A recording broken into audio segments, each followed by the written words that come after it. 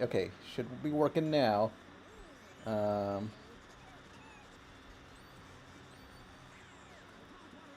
oh yeah, now I gotta set it to public. Sick. Public.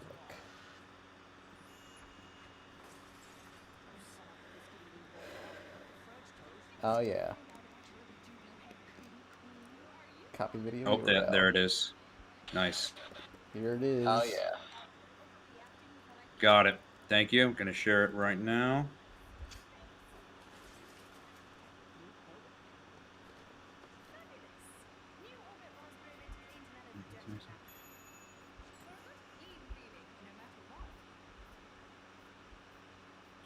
I'm going to do all my hashtags here.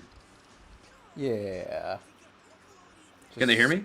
Yep. Well, let's see. Chat. Can they all hear you? Chat, can y'all hear me? Yeah. Yes. Nice. Okay, good.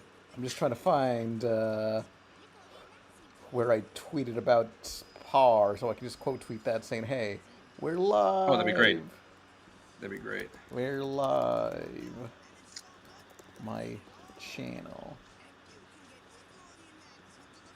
Yeah. I too would like Nickelodeon magazine, please. But hopefully the audio levels are proper where you should where the video should like lower in volume as I'm talking. Oh, for Yeah. sure. I'm sure it's good. What's going on? Yeah, we're just here to promote Par, a normal girl. Yes. Okay, cool. I just opened up your stream, so now I can see your chat. Oh, I can see a couple of my people. Hey, Kogias. Hey, Yeah. David. Code Geass. I remember Yeah, that CG show. anime fan in there. Yeah, that was a good one. Yeah. Is there like a particular video I should click on? Oh, if you want to show them the 1 week teaser, that's probably pretty good. 1 week. Ah, here it is. Let's see. Mm-hmm. Here you go.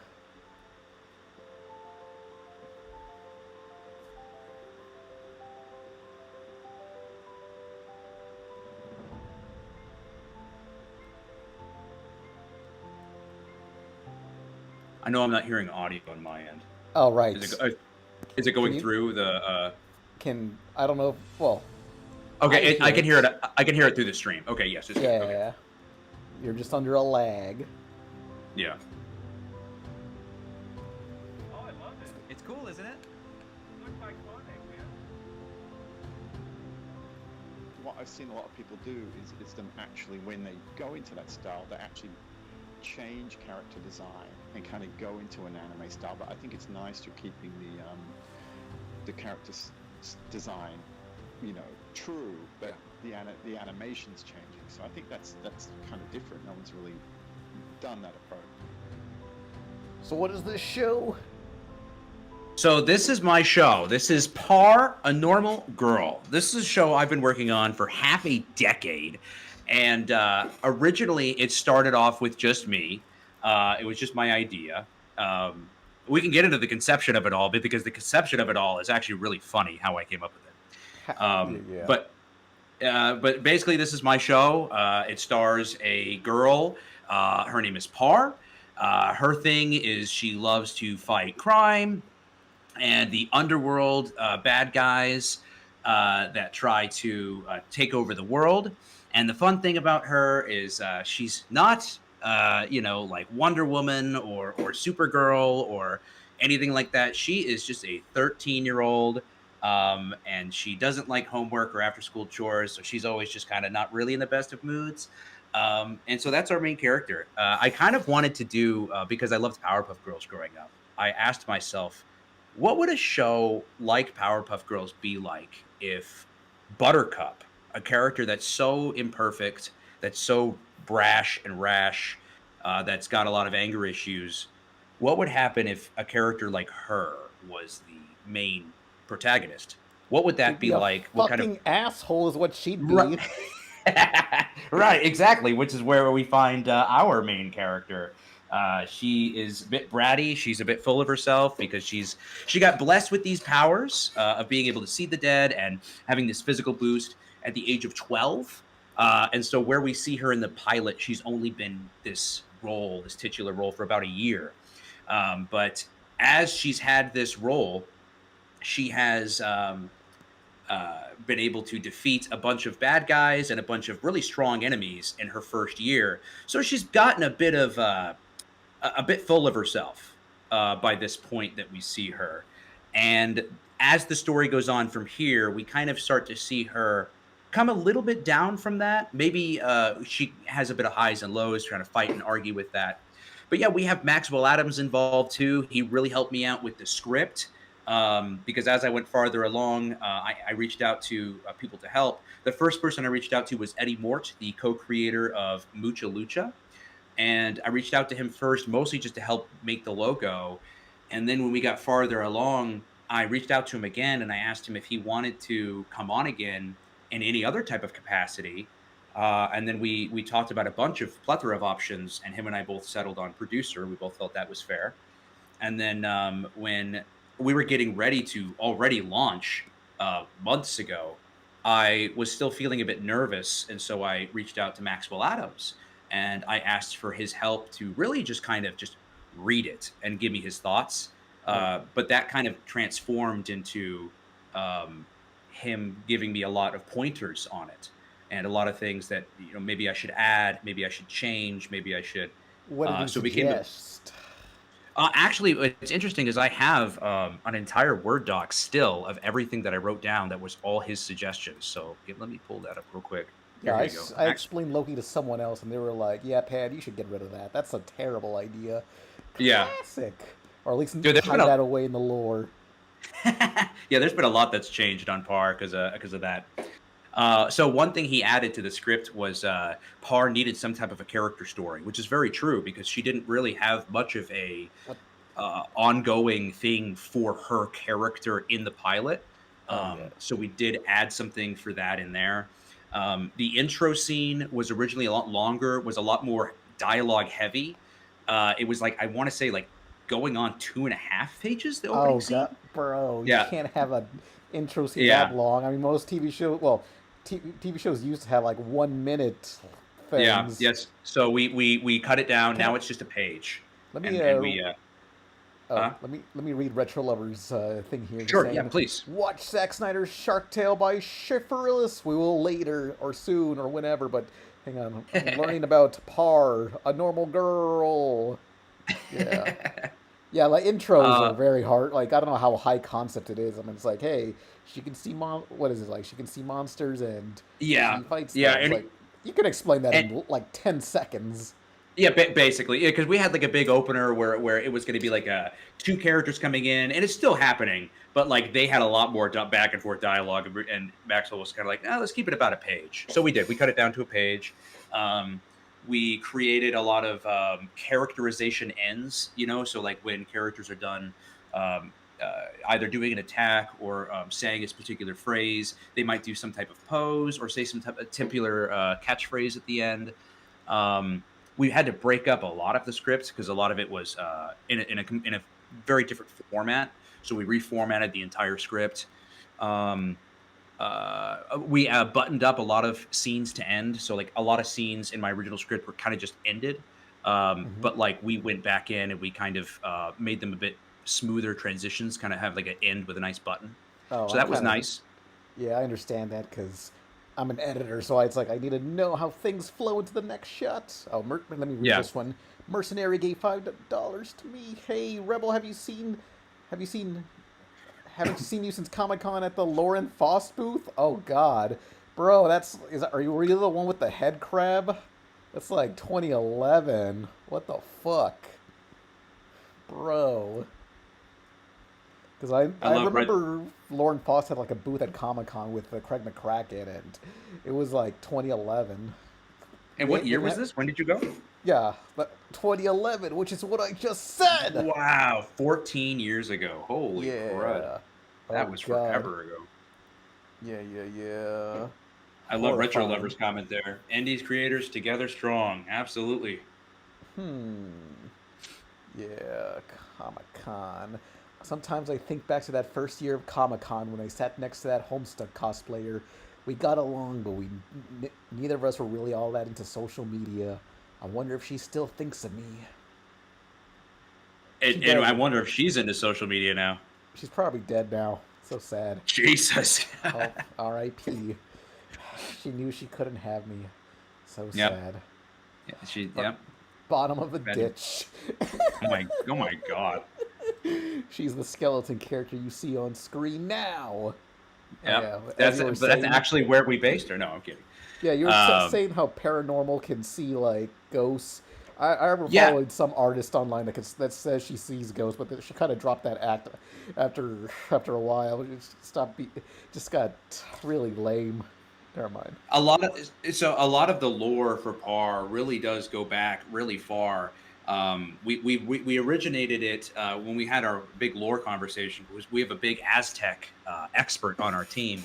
It goes all the way back to like the invasion of the Spaniards, and basically someone in Par's familial line from that area of time defended all of the Aztec weaponry, a lot of Aztec god jewelry, and other things like that. And because she chose to do that, the gods ended up blessing her and her entire family as a result. And so she could continue to pass down these powers through family only. And so eventually it reaches Par. And why Par is the fun one here is because this job is hard. You're fighting deities and gods and people from the underworld and all sorts of kinds of things. And she is a 13-year-old girl. This is a job that's meant for a full-grown adult, like warrior type. And it was given to a girl who's still in junior high. So I think that what this story leads to a lot of fun opportunities. Mm-hmm. And as we just kind of zoomed past a little bit there in that video, our cast that we brought on is so top tier. I really genuinely can't wait for everyone to hear everyone, because who'd you have on here? So we've got the person playing Par is Terry Doty, who's a huge anime voice actress. She's gotten about almost 300 roles in her IMDb. We can go to. Do you have the IMDb link, by the way? Let me send that to you on Discord here. Or sorry, not IMDb. IMDb will work too. But there's the Indiegogo link, because that has all of the casting on it as well. All right. I struggle to type in Par, a normal girl, mainly because I no longer have a G button on my keyboard. So I'm kind of like, oh no, I got to copy and paste G every time I type the word G. Paranormal Earl. Yeah. Usually my substitute is just to Google like Mirror's Edge, and I just copy and paste the G from that, and then who are these people? Perfect. Terry Doty. She's right there. This is her. So she's the lead. She's awesome. She really does fit. She really does fit Par. Like because I created the character, I kind of know the type of personality she has. And when I heard Terry do her audition for it, it immediately clicked for me, and I knew that she was exactly what I created. And then I grew the cast from there. One of the biggest things we want Par and Normal Girl to be is to be basically a Dragon Ball for the Latin American community. That's so the Dragon minute, well, yeah, well, the minute we knew that, we had to get Mario Castañeda involved. We had to, and I figured if he was going to fall anywhere, because he's already this legend. He's already been Goku. For him to play the cat character, the cat that's kind of like Salem from Teenage Witch. Yeah, Teenage Witch or Luna. He should be up. Not listed on here. He's up here a little bit farther. Up. I think it's above Terry. Keep going up. Weird. I don't see that. Keep going. Damn cat. Keep going back up. It's above Terry. No, look. Wait, you casted the cat above the actual main character? Yeah, when we formatted it, we formatted a lot of the. Yeah, there we go. There he is, right there. There's Mario. This is. Do you know whose show this is? It's not the cat show. It's the fucking this chick. Yeah. So we knew we had to get Mario Castañeda involved, because Mario is I mean, granted, he's Goku, so him being kind of the guide, the one who's teaching the newest of kin, it just felt natural to me. And what I think is really cool is this is Mario's debut English role. Despite him having Ah, so many credits, he knows English. He's never done English voiceover, and I'm just gonna say because we did already record him, he knocked it out of the park. He is so perfect for this character. And I outside of mean, him, we have Candy Milo as well that you guys would know. She's Dexter from Dexter's Lab, Chucky from Rugrats, oh Madam yeah, Foster from Foster from Imaginary Friends, Granny from Looney Tunes. She's playing Par's grandmother, the one who was um, the sole defender before Par, and she's the one who passed it down to her before she passes away. yeah, So yeah. there's her. We have Colleen O'Shaughnessy, the voice of Tails from Sonic the Hedgehog. Which She Sonic? voices. There's a bunch of Sonics. She has been Tails since 2014, I believe. So I believe in every iteration, starting from Sonic Boom, including the Yeah, newest movies. So yeah. including the Oh film damn. franchise. Yeah, yeah, Yep. yeah, So there's yeah. Colleen O'Shaughnessy. She voices Jess. Jess is the school antagonist. She's kind of just the preppy schoolgirl, almost like a Princess Morbucks type character, just not as intense. Um, but that's kind of the role she serves. We have Jason Marsden, who's Max Goof from a Goofy movie, Oh yeah. playing the character of Nate, who is Par's best friend. And he's just a fun guy. He loves to play guitar in his spare time. He's a cool blonde haired guy. He's super nice, but he's super anxious at the same time. So he creates an interesting dynamic relationship. Then, of course, we have Cassidy in the cast as well. She's the green sweater girl, and she is brilliant. She's played by Danny Chambers, who has again a plethora of anime roles, but she's also been in a lot of video games like Cookie Run Kingdom. Cassidy is basically the smart girl of the group, but she's also got so much of my dry humor in her. And she's honestly, out of every character I wrote, Cassidy is probably my favorite. She's just so much fun. She's just so quick witted and so dryly sassy. It's pretty great. The last member of the main core group of friends is Alex, and his voice actor is Alex Hom. You guys would know Alex from other Dragon Ball projects. He made his debut in Dragon Ball Daima. You can hear him as Tamagami number 1, who participates in the big final battle at the very end. He's also Rensuke Kunigami from Blue Lock. And again, just a plethora of anime roles throughout Kaiju number 8, throughout Apothecary Diaries, and just all sorts of other anime roles. Yeah. He's making his debut here. What Let I me. really wanted to do with this, I'm sorry, go ahead. I know. Well, you finish your sentence, but yeah, hang on. Yeah, what I really wanted to do mainly with the main cast was do something that had never been done before, and not in this way. Was take people who mainly work on anime only, and take people who mainly work on prelay cartoon only, and put them Yeah, together in a project that combines them in the best of their that's great because they're worlds. non-union. Yeah, yeah, pretty much, right? I kind of Yeah. got the nice win in there. But we do have, I don't know if you saw this one, he's at the very top. Marco Zaror. This guy is big. I was shocked to have gotten him because this is his first ever voiceover role at all. He's a big on-camera actor. In fact, he made his huge Hollywood debut in John Wick 4. He played Chidi in John Wick 4, and he's playing our main villain, El Catrin, and he knocked it out of the park here. For it being his first ever voiceover role, I was shocked at how well he did, and I can't wait for everyone to hear him because he's an absolute legend in and of his own right. Like he does movies with Danny Trejo all the time, fought Dave Bautista, and yeah, fought John Wick. Hmm. And then his sidekick or his partner in crime is Aaron Nicole Lundquist, who actually, funny enough, your chat might actually recognize more than almost anyone else in here, with the exception of Candy Milo, for How example. so? Because Aaron Nicole Lundquist was all over Knights of Guinevere. Oh She yeah. was, she was the voice of I want to say it was the Happy Cat, one Did of she the play cats. Guinevere? She did not play Guinevere. I want to say she played a character. Let The me. joke is I don't know if Guinevere's a character or the location. I forget. Did you watch it? Yes, I watched it. I just struggle to remember people's names. Oh yeah. No, yeah. Okay, here What's we go. the So she, budget of the VA? Says Retro Lover. uh, budget of the Keeps VAs. asking.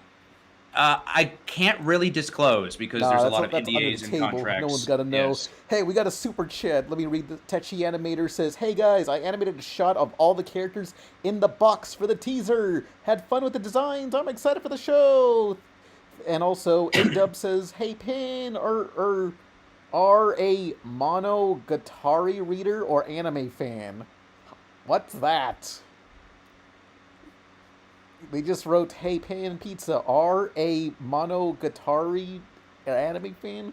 A-Dub, specify what you just said. I don't know, but yeah. Go on, because yeah. Okay. Yeah, so she was Space Cat and the old version of the character Olivia. Mm-hmm. So, and then on top of that, we have our two goons. We have Marco and Miguel that are played by the two, because these characters are brothers, and they're played by two real life brothers who named Marcus Stimmick and Michael Stimmick, who I casted them as these characters because I created these characters based entirely off of them. They are both two really good friends of mine, and they both have such a hilarious dynamic, brotherly dynamic between each other. One that was so funny to me that I've never seen two characters like this really in animation, and their dynamic is so funny. I couldn't help myself but want to make two characters out of them, I and get that. Yeah. and it's gonna be great. They're the people I was telling you about who have the opener in the beginning that we shortened to a page, but it's funny. Yeah. Because sometimes I see people and I'm like, damn, I gotta put your voice in something. Yeah. Yes. Cool, And cool. and let me see. I'm going through the cast myself. Yes, that's pretty much. Yes, that's everyone for the main cast. So what we're doing, and why I really appreciate Pan Pizza Rebel Taxi for bringing us on is we had just Yay. launched our Indiegogo, and we have lots of interesting fun perks, but we're definitely needing lots of help to bring this project to life. And we are in, I want to say, our 6th day. We're in our 8th day. So we're just entering now our 2nd week, and we had a great first week. We're already almost at 2,000, but I know we can definitely kick it up a notch and keep the train going. Yeah, And if we can y'all really wanna- use a lot of help. If y'all want to donate to the Indiegogo, do it. Links below. Yeah. Cool. Yeah. Thanks, guys. I really appreciate everyone's comments in here. Yeah. Cool. For Loki, I did also like, well, not the same voice actors, but like several people auditioned, and two of them that I really like ended up being people that were also in Knights of Guinevere, surprisingly. So it's like, I guess I'll Really? get them. Nice. That and one of the my character, Radical Reggie. Radical Reggie. Yeah, yeah. That was from Knights of Guinevere, right? Well, no, Or that's that- my character, but Oh, the that's your voice- character. Oh, okay. Yeah, the voice I ended up liking. Hang on, I don't even know if anyone can guess what glitch character this is. Is it? That's okay. You don't even know what it I'm not- sounds like. You can't freaking guess. Ah, here. You said Knights of Guinevere. Yeah. I was gonna try to guess. Well, okay, well, it wasn't that. It was a different show, but yeah. Oh, okay. Come on, little dude. Oh, fuck. The thumbnail's there. Shit. Fuck. Oh, Didn't no. think that one through. Well, it's that character. Oh, from the Gaslight District. Oh, I have a friend who's Yeah. in that show. Yeah. She's playing emo Reggie is what I want. Loki. That's IRL. awesome. Nice. No, regular Reggie. Yeah. Wait, is this? She's great. My favorite character. I just realized. Okay, well, there's a safer work character. This Thank you, extreme Kogi, yes. demon chick. But yeah, here's a. Well, let me just play the audio uninterrupted. Aw, come on, little dude. You don't recognize the dark The side hell? skater? Reggie Radical Grinder? Yeah, I thought that's a perfect voice for her. Yeah, I think it sounds great.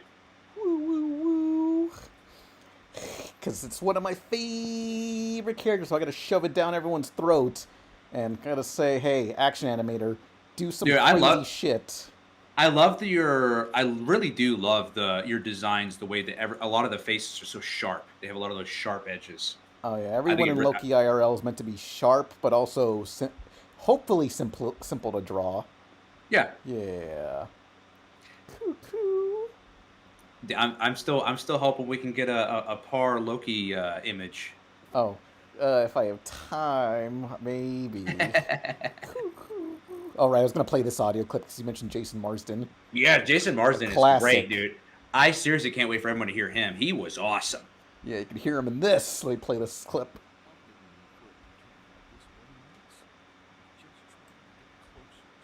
My best friend's gone because of you and your stupid racism. I hate you. Yeah.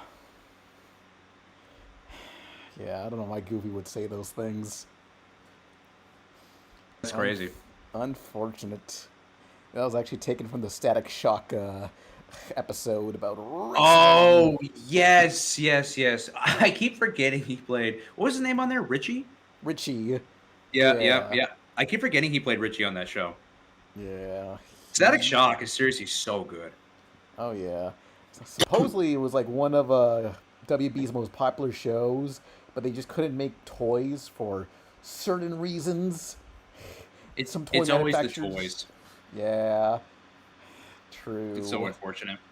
Because see, I really like what you're doing with Loki IRL because we're trying to do something similar, except how your character designs are already sharp, and then you go into your fight scenes. By the way, are phenomenal. Our fight Yeah. scenes are going to be similar, but we really wanted to keep that cartoon circular look.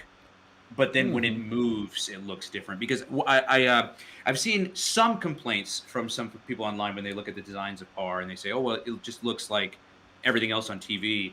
Well, to be honest, that was almost the kind of what we wanted. We wanted it to look very similar to a lot of what was already on TV, but it's when you sit down and you watch it, and it's when you realize like, oh, wait a minute, this doesn't move like you know. Uh, Craig's Creek. This doesn't move like Steven Universe. What is this? Define move. Like Like it's just gonna how it move animates? like Jujutsu Kaisen. It's gonna move like Solo Leveling. Yeah. Yeah, that's basically the idea. Yeah. Even from like camera angles and all sorts of. Is that an advertisement for Man? Oh, never mind. I'm not sure. I'm just scrolling. Okay. Because Batman without ears, everyone likes to call him just Man. Yeah. It's man. It's Man. Yeah. Although, yeah, it's like that's a tough sell because it's like if the first impression that it looks generic to what Yeah. people are saying, it's like I don't know because like you don't have much to show, so it's like Do you have the? I need to send you the. Actually, on the Indiegogo, actually, there's a video of her landing animation. We do have a Yeah. landing animation we can show. yeah, it's like marketing. It's like it's gotta. I feel like it's gotta look unique from the start. Yeah. Oops. Hang on. Hey, Smug Sticks in chat. What's up, Smug? Oh yeah, this He's a is big- scene. He's a big Dragon Ball YouTuber. Yeah. It's great to see you, man. Thanks for being here. There it is, right there. Yeah. Yeah. Oh, yeah, because I think it is Yeah. hard to sell if like at first impressions it's gonna look too similar to other stuff. Yeah, Like, was that hopefully that falling intentionally? animation. Yeah, hopefully that can kind of briefly give people the idea, but we're wanting to do some tests too, to kind of show more of what it is, but I guess that's kind of a bit of what the Indiegogo might be for as well. So we can, Yeah. which the people have been loving, especially on Twitter. People have been loving the Mario Castellaneta announcement. A lot of people have been going crazy for it. Yeah. I mean, I did get like what's his name, Mexican Homer Simpson for the voice. I wanted him for the English dub, but I don't know. I just didn't like mix in well, adding like Spanish. I don't know. It was kind of a weird thing I wanted to do, but it would make no sense for a lot of people. Sure. What I like to do with my project is a lot of what I did was I just did whatever I felt was fun. Yeah, people keep You asking know? like, why does this guy keep showing up? It's like, look, it's on my Firefox recommendations. Don't worry about it. Anytime I open a new tab, I see his face. Yeah, right. Yeah, yeah, yeah. Don't worry about it. Yeah, but what else do you want to tell us about Power? A normal Yeah, so girl. so for more about Par, yeah. So Par, one of the things I was just telling, in fact, because I want to tell you about the conception, and the reason why I think you and your chat would find this so funny. Do you remember in Cartoon Network City, inside the city itself, there is a paranormal bookstore? Yeah, That is where Par originated. I I get that. was in my apartment. It was like 1 in the morning, and I'm just watching, doing what I always do, which is like because I love watching old commercials, commercial breaks, promos, etc. And I had the city ones on, and I had never seen the bookstore really. Or I guess I just had never paid attention to it. And the way that it's set up is it's PAR, and then the A is an Illuminati triangle that has like an eye in Yeah. the middle. So it's already separated. And so it already separates the normal as well. So when I read it and I said it out loud, I said paranormal. That immediately in my brain just clicked something to me. Right. I see animation. Yeah, right. Isn't it crazy? Yeah, I'm trying to find That's it, the but inspiration. there's Yeah. like a billion Uh, shots. I know there's so many. I mean, the Rebel Taxi was inspired by a particular vehicle that was featured in these bumpers. Dude, isn't that crazy how the city has been so inspirational? Yeah, it was all downhill after that. Dude, on God though. Yeah. But yeah, that's pretty much where it was concepted. And then when I was like, okay, like paranormal, okay, paranormal what? And if I'm describing something, then what is par? Is par a person? Okay, let's assume par is a person. Okay, so if they're a person, then paranormal what? And at first I said paranormal boy, but I promise you that did not last very long at all because I thought about it for 5 seconds and I thought, no, there are 1,000 shows that have this similar premise that also have a boy lead. So I said, paranormal girl, and then I thought about it and I said, no, this is it. This is the better option because there's just not, in my opinion, any show that really has that female lead in this context that's similar to this, with the exception of maybe Juniper Lee. Which, Yeah. funny enough, I guess that was a subconscious thing because I didn't think about Juniper Lee at all until Yeah. like a year and a half or two No one was thinking into of this. And Juniper someone was Lee like, anymore. yeah, The and then world someone was like, moved hey, on show's like without Juniper her. Lee. And I was like, oh, yeah, I guess it is.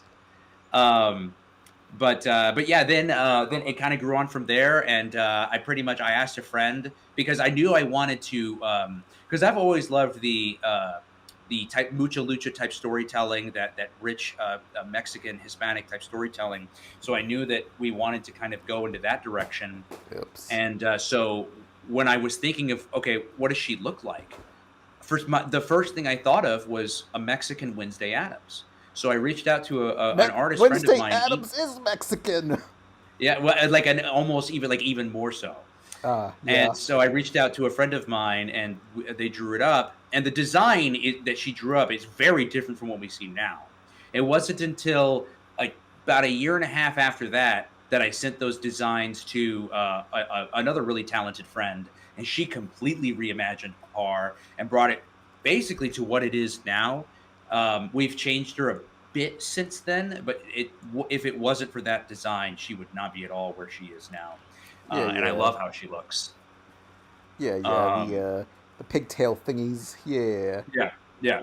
And so, yeah, that's basically her conception. And then when we started thinking about her personality, I described a little bit of it earlier, but it basically is like, what would a show if it was about Buttercup if she was the lead, or just put that in another way, what would it be about if it was about a girl who was very imperfect, who she's a hero, she plays the role of a hero, but she herself struggles with that identity a lot, and it's even questioned whether or not she even wants it. But at the same time, she really does enjoy her job. She really does enjoy getting to beat up bad guys and getting to have that feeling of being heroic. But just like everybody else, you do look at life and you do see that there's more to it, and you do often think, is this what I want to do? Yes, it does bring me joy and happiness, but look at all this other stuff out here. Is this something I really want to do? So this is something that she also struggles with throughout the show. And it will get brought up in certain points. So- We do have. Sorry, go ahead. Oh, like if she enjoys beating up monsters or what? Yeah, pretty much. Like, because she enjoys that. She loves it. She loves, like, she'll rip their head off and be like, yeah, this is awesome. But then she'll just look at life and say, I'm missing out on so much. I'm missing, her friends are inviting her out and she can't because she's got, Save the World Before Bedtime, or similar to that episode of the Powerpuff Girls where there's that next door neighbor girl who always wants to hang out and she just never can, kind of thing. And the girls never can. So, like, she just gets really depressed and lonely. Yeah. You remember that episode? Yeah. Wait, which Similar to episode? that. The episode with the girl who moved in next door. It was the one with the meme. Oh, I'm an accident. Yes. It was that girl. And remember how the girls, like, they could never play with her. They were always busy. It's that concept, Yeah. but she's gonna start looking at it as like, man, this sucks. Like, Yeah. yeah. It's like, I don't need So this she's gonna have that lifestyle. struggle. But as the episodes go on, what I really want for the show is I want everything to be very episodic in the sense that Shaolin Showdown was episodic. How Yeah, like like- you could just That and Teen what? Titans. That's my thought process. The show Teen Titans. right, just like Teen Titans, right? How like you didn't necessarily need to watch the first 10 episodes to watch episode 11 and understand entirely what's going on. You Yeah. might not understand the history with every character and what all their backstories are, but as far as like a fully condensed standalone storyline for 15 minutes, right? That's kind of what we're shooting for. Yeah. But we do also want her to grow and learn. So we do have a lot of plans for episode 2 that are going to put her intellectually, physically, and a couple of other things above where we see her when the pilot comes out. So we do want her to grow and evolve as she moves on. And Mario Castaneda, the Flaco cat, that's her teacher, the one teaching her the ways of that. So that's fun.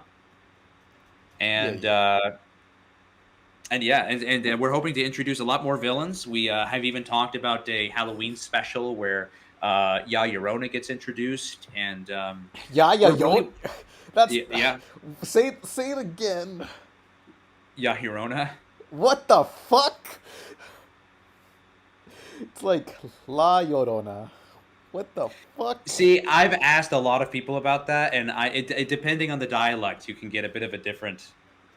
I've heard La Llorona and I've heard Ya Llorona. What the hecky? The hecky. I gotta But- survey people. This We can't would be we would accurate. love we would love to do like a Halloween special featuring Chat. that, because we would love to go into a lot more horror type of things, a lot more scary type of things, because a lot of the pilot has some scary moments in it, but we definitely want to keep pushing the boundary with that and see what we can do. Yeah. Chad, is it La Llorona, like how I'm saying it, or it's how he's saying it? What inside of the heck? Cool's World is agreeing with you.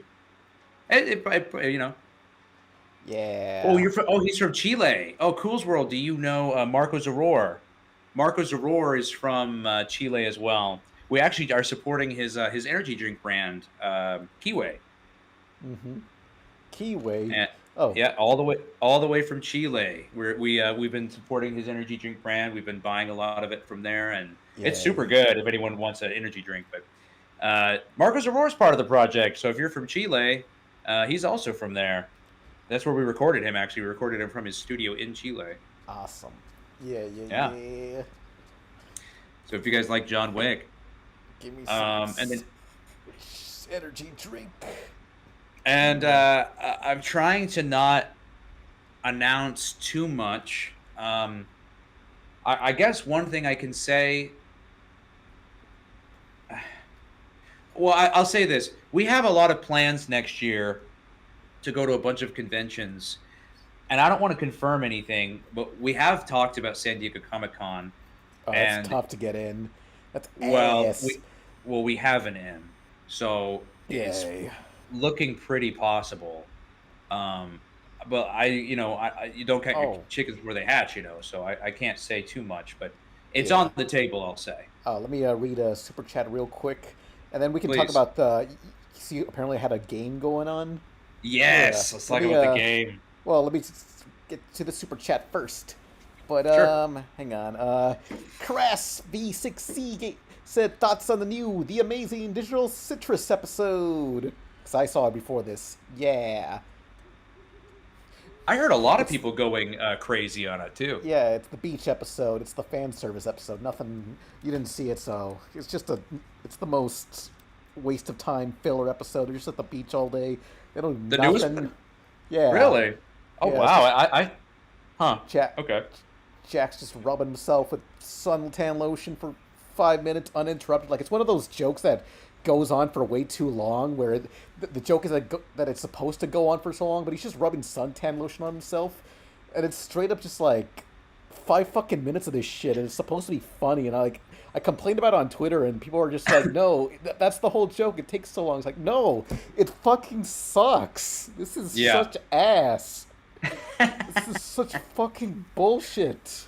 See, I still haven't even given that show a fair shot. That's what I really need to do, honestly. Yeah, guess you could just to waste your damn time with the beach episode.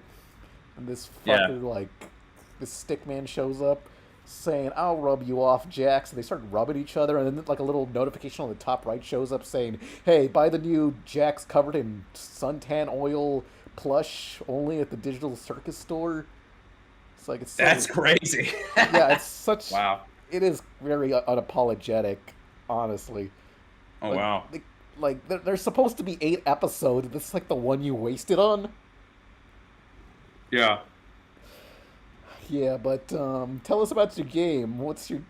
You're making a game along with the show? I am. So here's what's so funny about the game. So as you can see, or in those who haven't yet, in fact, let me see if I can send you some footage of the game. So the game, it was for those who haven't seen it yet, it's a beat 'em up game. It's like Turtles in Time. It's like The Simpsons Arcade.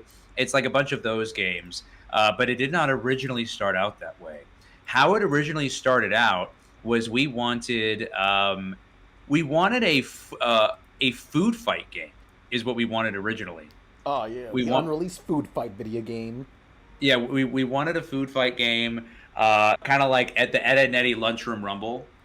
So that's how it started, and then our developer was like, "Oh, well, I also want to build this fighting game. So the sprite we made for Par for the Lunchroom game, I'm just going to use it in this fighting game, just for temporary while we build it." Well, then they got farther along in it, and I was watching it, and I was like, "Dude, this looks great." I said, "Why don't you just make this the Par game?" And then he thought about it, and he was like, "Yeah, I could do that."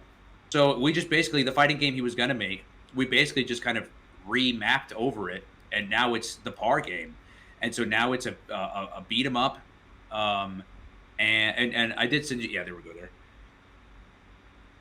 Mm-hmm. Yeah, I got And the so- clip. Oh wait, yeah. this is just this ain't Par. In fact, it's got a placeholder here. You're gonna laugh. It's got a placeholder for Teenage Mutant Ninja Turtles here because we're gonna have our own animated opening for it too. Yeah, But this is just a placeholder, which it's gonna cut to. There we go. I see. Yeah. So this is the basic kind of gameplay here, beat 'em up style. We're hoping again. This is so pre-alpha. This is not even playable yet out of developer mode, by the way.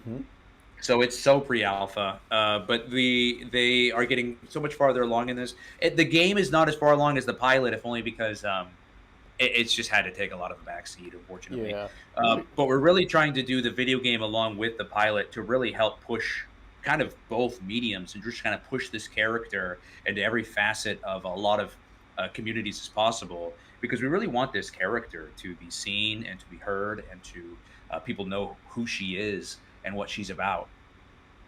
So the video game was just a fun idea, and then it's just been kind of growing and growing, and we're looking to make it a full-fledged game. Like, we've even had conversations about Summer Games Fest. We've had conversations about a lot of things. I don't want to put a definite on any of that, but we've had a lot of conversations. So, and that's been my biggest thing with this project as a whole, has just been what can we do, what's realistic, and what's more than realistic, what's fun, what would we like to do, what's something that we could look at and say, I would like to be able to do this. Do I think it's possible?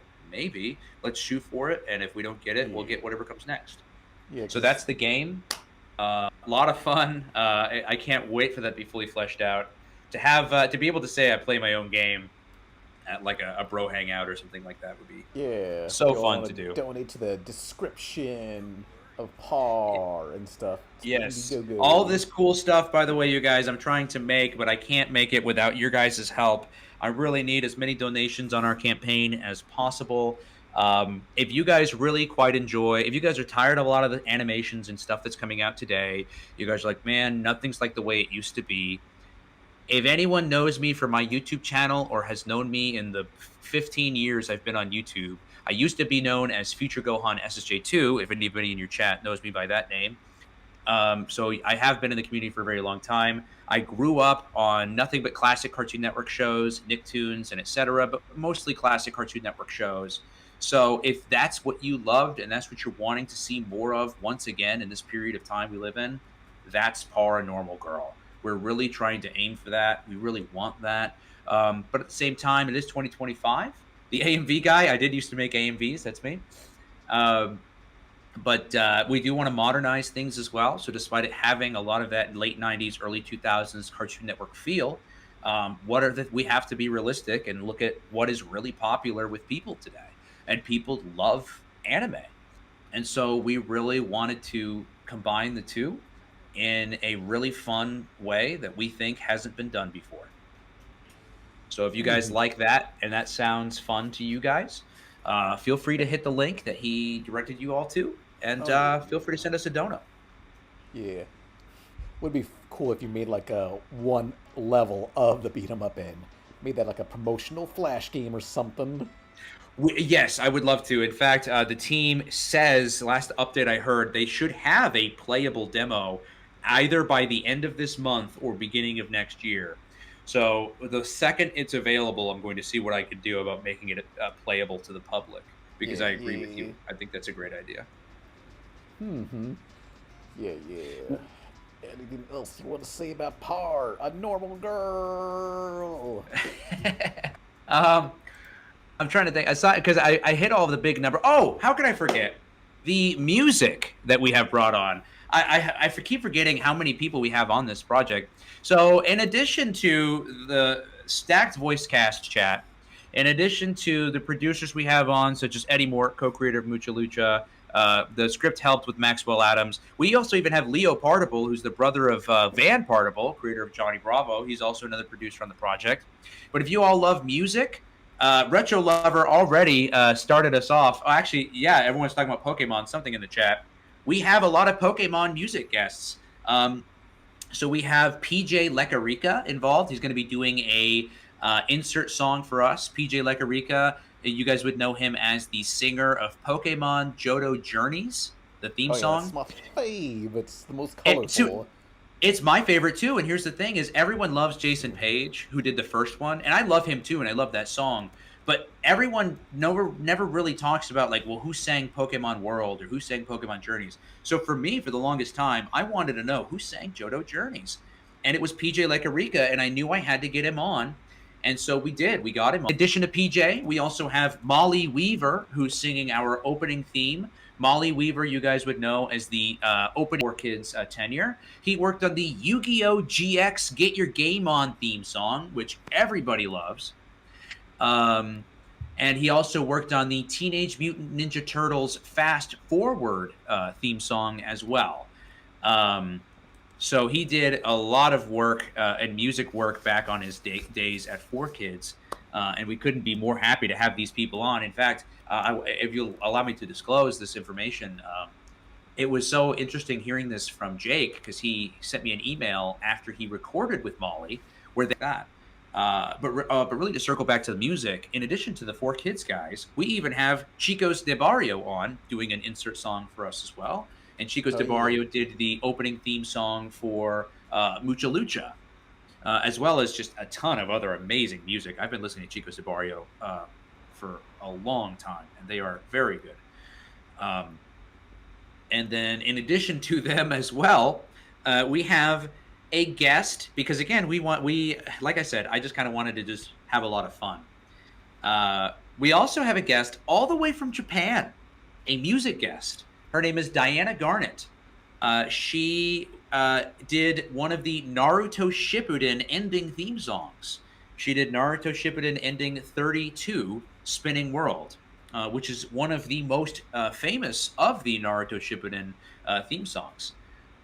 So we have just a plethora of people involved in this project, and it just gets more and more wild as we go on. But honestly, I really love that. Like I have not had more fun building anything in my life than this. Oh, let me read you this one. Please do. Death Disco Dingus says, Future Gohan SSJ, bro, I was subbed to you like 10 years ago. Didn't you used to show off your DVDs? I did. Hey, what's going on? Yes, that used to be me. It still kind of is me to a degree as well, because I still will post updates for my my Cartoon Network collection and all sorts of different things like that. So, yeah, that used to be me. Thanks so much. I really appreciate it. Yeah, ever since my channel is still the same. A lot of my old videos are still uploaded, but ever since I changed my name, a lot of people just kind of thought I fell off the face of the earth, but I'm still here. I go by my actor name now. I just tried to make everything as universal as possible, kind of trying to create a brand. So just look up Jamie Snowden. That's me on YouTube, as well as just me as a brand, my voice actor name, and et cetera and so forth. Yeah. Also, let me read this one. Drolo says, have you seen the bad Looney Tunes KFC commercial? No, but I'll look that up soon. I'll just gotta look up retro lover stuff. Sorry, retro lover. Yeah, but you were saying, and I'll read the next super chat soon. Is there a deadline for Loki episode 2 Oh, cameo Patreon? But is there? Well, I'll read that. But is there a deadline for sorry. the Loki episode 2 cameo Patreon tier? Love your work and waste the game. I mean, look, as long as it's not out, I'm still starting to animate. So yeah, there's plenty of time for that. You got like months ahead of you. I gotta figure out how. Well, I gotta figure out how to throw a bunch of money at Loki fast. Yeah, I know that's right. Yeah, which Looney Tunes commercial are you referring to? Looney Tunes KFC. How come you decided to do rants of schedules, Jamie? Oh, the reason why I decided to do schedule rants was mostly because that started from me being mad at Cartoon Network and then playing nonstop Teen Titans Go, and then people just enjoyed that, so people just wanted me to talk more schedules. So it started with that. Yeah, I since I'm visiting my family, they have cable, and I'm like looking at what Cartoon Network's got, and it goes to Adult Swim at like 4 p.m. Which is crazy to me, dude. That is so insane. They've given up. It's so sad. Because like it's all money to them, because the reason why they do that is because Adult Swim is what makes them the most financial backing. So they're just like, well, we'll just extend the time slot for Adult Swim, which is so lazy to me. But yeah, they just given up. Hopefully with this Netflix buyout, maybe whatever that change. entails. Whatever that, yeah, exactly. Or Paramount at this point. Yeah, so hot ass. Yeah. Yep. Go to So what is this here? I don't know. We're looking at KFC commercials of Foghorn Leghorn. Foghorn Leghorn. He's betrayed his own kind. He's a fucking monster. Selling out other chickens. Yeah. Yeah. You were going to ask me something? All right. What you been doing in between this and the YouTube era? So here's what's interesting, and if anyone does, because Disco said something to me and a couple other people, I do want to apologize actually for fans of me back when I was Future Gohan SJ2, because I took a 2-year break and I didn't announce it. I didn't say anything. Life just kind of got in the way, and I just kind of took a 2-year break, and I lost a lot of traction on my channel because of that. So when I've come back, things have been difficult, but ever since then, guys, if you guys want to know what I've been doing is in between my project and just at YouTube, I became a voice actor. So I do voice acting now full time, pretty much. I started with anime. I started with anime at a small local studio in the Dallas area called Okratron 5000. You guys might have heard this studio if you guys are big fans of Dragon Ball video games, because they do a lot of video game work in addition to live action dubbing, or even anime themselves. So I made my debut in an anime called Log Horizon Season 3 Destruction of the Round Table. And I had a couple of bit parts as well as what's called Walla, which is background voices. And then from there, I got into another project called Rumble Garandal, and I got cast as a continuous bit part in that show. I was in there for, I want to say, at least 4 episodes. And then after that, I didn't hear anything. That was back in 2020. I didn't hear anything for 2 years until I joined this actor group where they were contracted with Crunchyroll, which is a sister studio to Okatron 5000. And it wasn't until that point that I started getting work at Crunchyroll, and that was in November 2022. And ever since then, I have been active at Crunchyroll. I've been active outside of Crunchyroll, doing a lot of other voices as well, such as audiobooks or other projects and things of that like. But I also do film as well. I'm also an on-camera actor, so I've done a lot of Showtime TV shows, such as The First Lady. I had a bit part in there. I was in a scene with Viola Davis there. I've done Skate to Hell with Brett Wagner, who was one of the Texas Chainsaw Massacre guys. I've just done a plethora of stuff over my career. And yeah, that's pretty much what I do now. Is I pretty much just voice act as well as stream and do YouTube stuff still. I don't think YouTube I'll ever leave. I think you and I are probably in a similar boat there. I mean, yeah. Am I wrong? Am I wrong? I got nowhere else to go. Yeah, you know, and the reason why I say that is only because YouTube isn't going anywhere, you know. So it's just kind of one of those. I do have an account. I do have videos. I do still upload. So if YouTube's not going anywhere and I keep uploading, I guess I'm not really going anywhere either, honestly, you know. Yeah. Kind of thing. Once you're in it for life. Yeah. They don't want to let you get back out again. Yeah. Yeah. Yeah, I've done probably a lot of people in chat's favorites. I've done One Piece. I've done My Hero Academia. I've done Kaiju number 8, Apothecary Diaries. You name it. Shangri-La Frontier, Golden Kamuy, even Just Gundam. Extras or any notable characters?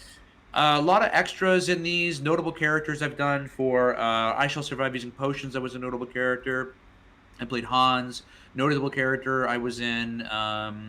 Possibly the Greatest Alchemist of all time. Or I'm sorry, Honey Lemon Soda.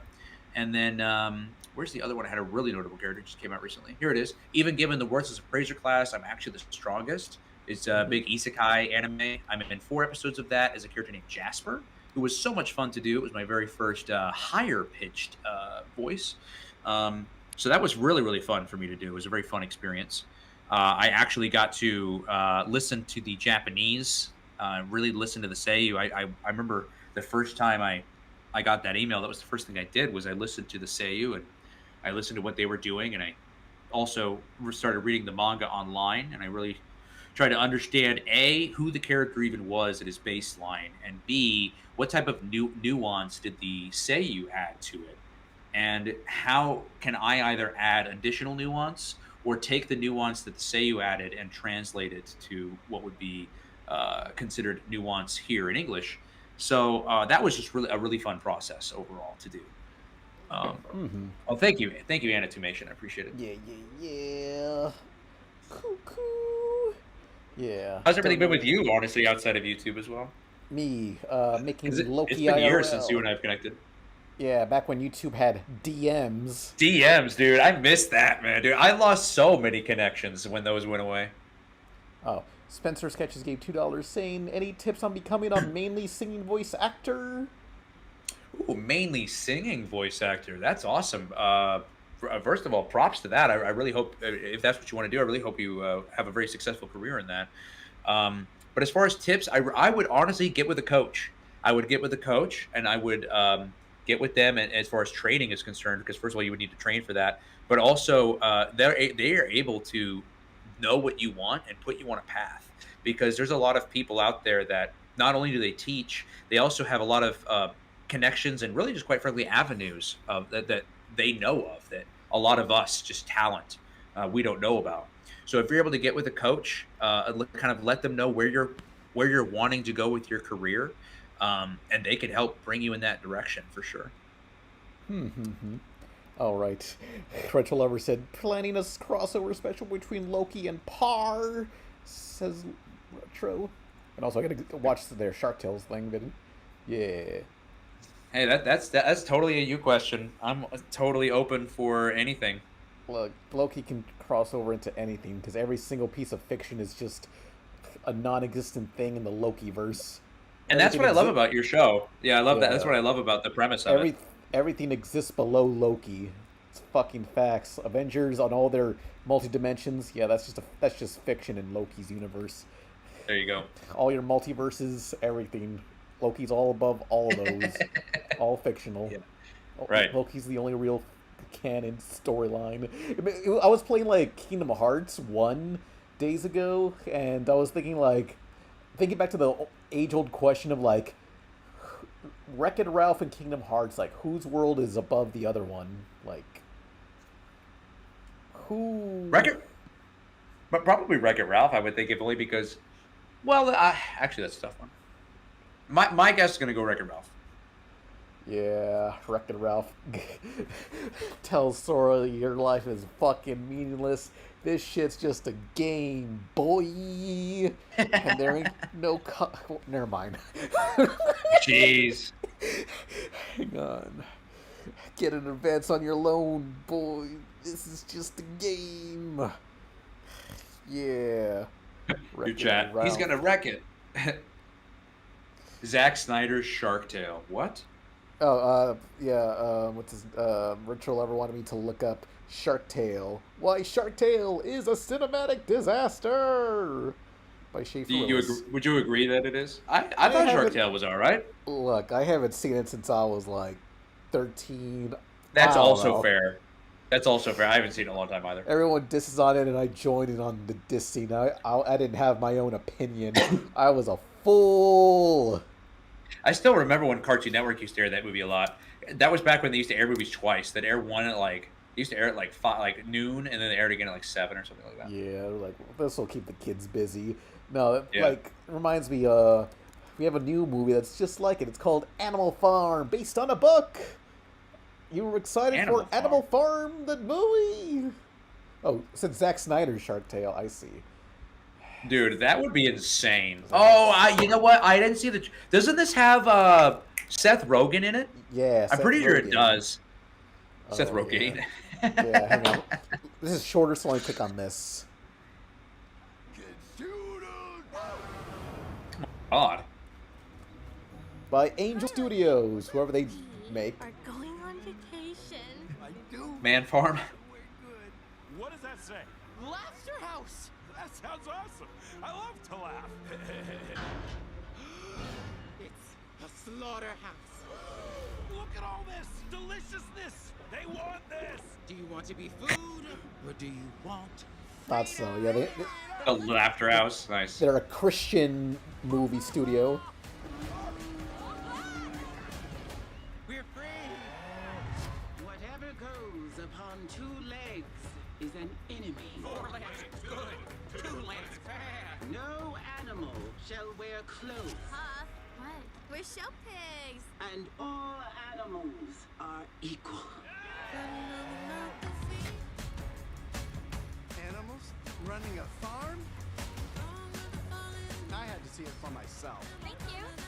Aw, so cute. Activate cute eyes. I'd rather gouge them out. I want that farm. We should move into the farmhouse. So Wow. know we're in charge. You are about to become my new best friends. Pigs and humans working together. I like the optics. Oh, we love the optics. What are optics? I think it's a kind of seafood.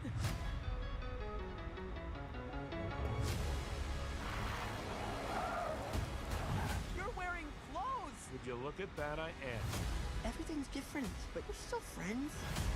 All animals are equal, but some are more equal than others. I've been seeing Kieran Culkin in a lot of stuff lately. I think he's also in Tales of the Teenage Mutant Ninja Turtles. Are they in this? Is our home. Yeah.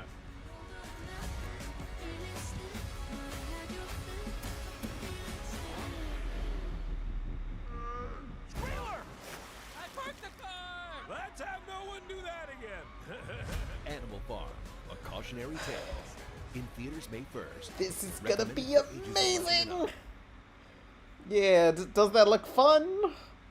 This looks like every movie that's based on a similar property ever.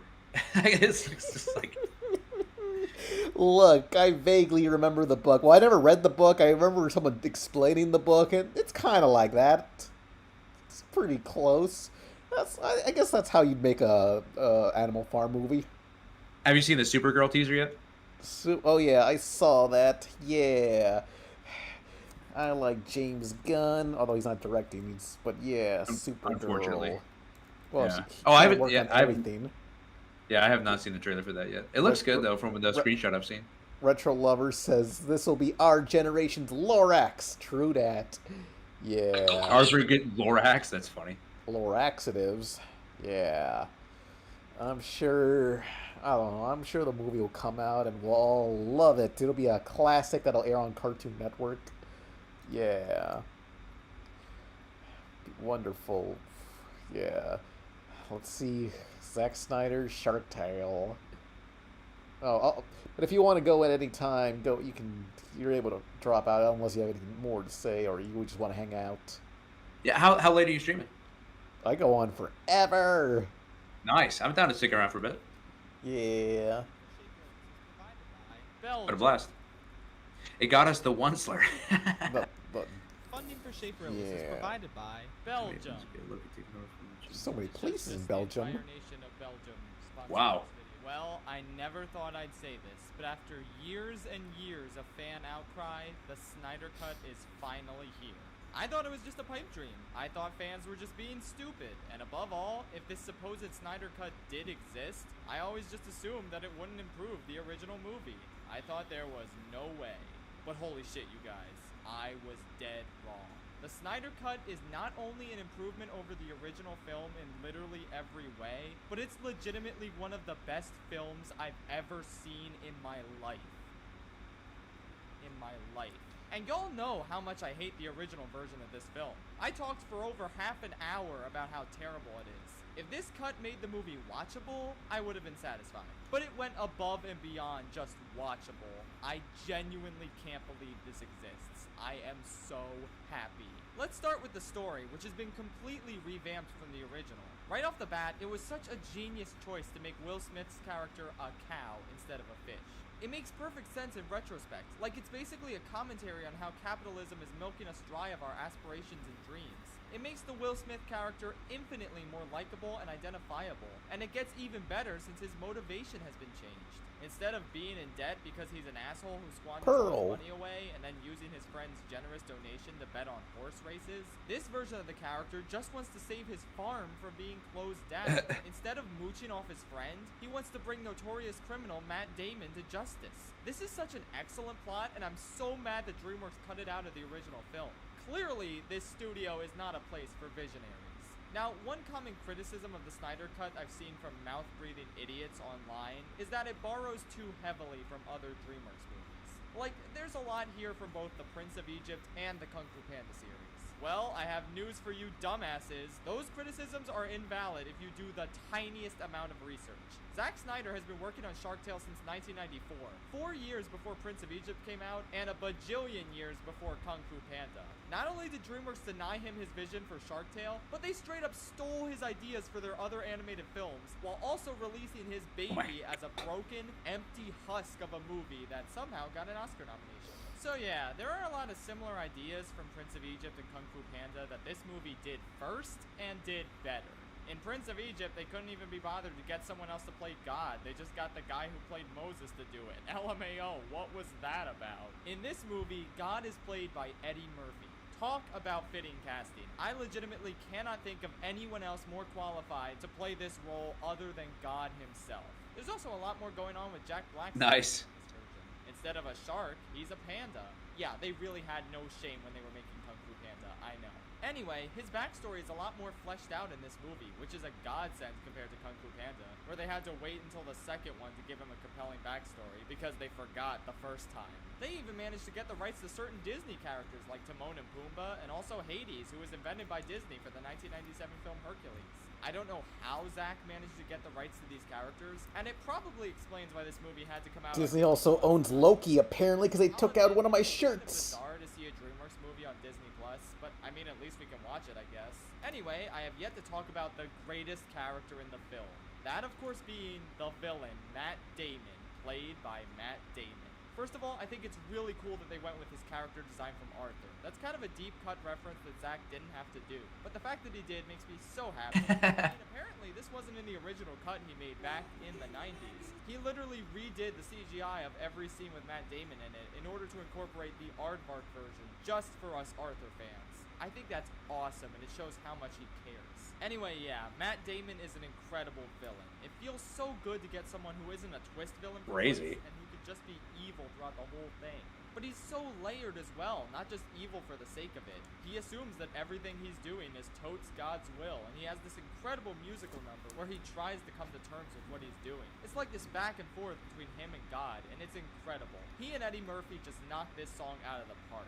Oh yeah, I guess I forgot to mention that as well. It's a musical now, and the songs make the 4-hour runtime feel like an absolute breeze. I am furious that DreamWorks cut these songs out. They are so good. My favorite ones are probably the 7-minute ballad Jack Black has about why a cat is not a dog, as well as the song sung by the giant turtle from Majora's Mask.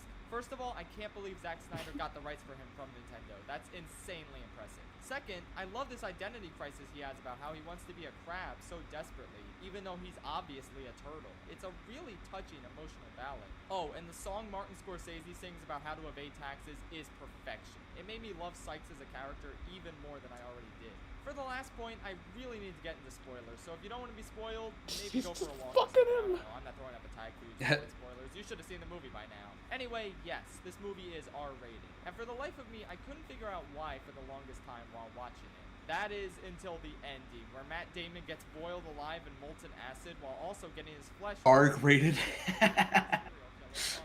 This is undoubtedly the best Disney villain death of all time. I mean, it counts as a Disney death, right? This movie's on Disney Plus, which, by the way, good for them for finally getting some R-rated content. Will this give kids nightmares? R-rated content? Oh, this is old. Made for them, damn it. There's tons of R-rated stuff on Disney. Always believed that Shark Tale was good before the studio butchered it. I admit, I was a doubting Thomas for so many years, but now I have seen the light and been baptized into the church of Zack Snyder's Shark Tale. I only wish we got the planned sequel where Oscar was supposed to go mad with power and defy God, becoming the leader of the Jewish people only for Jack Black Panther to have to fight his former friends.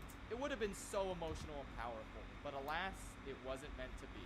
Even so, Zack Snyder's Shark Tale is more than enough. It's a powerful, emotionally resonant fable that will live on as the most prolific myth of our generation. It's an absolutely transcendent experience, and I'm glad DreamWorks has announced plans to phase the original Shark Tale out of circulation in favor of this one. Now that's what I like to see happening to media. Anyway, definitely check this one out. I know it's $30, and Disney Plus also released the Joss Whedon cut of Toy Story 3 on the same day for free, but don't be tempted to watch that. Watch this instead. It's so much better, you have no idea. I'm giving Zack Snyder's Shark Tale a 10 out of 10. The Joss Whedon cut, what? Nobody wants to see that. Yeah. I just got done watching, what was it called? Titan AE by Don Bluth and Josh Whedon. How was that? The collab I was waiting for. I don't know who it was, but somebody named the character Goon. Like, there's a scene in Titan AE where a character says, "Who's your daddy? Goon's your daddy." He just gooned all over the place. Fucking sick motherfucker. Gooning it up, Scotty. Yeah. I'm gooning gone. Yeah. Whew. Anyway, did I have some other thing? Buzz Lightyear Star Command. Oh, shit.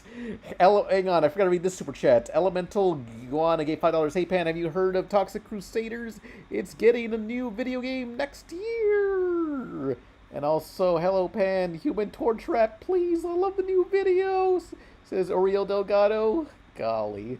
Hang on. I don't know where the original Toxic Crusaders and stuff. The cartoon, which a kid's cartoon based off a fucking edgy ass trauma film. But they made an arcade game last year.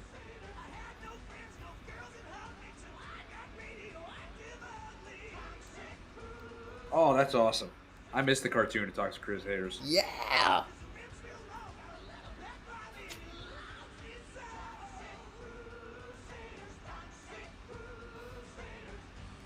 I recently went on a Karate Kid binge, and I really want to watch the Karate Kid cartoon. Oh yeah, it's not canon to Cobra Kai, but there is like a little prop that was in the cartoon that is in the background of a shelf in Daniel's house. Oh, that's awesome! Like a little nod to it. That's yeah. Sick. I'm finally in Cobra Kai. I'm about to start season 4. I think it's a good show. Oh yeah, I love it. It is basically a battle shonen anime. I would love to get that guy Zolo one of these days, if ever I get that far. Yeah, the guy who plays oh my god, what's his name? The main kid in Cobra Kai. Oh yeah, Miguel. Yeah, yep. Yeah, he's gonna be in the new One Piece show. He's gonna play not Shanks, Luffy's brother. Ace. Yeah, he looks great, dude. When I heard that casting, I was like, this is perfect. Yeah.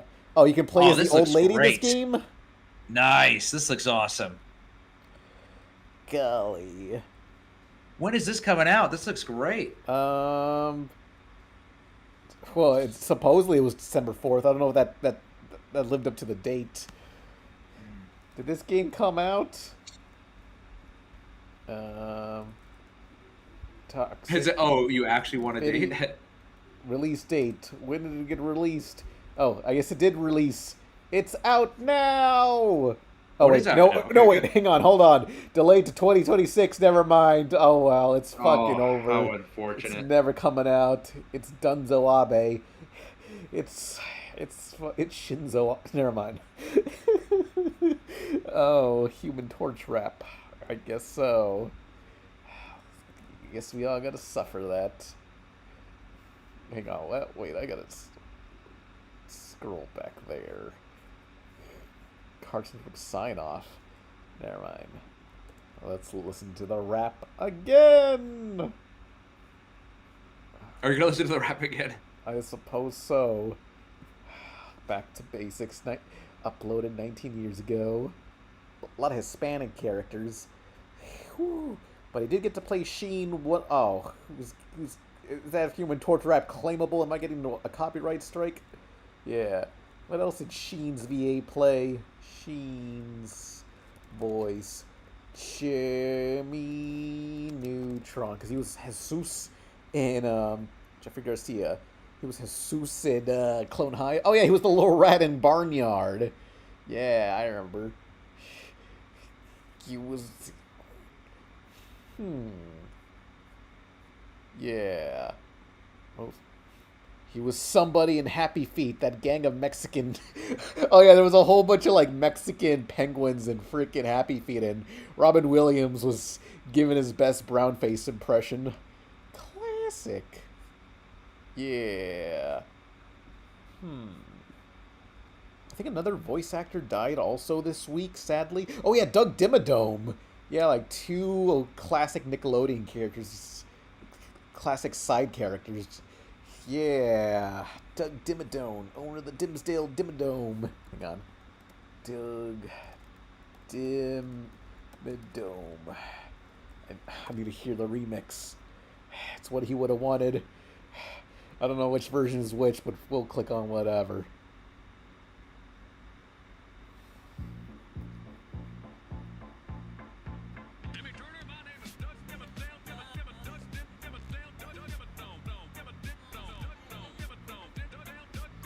What the fuck is going on with his hat? That's not the right hat.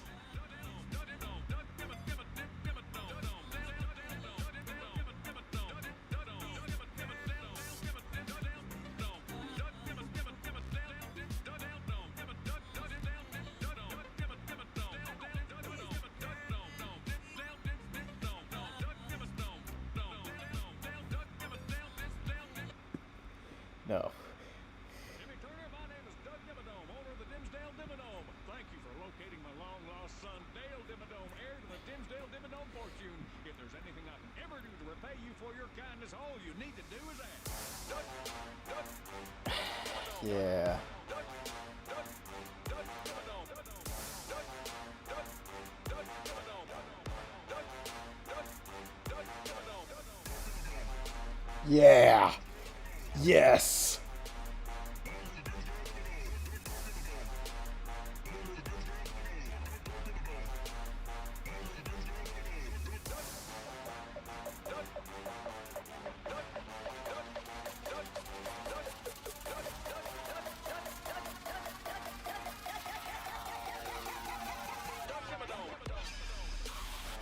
Yeah.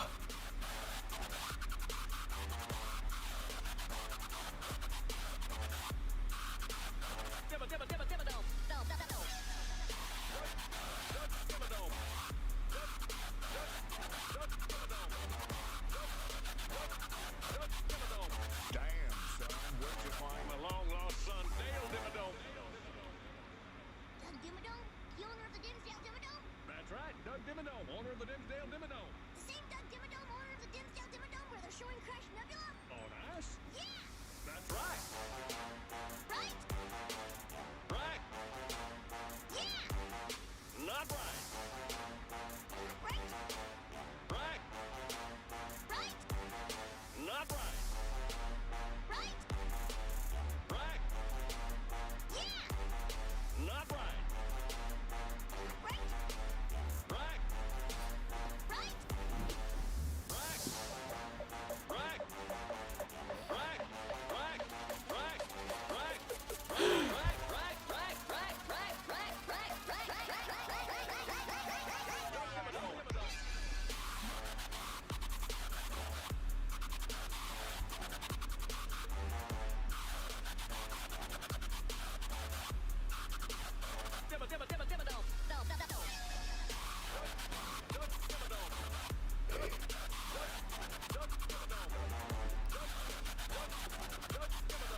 Damn, son, where'd you find my long-lost son, Dale Dimmadome? Who is Doug Dimmadome? Tell me, AI chatbot. Doug Dimmadome is...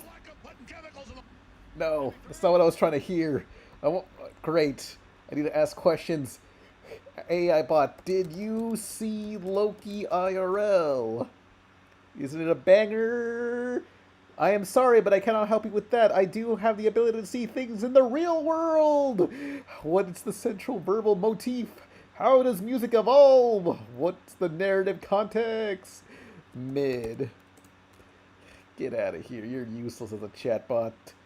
Nah, I just want to see. I want to see just the original. Yeah, Duck Dimmadome. I wish my father was here. Hello, son. Jimmy Turner, my name is Dimsdale Dimmadale, Dimmadimsdale Dimmadome, owner of the Dimsdale Dimsdale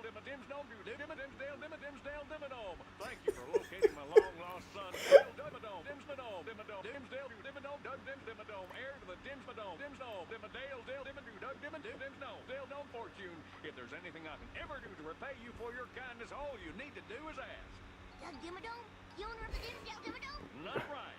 Right? That's right, Doug Dimmadome, Dimsdale Dome, Dale Dimmadome, owner of the Dimmadome, Dimsdale Dimmadome, Dale Dome, Dimsdale Dimmadome.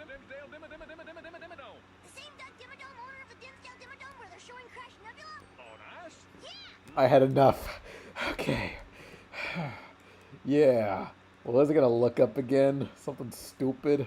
I forget. Oh, yeah. Hang on. Retro Lover says, watch the Buzz Catches COVID hours of YouTube poop. Gave $2. And have you seen Super Guy Funny Moments Original? Yes, I have, but we can play it later. Yeah. Man, Oh, yeah. All right. Also, who we lost this week, Andy Dick. So sad. R.I.P. Andy Dick. Pain PS3. Go to hell, Andy Dick. Yeah. Yeah. Okay, we didn't lose Andy Dick this week. He survived. But he's still with us. Unfortunately. He just won't fucking die. No matter how many times a night. Like, I'm like the #1 Andy Dick hater. Sometimes I'll go to church and just pray to God, kind of like how in Spider-Man 3, just pray to God, like, please murder Andy Dick. You have to kill him. He was in Clone High as the sheep. He was the sheep teacher. No one remembers his character at all. That's how unlovable he is. Nobody wanted his fuck-ass character back. Gonna fucking die. Yeah, that's where he belongs, the cancel corner. Yeah. Coo. Andy Dick. I liked Andy Dick's, like, fucking American Dad appearance, even though, yeah, someone said it's voiced by Nick Kroll. Oh, Andy Dick. I think our guest left. Did he just abandon us? I think Jamie's gone and not forgotten. Yeah. Pray. Chat, can we have a what do you call those? Like a two hands praying emoji followed by saying pray for Andy Dick. Just so he'll live to be 150 years old. He'll outlast us all. It's what we deserve as a species. All right. Yeah. Oh, did you watch the new Digital Circus? Yeah. The guy's back. He can't hear us. Okay, yes. So I did watch the episode, although I don't want to spoil it for anyone, but was not expecting that. And it's like, hey, I think we only got like one episode after this. So it's like, hey, they know this person's title. You gonna do anything with that? I have returned. Yeah, so anyway, Sorry. I was talking about how fucking terrible the last Digital Circus episode was, where the whole episode was just them at the beach and doing absolutely nothing, even though it's like the second to the last episode. It was fucking Oh, ass. that's right. Yes. I'm still mad about that. Just Jack being waxed for 30 fucking minutes is a joke. It wasn't that long. Yeah, There was like it other sucks. filler moments of the episode. Pomni is terrified of swimming, and they have to do the whole "we gotta teach the character how to swim" episode, like a bunch of other episodes of cartoons. Yeah. So they only have 8 episodes out, really?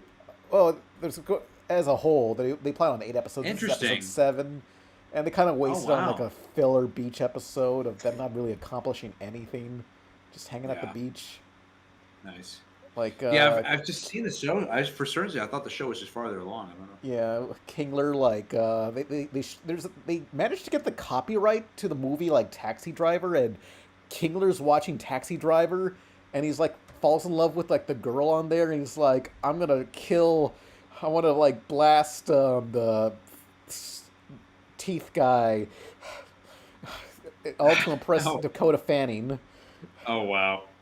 I don't know how they got. I mean, I guess they got the rights. Like Smiling Friends got the rights to Pyramid Head, so they can get away with it. I guess now everyone just gets the rights to whatever the fuck they want. They got the money. Yeah, they got a lot. I've noticed that they seem to have a lot. Yeah, I'm Dude, sure you know what'd be cool? Is Huh. if Glitch picked up Loki IRL and Paul. Yeah, if only Yeah.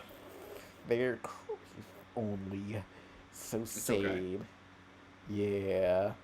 I don't know. What about Dakota Fanning? Yeah, Kingler was like very obsessed with underage Dakota Fanning and wanted to shoot what he thought was the president of this universe, which was Teeth Guy. You know his name, good old Teeth Guy. Teeth Guy. Teeth Guy. Teeth Guy. Yeah. Kane. That's his name. Classic. I remember his name. Yeah. So, yeah. There was I think I was also annoyed by Jumble Bitch, you know her name, Jumble Bitch.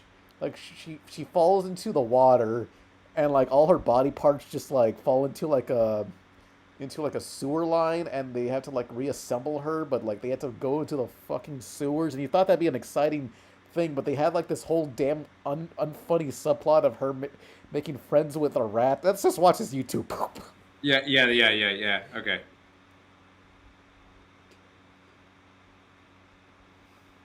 Saying Zubal's her name. Yeah. The Devo meter.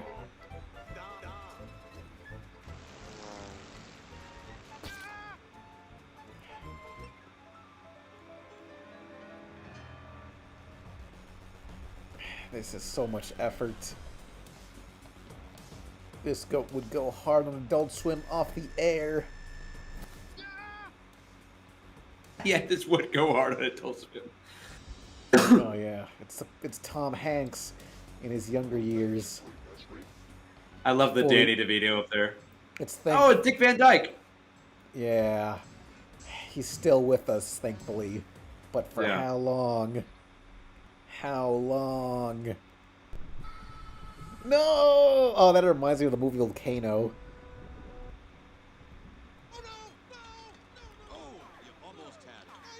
The Tom Hanks kill simulator. Someone in the chat, Tim Honks. Oh, man. Very good, Woody. That's using the old noodle. I don't think Andy's gonna. What? No, not anymore. Oh my god. Come on, let's go. Dude, Toy Story YouTube poops are the craziest things I've almost ever seen. Obviously, I want to have my night's cream. I'm for the vintage supersonic cartoons and shit. There you go. British. Tuesday night's Corona awareness meeting was, I think, a big success, and we want to thank Mr. Spell for putting that on for us. Thank you, Mr. Spell. Oh yes, one minor note here. Food lockdown has been moved to today. Next we have. I didn't know we were supposed to have one already. We have to wash hands. Yeah, you guys think this is a big joke. I don't want any toys dying. Now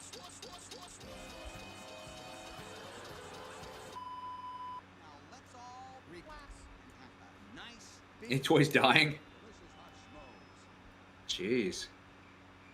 Horse intensifies. No buzz.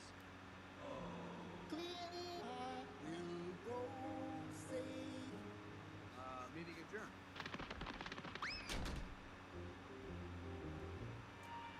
Schmo time?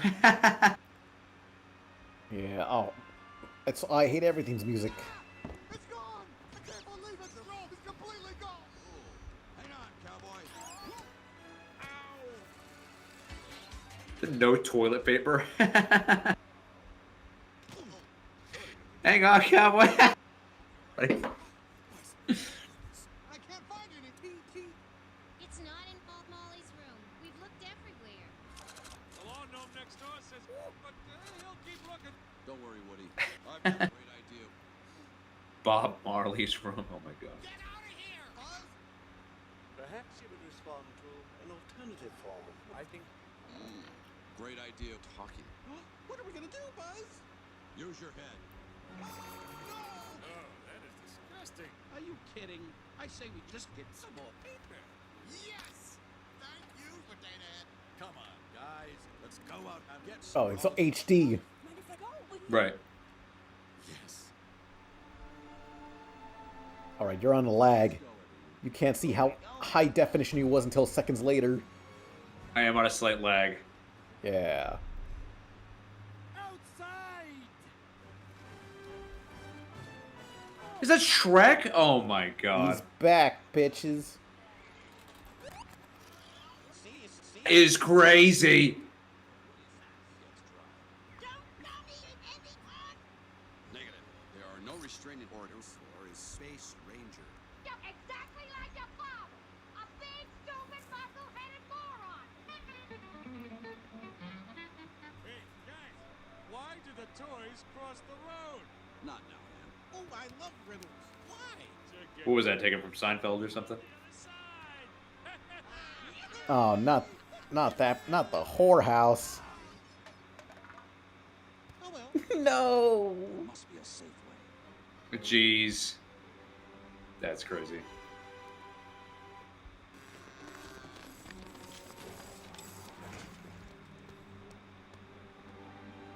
A safe way?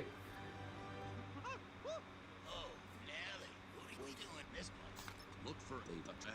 We find Al. We help Woody. Now move out.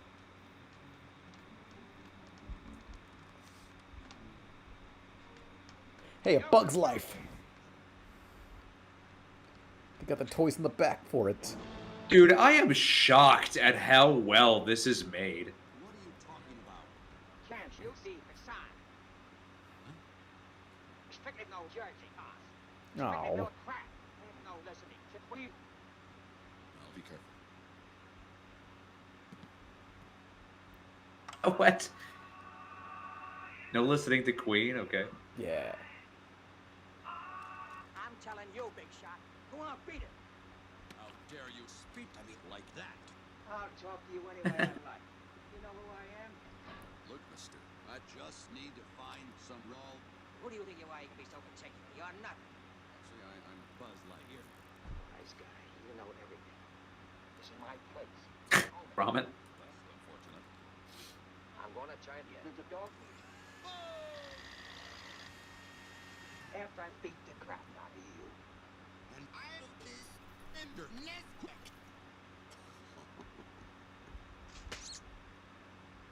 Don't ever say that again. Don't you ever forget that. Calling Buzz Lightyear. Come in, Buzz Lightyear.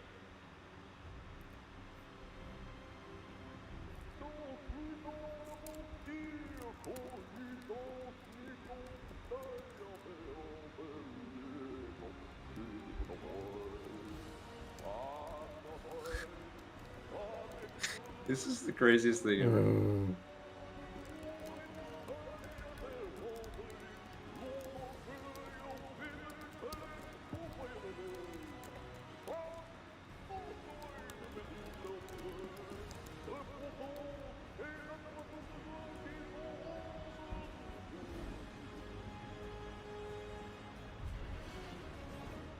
Answer me that, smart guy. You're right. Yeah. Fuck off. I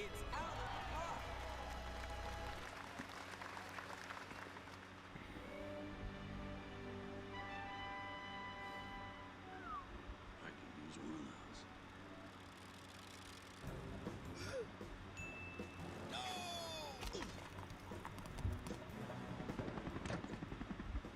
All things are speciality.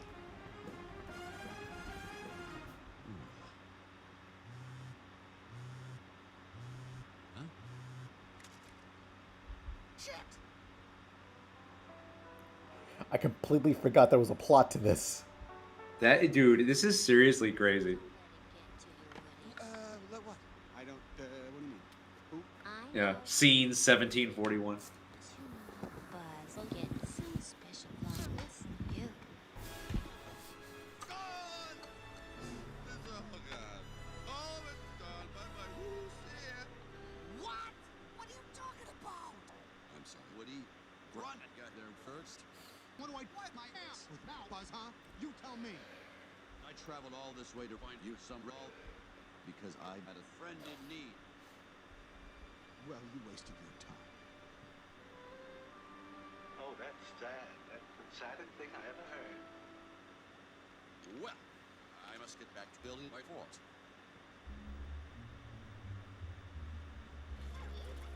What? You!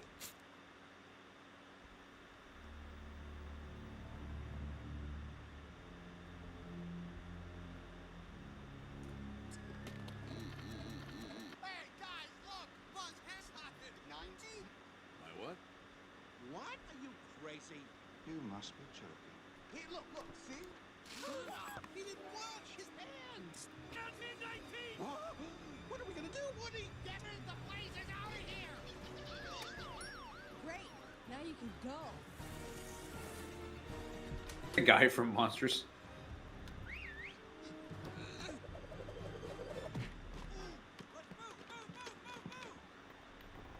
riddance, you loony.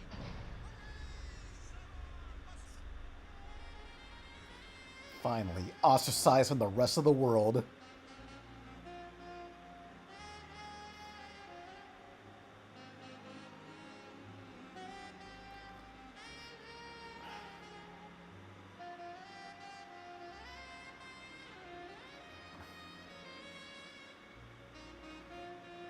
It's so fucking over.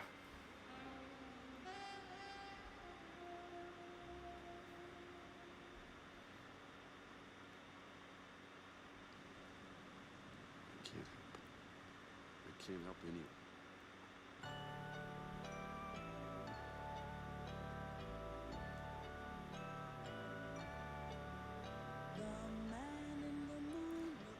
How long? Yeah, dude, I know. This is like, it just keeps going. Whole fucking cinematic experience. Break out the popcorn. Yeah, get out of here, Buzz Lightyear. It's all right.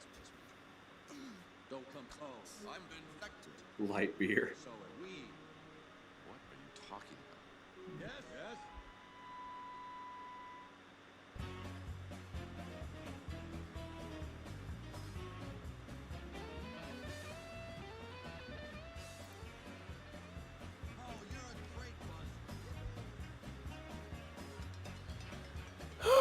Thank you all for your kind support. Comedy like a videos. Isn't this going to be Toy Story 5? Oh, fuck. Pretty sure this is going to be Toy Story 5. They sent and spliced the Patreon names.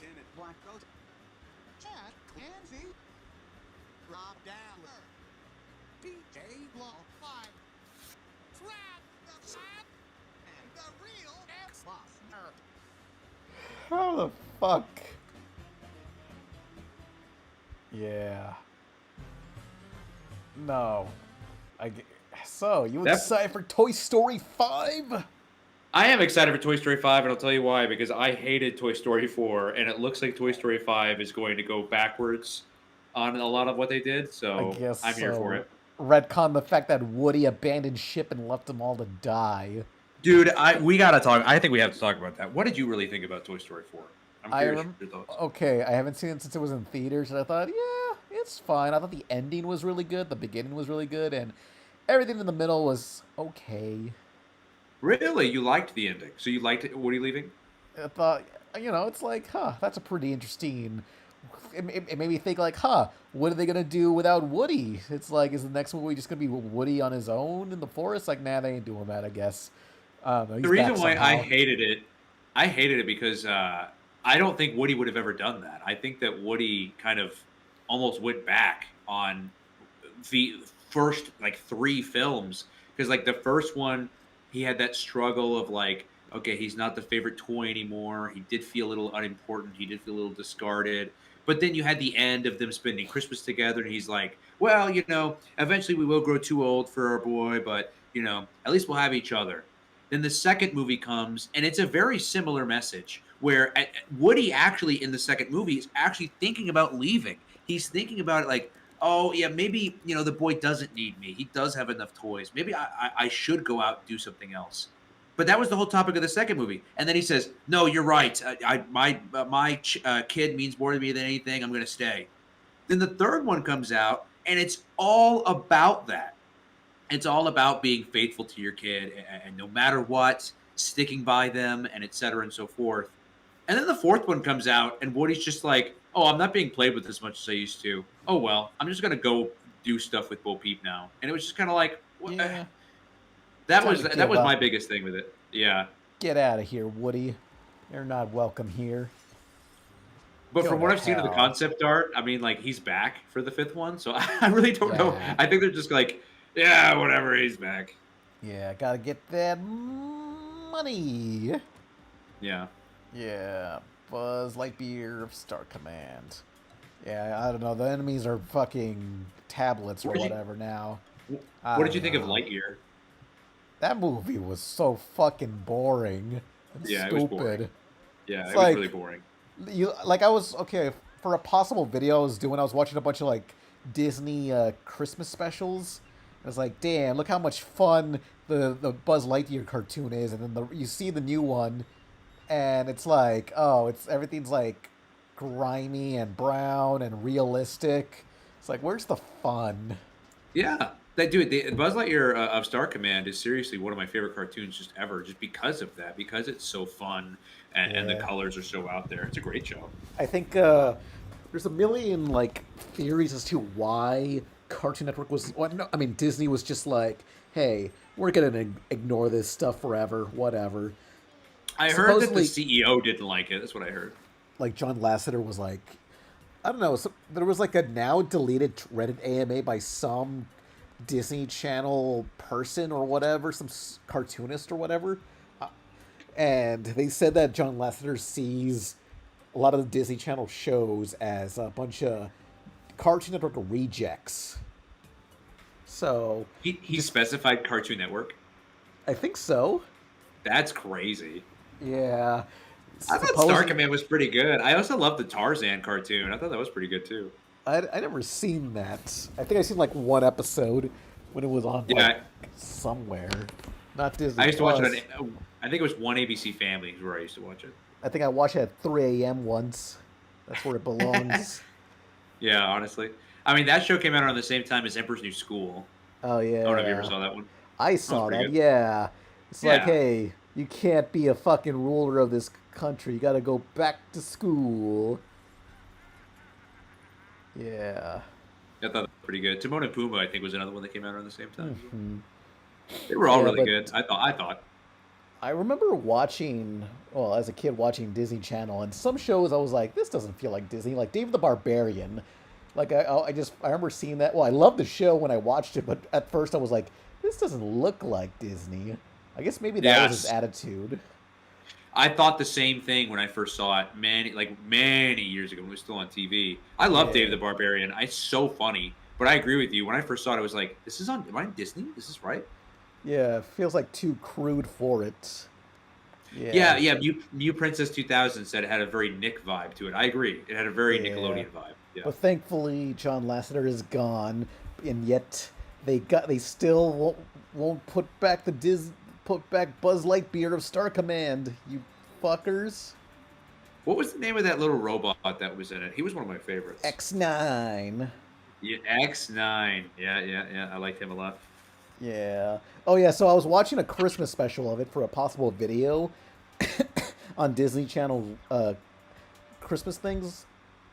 And so in this episode, one of the subplots is him like hating Christmas, and like a little kid's like, "Mommy, I want to buy this toy," and he's like, "I hate kids. I hate them all." And the episode ends with him just like saying, "Okay, you know what? I don't hate kids, so I'm gonna, I guess, offer myself as a toy slave to a child." Like he just ends up in like unwrapped on Christmas Day for this kid, and it's like, how's that Buzz gonna Lightyear? work? No, the robot. Oh, X9? Oh, X9. It's like, Okay, is he just gonna okay. is he just like live with them now, or is he gonna like say, "Okay, had enough. I'm going home. Bye. Yeah. The toy is worthless because I'm leaving." What happens the next episode? Does it just treat it like it never happened? I guess so. That's crazy. I hate when they do that. XR. Oops, his name was XR. Oh, XR. That's right, Yeah. XR. Dude, Patrick Warburton actually owned that role, I felt like, too. Of course, yeah. I know the TV movie, the 3-part first few episodes. There's two versions. One with There's Patrick two versions. One Yeah. with Patrick and one with Tom Hanks. Tim Allen. Tim Allen, yeah. Tim Allen. Yeah. I like them both. I mean, Tim Allen's great as always, but Patrick's also really good. I gotta look up the Buzz Lightyear cartoon intro. I'll get to the super Dude, chat soon. do you know the episode that always comes to my brain every time I think of that show? It's the one with where that villain he has that has a big brain. Yeah, I know what you're talking about. A lot of people like that character. Yeah, because it also introduces the evil Buzz Lightyear who just has a goatee. Oh, of course. That's a Star Trek cliche. Yeah. All evil. Futurama also copied it. Yeah. Oh, dude, this opening is so great too. It's so classic. Yeah. But John Lasseter finds it as an insult. And then he went on to do terrible things to women. Go to hell, Lacerator. Jesus. Yeah, the fucking new movie didn't have any hype music like this at all. Right. There was almost nothing really. It wasn't fun. That's what I hate. It wasn't fun at all. It was just miserable. Yeah, I gotta see that. I want to see the look. There's giant robots. It's all these colors. Dude, I loved his design. That like vampire guy. I thought he was yeah, awesome. the vampire guy was really cool. What was his name? I don't remember. Hang on. Dude, like, oh man, there was so much about this show, dude. This looked great. Oh, what was it? Yeah, the vampire had a cool ass name. No, oh yeah, his name was Nos for A2. Nos for A2, nice. Great. Hey Nice. boys, I know the show because I play the games, says Carlos Smasher. Oh, yeah, I had the Game Boy There was a Color PS1 game. Yeah, There was a like Game Boy. the- I didn't know that. I only knew Yeah, about the PlayStation one. It was a top-down racer where you're just running to the end and then Oh. like you make it to the end of the race and then you fucking shoot, and the guy you outraced, you gotta kill them. It's like it's Oh, what wow. the Cars movie should have done. Lightning Oh, McQueen yeah. has to slaughter his opponents. Let's Nice. see. Yeah, that'd be great. Trailer 2. The joy and fun of Lightyear. Someone said mid-year. Honestly, though. 3901? That's so far away. Is a go. Who are you talking to? No one. You were narrating again. I was not. Just doing the mission log. You do know no one ever listens to them. I know that. Narrating helps me focus. It's so odd because it looks like an Xbox 360 game, but it's for Yeah. kids. Right back to us. To infinity and beyond. What? To fertility and beyond. What did you think of Chris Evans as Lightyear? I don't remember a damn thing he said to me in this movie. Yeah, me neither.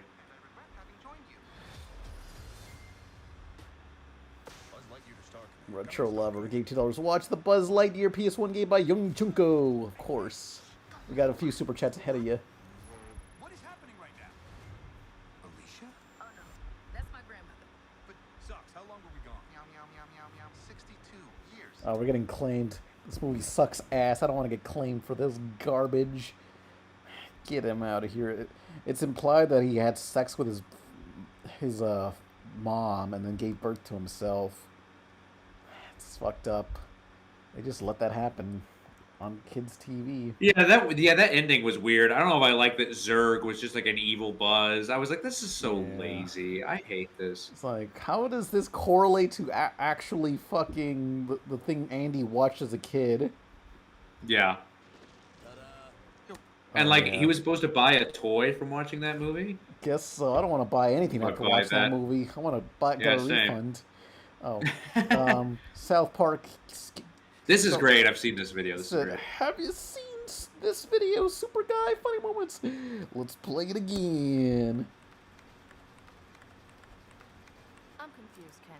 See, I've lived in Metropolis most of my life, and I can't figure out how some yokel from Smallville is suddenly getting every hot story in town. Lois, there's something important I want to tell you. Back at the store, I tucked my boner into the waistband of my pants, and now it's sitting weird. You're a sick man, Kent. No, Ken, don't watch Super Guy. It'll get you claimed. We can play a bit of it. It'll be fine.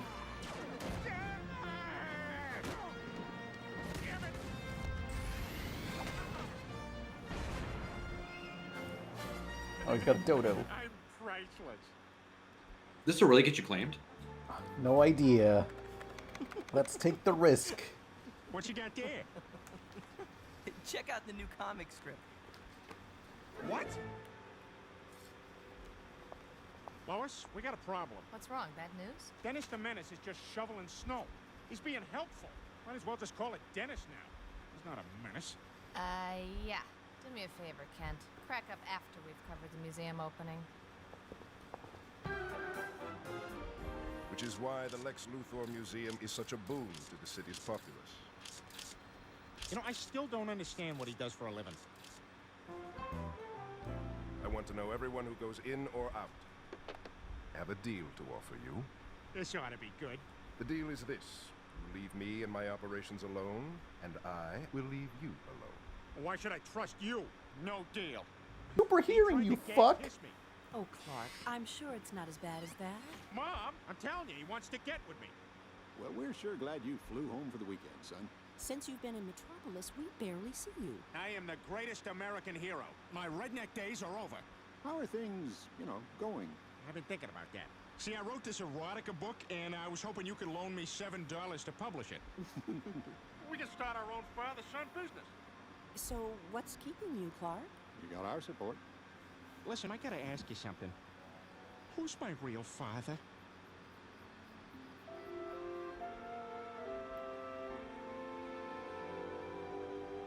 Have fun raising my bastard.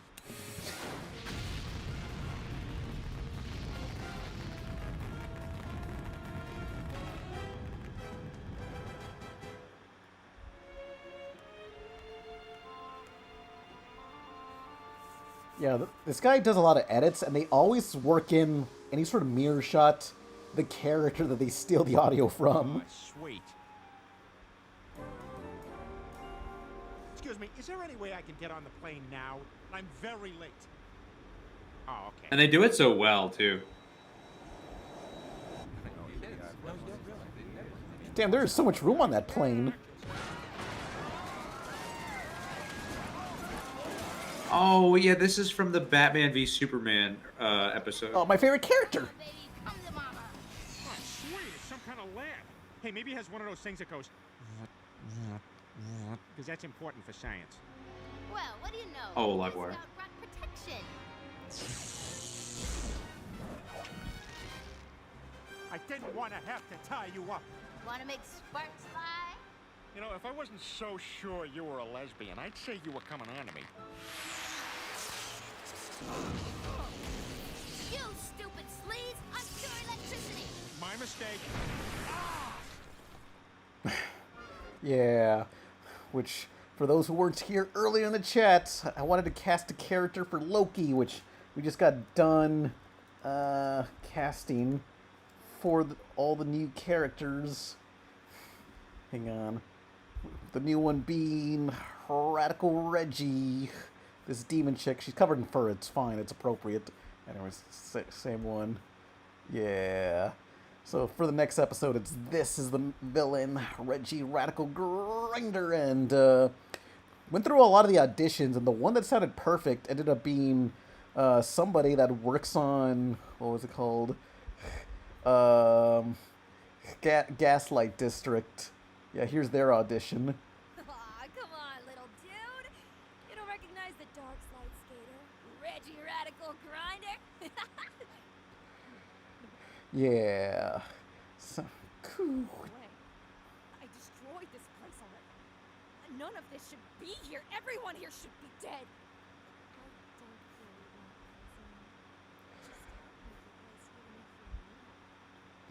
Yeah, it's baller. Cool. Oh wait, too quiet? Damn, hang on.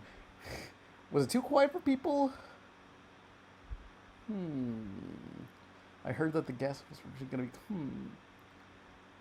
It's a little quiet, I guess. Please turn it up. Fine. Let me put it up for a little bit, then let me play it again. Yeah, but to play, God. Yeah. Well, both Reggie and Emo Reggie, there's two of them. Yeah, I just want the same character twice over. She's covered in fur. Cuckoo. Aw, come on, little dude. You don't recognize the dark slide skater, Reggie Radical Grinder? Yeah, thought that was perfect for her. That's an old drawing, but yeah. Cuckoo. But yeah, that character was inspired by Livewire, the best character on Superman the Animated Series. You know, Action. Yeah. Come on, baby. Come to mama. She's really great. I do like Livewire. Yeah. one of those things that goes... She's played by I think- Lori Petty of Tank Girl. Yeah. Oh, really? Tank Have you seen Girl. Oh, have you yeah. seen I Tank have. Girl? I've seen the Nostalgia Critic review of Tank Girl, which basically means I've seen it. Yeah. Basically, that's all you need to know. That movie's Right.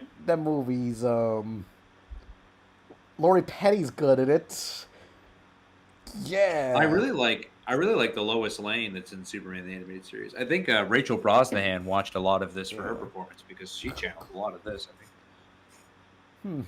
Oh, hang on. Let me read this one. KJ Zana says, ever seen the Knives Out films? I actually just watched the newest entry, Wake Up, Dead Man, and it's probably my second favorite behind the original. I've seen the other director's other films, Looper, and another one, but I won't talk about that other one, even though I thought it was good when I saw it. Anyway, Looper was pretty good, but no, I've never seen the Knives Out films. Have you? I haven't. I almost confused. I had to look it up. I almost confused Knives Out with what's the oh my god, Gentleman's Knights or the Kingsman. Oh yeah, I almost got it Kingsman confused with the movies. Kingsman. Yeah, I saw the first one of that one recently. Yeah. But I almost got it. I have not seen Knives Out. No. Yeah, I remember Knives Out seeing the for trailer. Harambe. Oh Jesus. Yeah, I remember seeing the trailer for Knives Out. Though it looks good. It's like a murder mystery mixed with like action. Looks pretty good. Yeah. Well, just murder mystery, but yeah. No. Alex Doodle says, gave $5. Pan, what's your obsession with women who would beat your ass on sight? I don't know what you're talking about. Livewire is great! No idea. Don't worry about it. Whew. After dinner says, Last Jedi would have been great if they haven't backtracked everything. Yeah, they were just like, hey, we can't go in this direction with Star Wars. Let's backpedal. We don't know what the fuck we're doing with Star Wars. We didn't think this far ahead. We don't worry about it. Well, what do you know? The Boy Scout brought protection. God.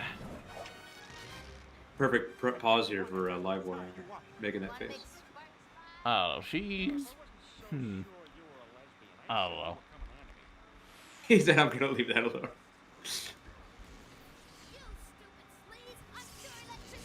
My mistake.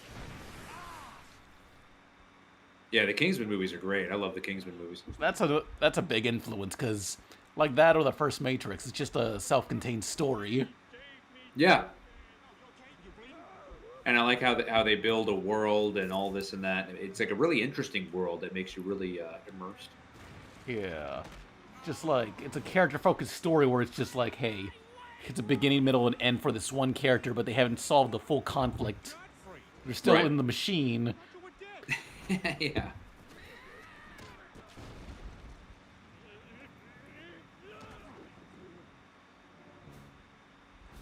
Don't worry, I got it under control. I love how they just keep Mr. Missy S. Piglet's voice the same. Yeah, they don't gotta change nothing. I think Gilbert Gottfried played Mr. Mixel's shits in like another cartoon. There's no reason to get the insurance. I think you're right. Was it the Lego one, I think? Maybe, but I think it was also that one that aired at 6 a.m. Justice League Action. Geez, not him. Oh, he was in that? Oh, that's cool. I always wanted to watch that one when it came out. Yeah. That came out around the DC like hour block they had on like Saturday mornings. Oh no, that was when they were trying to... way after that. It was it at after like that? 6 a.m. I think it was for the Zack Snyder. Well, not the Zack Snyder movie. The other guy, Whedon. Oh right. And now I'm gonna punch you. How the hell are you gonna do that? I'm trying to think of what all was in that DC. What was it called? Do you remember? DC Nation. DC Nation. That's right. Yeah, it would be fun to like. I've always thought about covering that or just like forgotten Cartoon Network bumpers channel blocks. Yeah, it was like I thought a whole hour of DC shows. It was at the time it was like Justice League and no, it was Young Justice and Green Lantern. Yeah. And there was a version of the DC Superhero Girls that debuted on there first before it got its own series, and now it's Lauren popping off. Faust. Yeah. Yeah, it had the Green Lantern animated series, which was interesting to say the least as well. Yeah. Oh yeah, I forgot. Teen Titans Go made its debut on here, didn't it? Yeah, like a different version with a different art style, but hang on. Yeah. Let's see, DC logo. I don't have the G icon. Chat, give me a G, because I need a... I can't... my keyboard doesn't have the G key, so I need to copy and paste to G. Give me G's. Send me your G's. Oh, wait. Oh, yeah. Do you remember Beware the Batman? Yeah, that also The briefly... CG one? Yeah, hang on. Yeah. Where's my favorite... DC... Yes, this DC Nation was back when they had this fuck-ass logo. Remember this shit logo? The one where it's like peeling the page? Yes. Yeah. Yeah, I remember. Yeah, it was pretty bad. It was... they were trying to... They were trying to be so tongue-in-cheek. They were like, oh, look, because we're a comic book company. Look, oh, it's turning the page. You can see the D and the C. It's like cute, but it didn't work the way they thought it would. I think it was also to like advertise like reading comics on your phone and you're swiping. I think that's what they were going for. Yeah, I think you're right. Because I think you're right. Because I think around this time, I think DC announced their own comic book reading like app. I think you're right.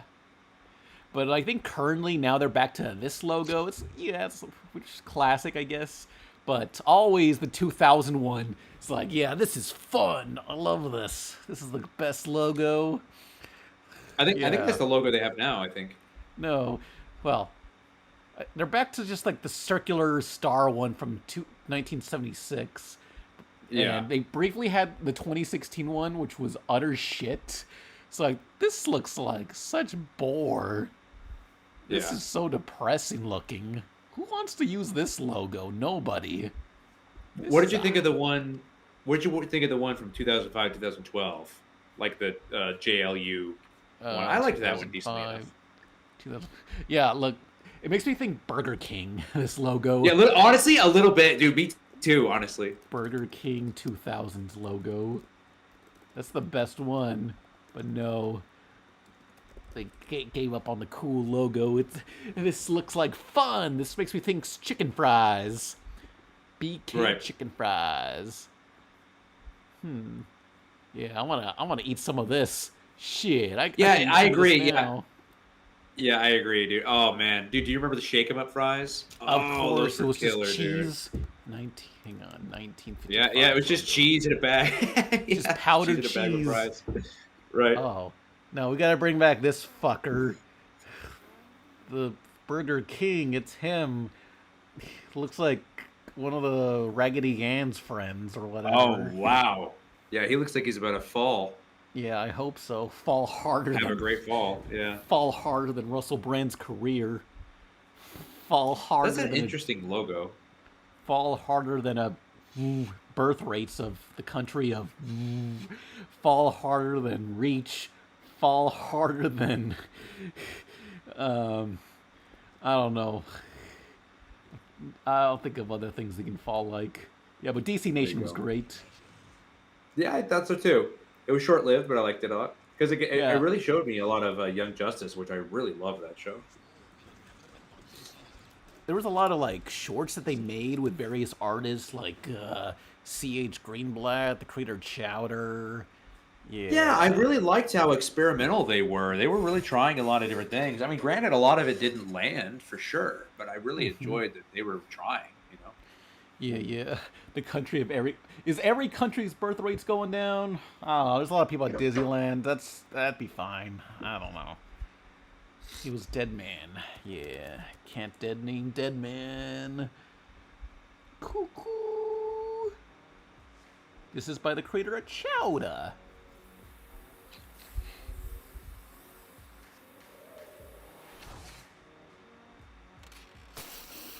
Oh, you fucking idiot. Sprayed yourself, you stupid fuck.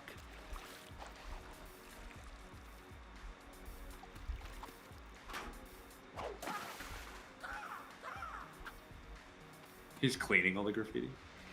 Yeah.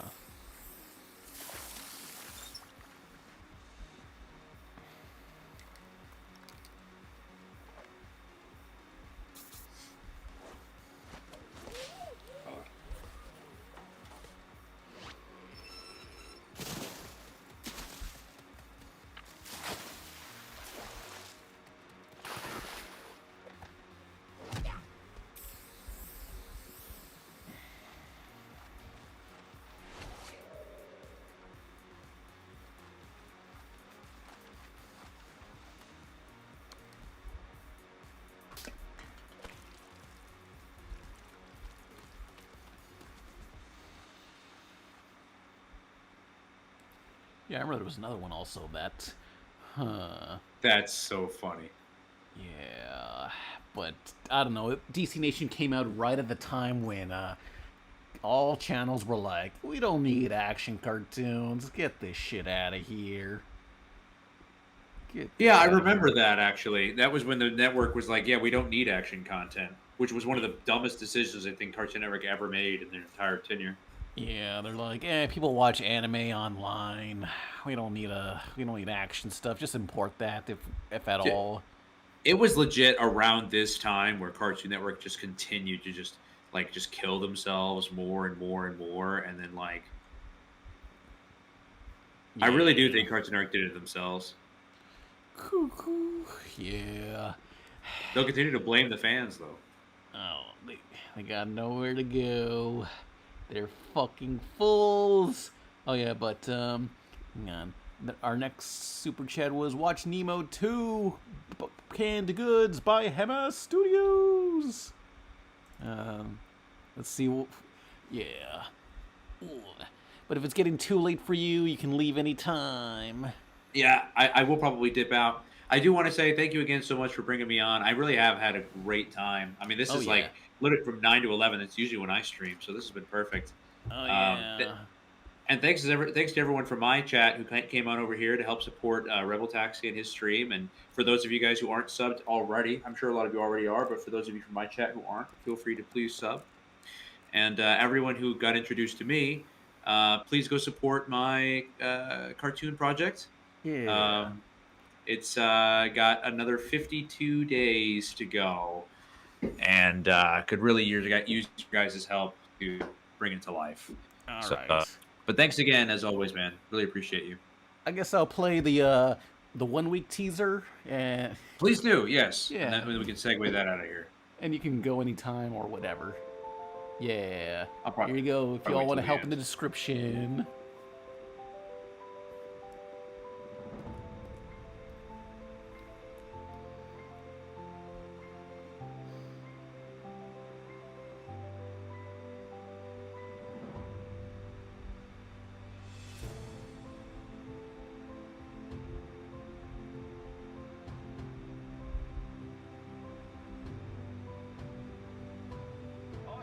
It's cool, isn't it? Looks iconic, yeah. What I've seen a lot of people do is them actually, when they go into that style, they actually change character design and kind of go into an anime style. But I think it's nice you're keeping the character design, true, but the animation's changing. So I think that's kind of different. No one's really done that approach.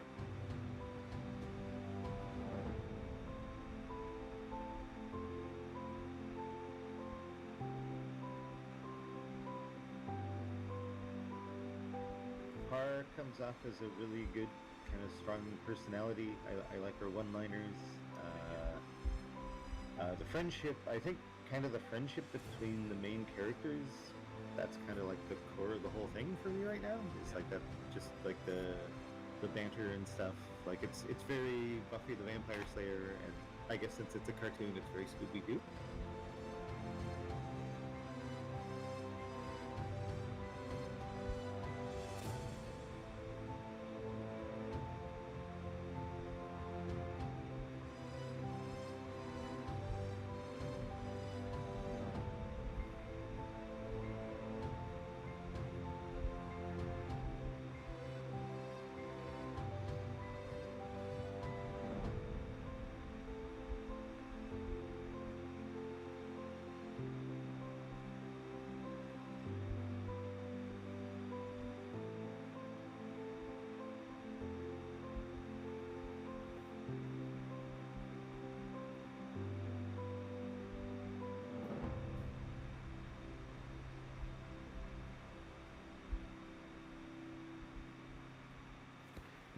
Yeah.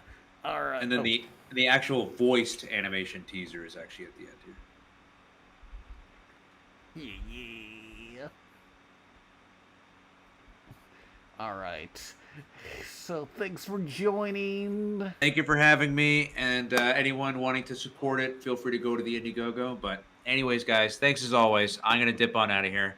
Alright, and I'll still be here in the chat, so we can watch more stuff, people. So thanks for joining. See ya, Pan. Have a great one. Yeah. Enjoy the rest of your stream.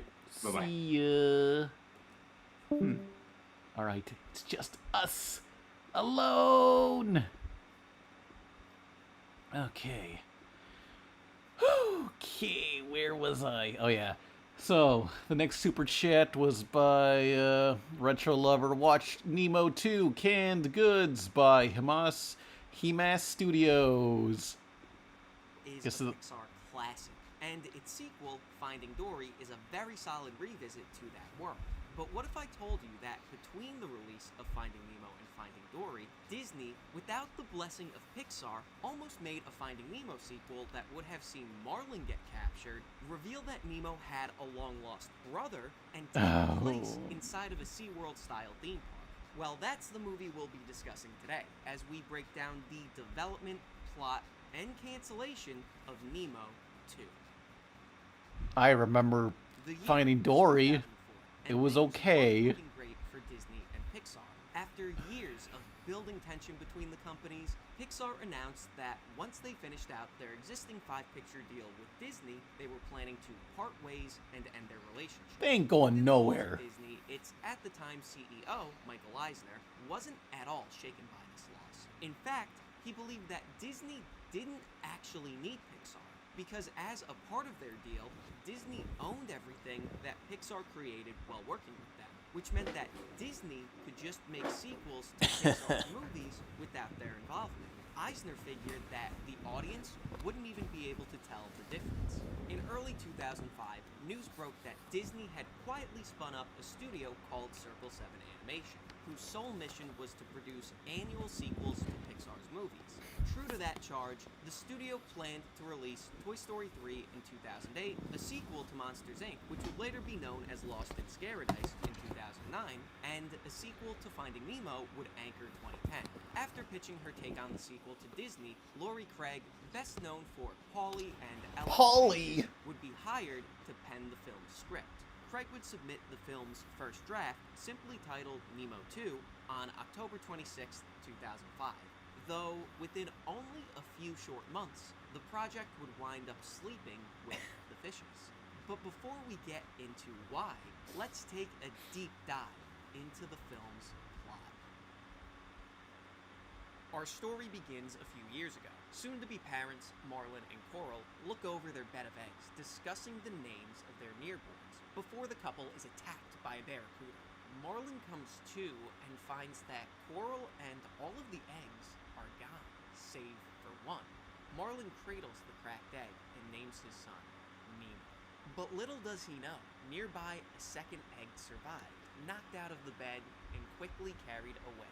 Oh, he left his baby behind. In present day, at the request of his friends, Nemo recounts the story of his adventure of being taken to Sydney, fighting off all the humans, and saving everybody. Dory and some other parents watch on with Marlin, who worries that ever since they returned from Sydney, Nemo's gotten a bit of a big head. As he worries, Dory reminds her friend to do his deep breathing exercises to calm down.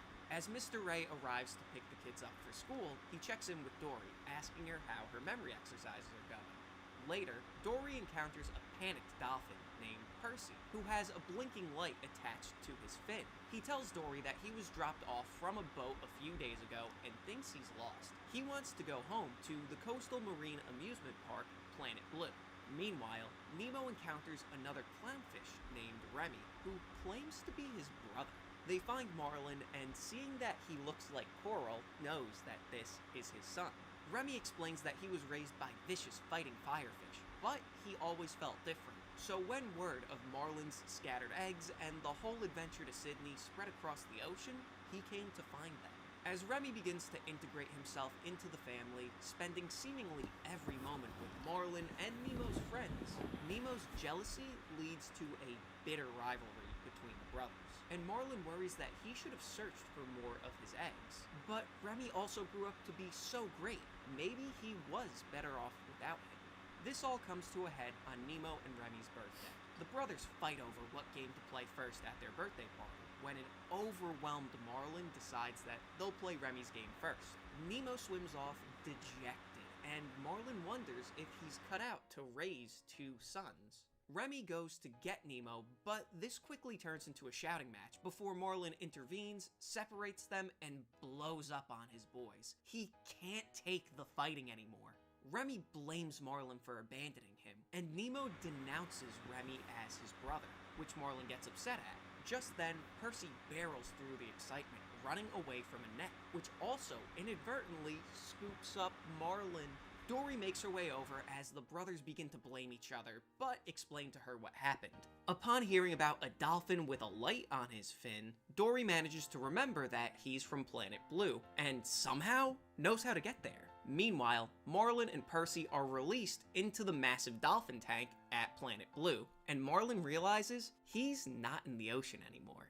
Dory, Nemo, and Remy make their way to the bay outside of Planet Blue. Remy makes a hasty attempt to get into the park using its intake pipe, almost getting the trio sucked in and sliced by an impeller in the process. I barely remember finding Dory. Isn't this all that just happened? Outflow pipe, which is gushing water at a speed too fast to swim against. Before long, they're approached by Gil, who has since parted ways with the tank gang. Upon hearing their plan, he's wary. Breaking into Planet Blue, no fish has ever escaped from there. But after some convincing, Gil agrees to help them. He enlists some sea lions to steal a parasail and shove it into the park's intake pipe, stopping the impeller and the water from flowing out of the outflow pipe, allowing them to swim freely inside. He tells them that he doesn't know how long the parasail will last, so get in, get Marlin, and get out. The pipe eventually splits in multiple directions. Remy hastily chooses one, and they all wind up in the octopus tank and are attacked by the cephalopod, but eventually escape back into the pipe. Nemo yells at Remy for choosing the wrong direction, but Dory tells them when they were in the tank, she saw a map on the wall and knows where to go. Meanwhile, Marlin meets the theatrical show dolphins in the dolphin enclosure and tells them how he needs to get back to his family. Percy suggests splashing Marlin over the side of the tank, over the sidewalk, back into the bay. He's made that jump 1,000 times. So he launches Marlin, who winds up falling short, landing inside of a janitor's bucket on the sidewalk. In the bay, Oh, that's full of chemicals. It's gonna kill him. 2 Planet Blue divers begin to clear the parasail. Hopefully y'all can hear me talk over Marlin's this. bucket winds up in the polar bear exhibit, where it's knocked over into the pool with its 3 inhabitants, Blanca, Louie, and Brad. Blanca attempts to attack Marlin, but it's clear that she's a bit of a klutz and gets picked on for it by the others. Marlin urges her to stand up for herself, that she can't let her life be dictated by anxiety. It's not a pleasant way to live. As it turns out, she might be even more neurotic than Marlin. Dory, Nemo, and Remy make their way to the dolphin tank, where they're told what happened and that, according to park pigeons, Marlin is now in the polar bear exhibit. Remy races off without thinking, but Nemo turns back to the dolphins to ask a few more questions, and Dory races between them, exasperating, which attracts the attention of a park trainer who scoops Dory up and tries to scoop up the brothers, but they escape with the help of their new friends. In the bay, Gil watches on in horror as the divers clear the pipe. Nemo and Remy get sucked into the pipe and spit out in a pirate-themed tank in a part of the park that's under remodel. The trip leaves them both a bit queasy, and for a fleeting moment, these bickering brothers bond over the fact that they might be the only 2 fish in the ocean that get seasick. Meanwhile, the park staff manages to repair the polar bear exhibit's broken Jacob chiller. Shelter. Although it will The take some amino time app for the shut water to get down. really cold again, Marlin is already No. noticing that Well, the well. water is getting colder. He tries I to remember convince them. Blanca to They rip sponsored the me rain off like the 10 walls years ago, and nobody had a good but experience on that app. by Louie and Brad trying to attack and eat Marlin. Blanca stands up to them, but is pushed over by Brad. She calls herself a loser, which Marlin refutes, and she reveals that the others bully her because they're from the Arctic. She's just from Cleveland. When she first got to the park, she tripped and fell, breaking a claw, and since then, they've called her Fumblefoot, and Marlin is surprised to feel a pang of sympathy for her. Remy and Nemo split up to find a way out of the tank. After asking a clam how he could get out and find his father, he's told by this Zen I want to monk rewatch his previous that he's better streams. off finding I'll he depends sort on out the nobody and claims. relies on himself entirely, he can never be hurt or disappointed. And Remy takes this to heart when he finds an exit and tries to sneak out without Nemo, who catches him red-handed. Nemo jabs him, and Remy teases his brother, as he's been doing over the course of the story, about his little fin. So Nemo takes a healthy swing at him, and Remy flies back and gets scraped up. Shaken and near tears, he flees, and quickly comes outta face here. to face with the venomous sea snake. But Nemo catches up, and they manage to confuse the snake by making him believe he's seeing double. They escape into the pipe. The snake Mecha on J, their tail one of the like a employees of claw, Amino, and the posted three wind on up in Reddit the tide pool. why the The Amino snake app sends went everybody downhill. into a panic, and the staff removes Tell it from us. the pool. By this point, Well, Remy scraped you're watching the possible sequel to Finding Nemo He that scooped Disney up was by almost an gonna egg, do. which Nemo also jumps into, and they're taken to an isolation tank where a scientist treats Remy with a fish antibiotic. Meanwhile, Gil rallies the sea lions to block the pipe again, and they pull anything they can into the water to stop the intake pipe. And while they don't stop it completely, they manage to slow the water flow and, as a side effect, slow down the water chiller in the polar bear exhibit. In that tank, Blanca makes a pass at Marlin, but he tells her that his heart is with his boys and that he's a terrible father. They should have been friends, but they're just at each other's throats. Oh, yeah. And Blanca tells him that if he could handle a polar bear, he could definitely handle two little fish, and then unsuccessfully tries to pry the grate cover off of the outflow pipe. In the Didn't Pan used to isolation promote the tank, Amino Remy app? is I don't know what you're talking about. tells Don't know what. that he No, was envious of him, I never. that he was I didn't smart associate with and that would app. never be like him. So he lied about. Okay, I did, but that was forever ago, and I had no idea how insane all those stories of Amino were. He has. The next morning, Nemo and Remy, who's almost completely healed, are transferred to a massive Australian reef tank, where they reunite with Dory and her massive family. As it turns out, Dory is from Planet Blue. After realizing that the tank's outflow pipe is inaccessible, Nemo notices that the staff empties the tank's skimmers into a drain that leads to the outflow pipe. Nemo and Remy head for the skimmer, but Dory isn't sure if she wants to go. This is her home. She fits in here. Nemo reasons that her being different is what makes her so special, but Dory's mind is seemingly made up. The brothers jump into the skimmer. Just as the skimmer is about to be emptied, Dory decides to jump in with them. The park staff has been trying to keep the water chilled in the polar bear. Never mind. I thought of a horrible Loki IRL thing related to fishes. Never mind. We'll never use that. That'll be stuck in my mind forever. Blanca cradles her friend as he begins to fade, before quickly putting him in a bucket, which she picks up and manages to escape the enclosure and rush through the park, hoping to get Marlin to the bay. Tourists scream and polar scatter, bear on the gratitude loose. cheer her on, and the polar bear keepers burst out with tranquilizer guns. One manages to connect with Blanca. As she collapses and drops the bucket, Marlin flops out into a marshy landscaping pond in the middle of the park. He thanks his friend, vowing to never forget her.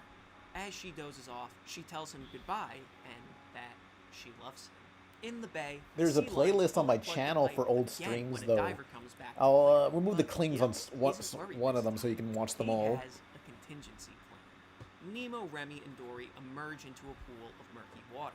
As it settles, they see Marlin. The family has a touching reunion, and Dory notices the outflow pipe exit.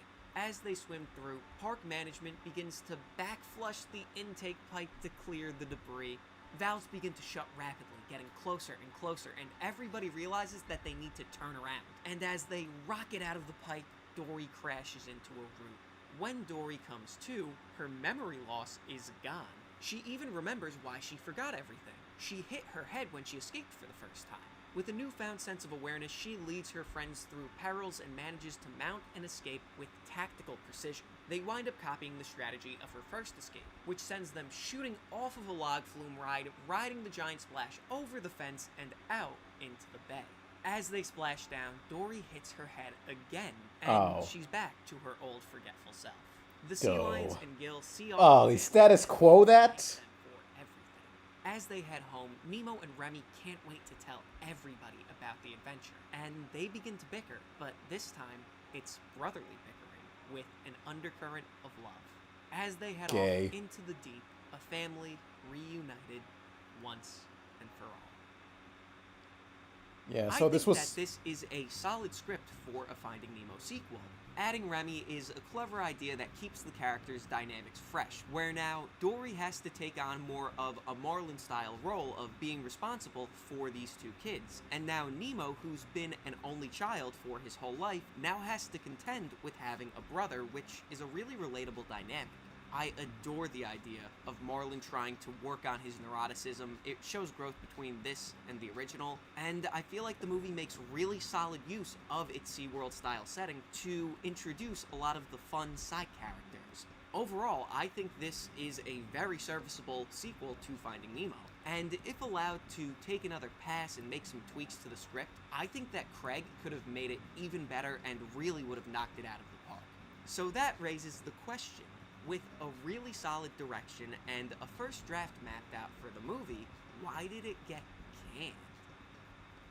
In September of 2005, Michael Eisner stepped down from his CEO position and was succeeded by Bob Iger, who felt that Disney's relationship with Pixar was incredibly valuable over Yellow the says, preceding Pan, decade. I After have an a few idea months for of an negotiations, IRL Disney that would look like a would magazine announce that cutout they would be collage thing. Pixar for over $7 How are realistic billion. images treated in the universe Circle for 7's Loki? main Do they charge just of see as leading other the styles of production animation? Of these Pixar sequels, hang Iger on. was put in a tough spot because Pixar might have wanted to make sequels to their movies on their own terms someday. So the decision was Yeah, if ultimately Pixar was made gonna to slow Circle have 7, shitty sequels, they're gonna transition make most them of on the their staff to own Walt Disney Feature front. Animation and cancel all of the studio's projects. While Pixar would go on to produce a very respectable Finding Nemo sequel of their own, I really believe that this script, had it been produced, would have edged out Finding Dory as a slightly better film. So, ultimately, I think it's a real shame that Nemo 2 was never made. But that's the story of Nemo 2, and the end of yet another episode of Canned Goods. So until next time, thank you so much for watching, be good to each other.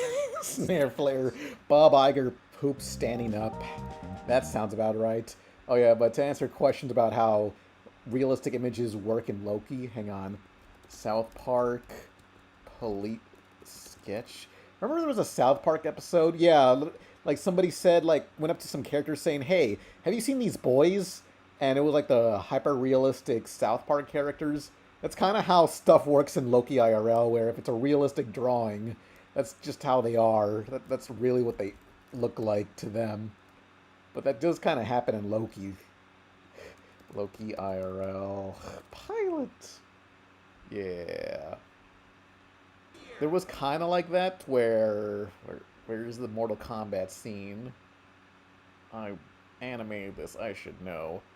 Yeah. Oh yeah, so kind of like how in Mortal Kombat, this character is basically would just look like any. This is like a photo of somebody that looks like any other cartoon character in the Lokiverse, but the camera is so high resolution or so shitty, it just looks like a realistic person. So that would make sense. Yeah, the best pilot ever! I don't know. Hang on. Japanese beat plays, I guess? I don't know. Not exactly. Lady screams? That's a man! Wait, is the scream? What? Damn it. Hang on. What gender is the scream? No, scream. The painting. Huh? No, that's not what I want, you fuck. Painting. Genderless, ambiguous, I guess we'll never know. It's a mystery. Oh yeah, but it's like funny that's in there. I know I got somebody to do like subtitles for it. Hang on, they went a little extra mile with the, hang on. They went a little extra with the credits sometimes. There was a girl in the crowd I was Hang hoping on. to impress, but I guess that ain't happening. Anyway, your turn, guys. Let's green eggs and ham it. I'm ready. Did you see the one where they got banned from the zoo? Yeah. I just appreciate they added the jitter to the yeah. Some people thought it's edited, but no, that's how I can really just talk like that. Yeah. It's like chattering your teeth. Woo. Pan, consider including a tattoo artist in Loki whose IRL jumps off their skin. There is actually that for like 1 millisecond when they're showing all the combatants. Yeah. There's every fucking idea in here. Sketch fighters have uploaded weeks worth of near constant losses. Yeah, hang on. This guy. Yeah, one of those 2000s tattoos. Remember all that garbage? Hang on, oops. Let me close off all these tabs. Oh yeah. 2000s tribal tattoos. We gotta bring back these shitty-ass 2000s era tattoos. Like the game The Bouncer had a lot of that. Bouncer PS2 tattoos. Like, that's how you know it was the 2000s. These fuck-ass tattoos. What was the origin of these? Someone's got to bring them up. Or the Game Boy Advance tattoo. Yeah. Who started this shit? No. Looks like a homie doll. Yeah. Huh. I'm just reading the chat. One of them literally looks like Huss from Hazbin Hotel. Look, it was on for screen for like 1 second. That was actually fan art. It wasn't a very bitter fixed, but it was like, hey, this is my take on Husk from Hazbin Hotel, because I feel his design's a little too cluttered in the show, but I'm not one of those people that's like, fuck you, Vivsy, fixed. Yeah, Husk. Elon Husk. Coo. Yeah. Are you still doing a screening for the pilot next week? Oh yeah, I gotta promote that more, because in Corpus Christi, Texas, at this museum, I'll make a post about it on Twitter and stuff and YouTube. I'll be streaming the pilot there. Yeah, hopefully people who don't know me will show up to that, because I want Loki to be popular with people who aren't familiar with my horrible sense of humor. Which, thankfully, a lot of comments from people over time has been like, yeah, I don't know who you are, but this is great, bitch. But if only fucking Glitch or Spindlehorse would notice me. So sad. Because honestly, I mean, the show is so cheap to make. Like, if I had the production money of like a typical Glitch or Spindlehorse show, with the animation style and how effective it is, you could probably make like 5 episodes and make them way faster for the price of one Glitch show. Snare Flare Gate $5. Those types of tattoos originated from my rock hard nipples. Rock hard nipples. Yeah. Yay. But Retro Lover gave $2 saying Buzz Lightyear. Look up the Buzz Lightyear PS1 game by Young Juko. We got a lot of super chats. As much as I want to keep talking about Loki, which I want to. Let's see this video. Greetings, faithful viewer, and welcome to Junko's Toy Dumporium. We got a nice selection for you here today. We got the hottest toys for the holiday season. We got 9x11 paper. That's a whole 0.5 up on the competition. We got a 7-Eleven Big Gulp, a lightly chewed cup with the Simpsons movie 2007 promotional branding. Oh, and one more thing. I am proud to present to you the Young Junko Mini.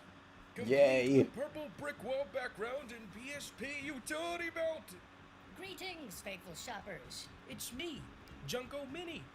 Well, with that out of the way, I thought today was a good day as any. We'll be talking about the PlayStation Vita and why Sony's follow-up handheld failed so miserably. Today I'm going to be taking you to infinity and beyond.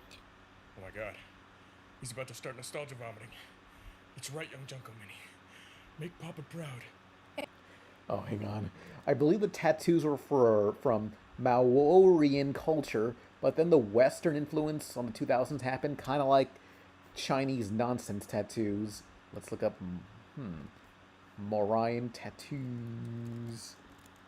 Tattoos. I suppose so. Yeah, kind of like that. I can see we just took it from, I believe, Polynesian people. Yeah, and the 2000s just like appropriated, and then it was just everywhere back then.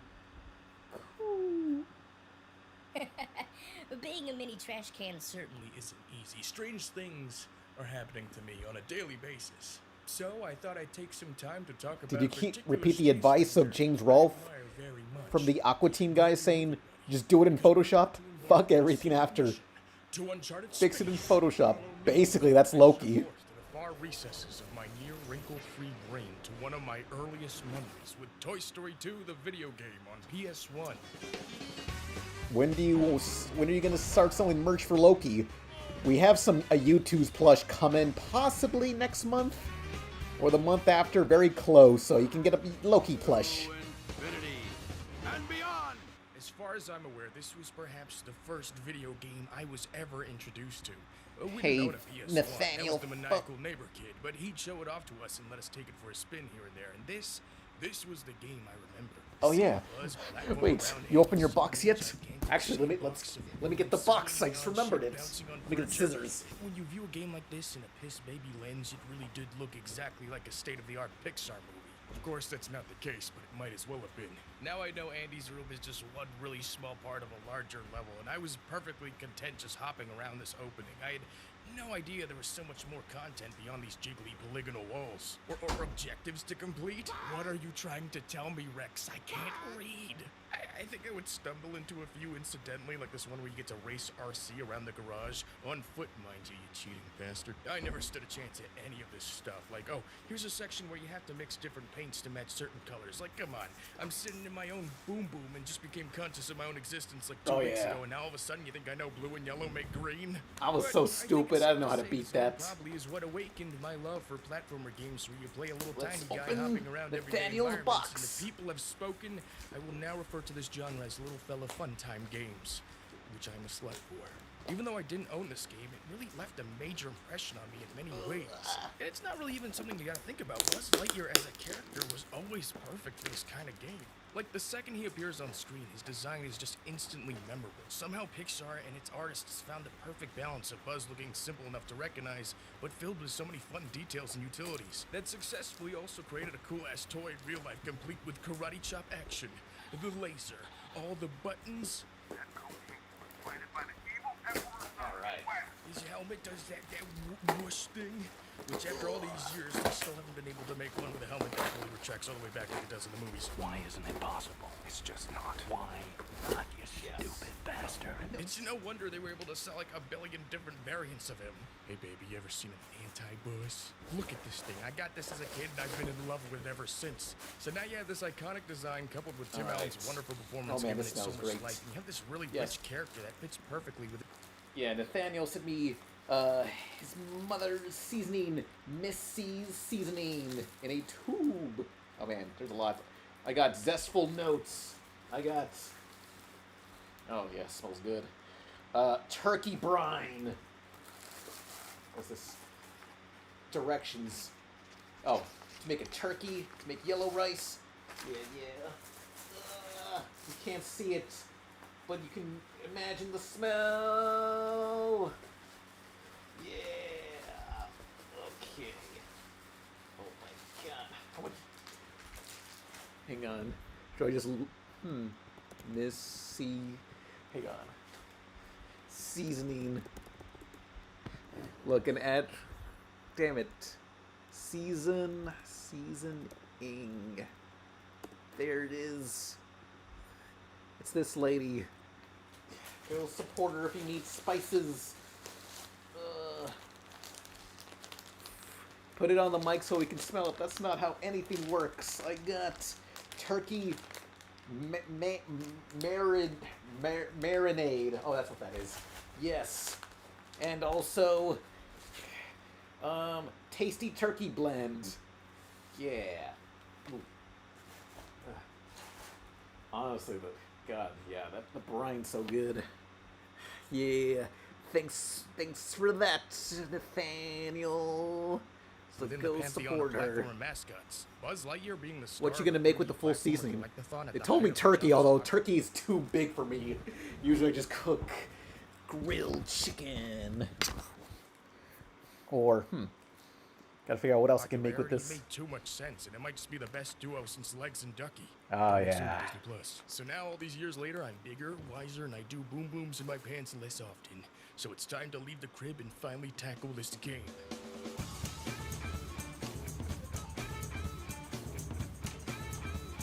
For the most part, you're following locations and events from the movie, with some liberties taken here and there to make this a really fun, laid-back platformer. Oh, and let's get this out of the way right off the bat. This game is gorgeous. The Look, world of Toy grilled Story chicken has is like always been one of the teeming few with things color. I You can tell do Traveler's Tales properly. really went out of their way to capture that visual style.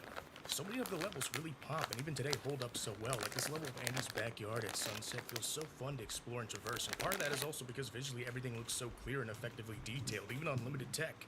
And that goes for all the ports we've got too. As the levels progress in line with the movie, the further you get away from Andy's house, which is so kindly mapped out on Edge, thank you Edge, the levels here get darker, busier, and less welcoming, with one of the few exceptions being Al's Toy Barn. The Mecca, where you finally reach an environment meant for toys, a nice break from all the dangers of the harsh and cold outside world. All this really just complements the journey Buzz goes on. It feels like a treacherous, sweeping adventure. Movie games are always adding locations and set pieces to pad out their length, but this is a game that does a good job at both adding new locales and using the ones in the film really effectively.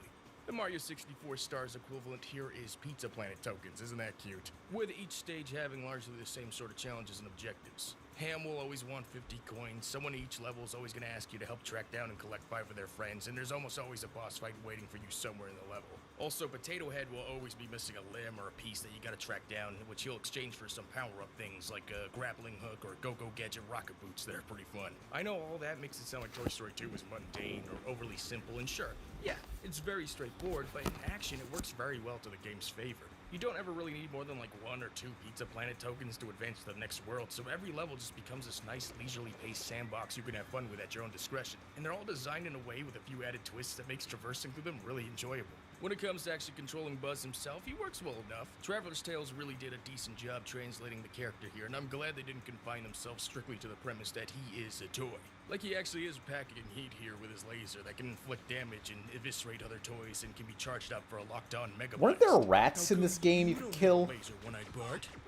Did you know gaming, that when you go into first-person mode to shoot your laser, you can actually see your own shameful dead husk of a gaze reflected on Buzz's helmet as you ask yourself, what are you doing with your life? Buzz Lightyear is able to swing around a bunch and zipline where he can, just like he shows off in the movies, but they did still keep him grounded here too. Like he will sink to the bottom immediately if he falls into a body of water. And while he does eject his wings for a double jump, I'm sorry to bear some bad news. In this Look, game, I swear there are rats you could kill in this game. With your damn laser. I could fly if I wanted to, like a bird in the sky. If I believed I could fly, why aren't To fertility and beyond. That's just, he's not, like a lot of 3D platformers from this time, a lot of the issues really show up as a result of the camera, or lack thereof. The camera is pretty much always tied to wherever Buzz is facing. You have really limited control over it with the shoulder buttons, and it's one of those camera controls. I played this a lot. I'm not sure, says Yellow. No one knows. But yes, I'll look up Long Live the Royals later. This construction yard or this grappling hook section where Another Mandela effect, says Connor. Not having a precise gauge of your jumps really adds a lot of anxiety. And sir, Buzz Lightyear. It just feels plausible. My greatest triumph. I think also admittedly a weaker aspect of this game are the boss fights. For the most part, you can just easily outmaneuver them and spam them with a laser in no time at all. I mean, I get it. This is also supposed to be Baby's first platformer, and as someone who can actually say this was Baby Me's first platformer, I probably wouldn't have gotten past the first. Wait, reminds me. Only in the N64 version, hang on, N64 Toy Story playthrough. For some reason, there's a very ugly looking Woody at the very end. It's only in that version, and the other versions not so much. Let me find Woody. Woody's Roundup in-game. We never got to see Woody's Roundabout. Oh, it's not gonna load. Oh, please? Yeah, I wanna see... God. No, it's not working out, buddy. You fucking bitch. I just want to see Woody. I want to see his Woody in front of me. It's at the start of the final boss fight. Was it... Okay. I assume... Yes. Yes, there it is. Okay. Why does he look like that? Can I zoom in? No. It's fucked. He just looks so... Something very off about that model. Is there the sprite sheet somewhere? Spriter's resource. Did you find the rats? Nah, I think I was just crazy. There were never any rats. It's all a fraud. Texture resource. Help me out, bros. N64. Please tell me y'all got that. Toy Story? Yes, come on. No. Okay, yeah, for some reason. Why is... Zoom in, you slut. Why does the PC version, I guess, look like this? What was why? What happened? There has to be an explanation. Why? It's concerning. I hate this. It's the worst fucking version of Woody I've ever seen in my goddamn life. First one. Just like the climax of the movie, the last section of the game drops you straight into the airport levels. Content warning. No Russian. Don't tell your mom about that level. And these ones I just thought were a lot of fun. Sure, you don't ride in on Bullseye hopping onto the landing gear to save Jesse in some bombastic Uncharted 3 type set piece, but... Oh yeah, I remember playing Uncharted 3 and thinking that... that you can hop on to travel to different sections of the level. I thought that was such a really nice and creative touch. No, what's the matter, Nathan Drake? Did Potato Head not give you the rocket boots?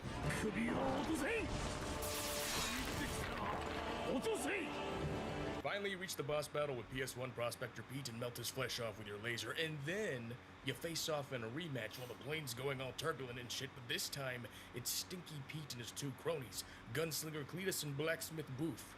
Remember them from the movie?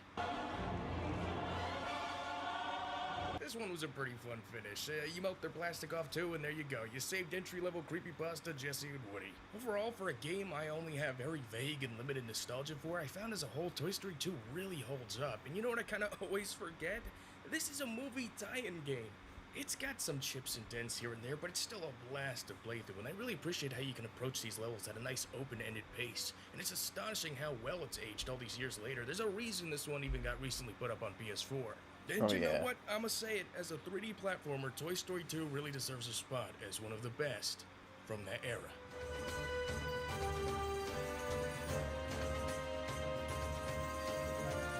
No, it was toy rats. Okay. There were rats in the game, but there were toy rats, and you saved them.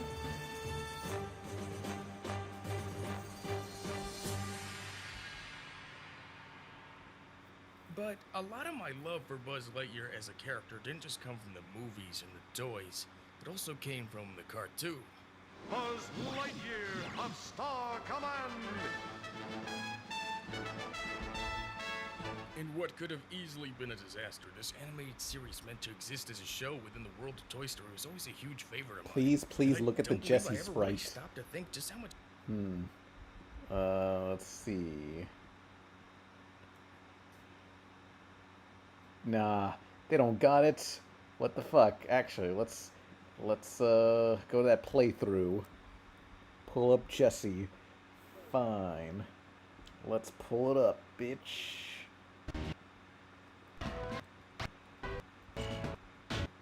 Get him out of here. Oh yeah, she's got like Jeff the Killer smiles back there. Why do they all look like this?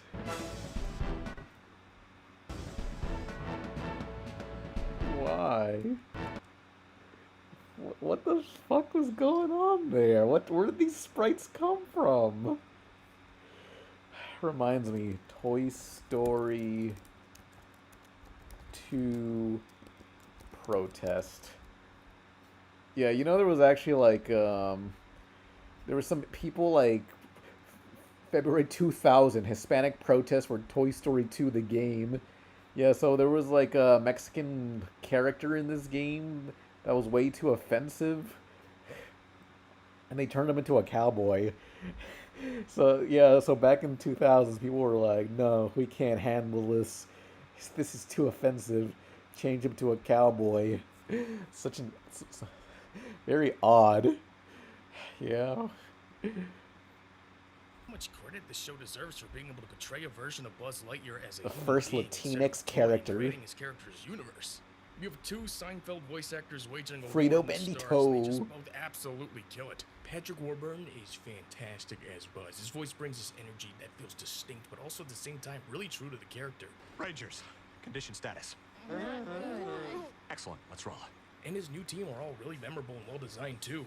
XR was always fun. He fit right in with my love for dorky underdog characters. And I totally forgot Mira Nova can just phase through objects and people, potentially being able to rip out Zurg's organs with ease, which gives a huge unfair advantage over everybody at the academy. They don't even care. God damn it, I'm tired of this forced diversity blue shit. What's next, a BBW Ranger? Oh my god! Fucking love Booster. He was always my absolute favorite, a chunky, lovable, loyal, big red boy. I love these characters so much that back when Toy Story 3 was this mythical sequel that we were left wondering if it would ever actually happen, I would always dream of seeing these characters animated in 3D and introduced as fellow toys to the cast. Yeah, For a time, not this was also anymore. like the only cartoon on Disney where there's some good action to it too. You had people blowing stuff up and shooting shit. You weren't gonna see that on Weekenders or Recess, except that one episode where Mikey finally loses it. Perhaps the best thing Yeah, about Mikey's this had series was how enough. they pulled off Zurg, too. Who knew Newman, who already voiced Al in Toy Story 2, would just walk in here and absolutely dominate this role? Him and the show really don't get enough props for creating this villain that managed to be hilarious but also still threatening. He's one of the few kids show villains I'm convinced would actually murder children in cold blood if it wasn't for that dastardly TVY7 block getting in the way. Don't ever touch me. I've got a thing about personal space. So when I found that the PS1 was graced with another Buzz Lightyear-centric video game also developed by Traveler's Tales that was a tie-in to Star Command, I had to check it out.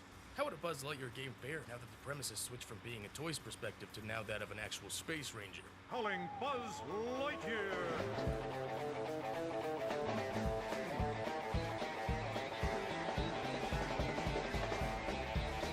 Well, here Traveler's Tales ditched the 3D platformer approach and instead opted for 14 linear levels of intergalactic propaganda, where you now play as Buzz in these time shoot-'em-up races to the finish. It's this very unique speedrun-esque gameplay style and a total 180 from the extremely relaxed pace of the Toy Story 2 game. For levels that are so linear and short, there's a lot going on here that you potentially have to do. Let me break it down as best as I can.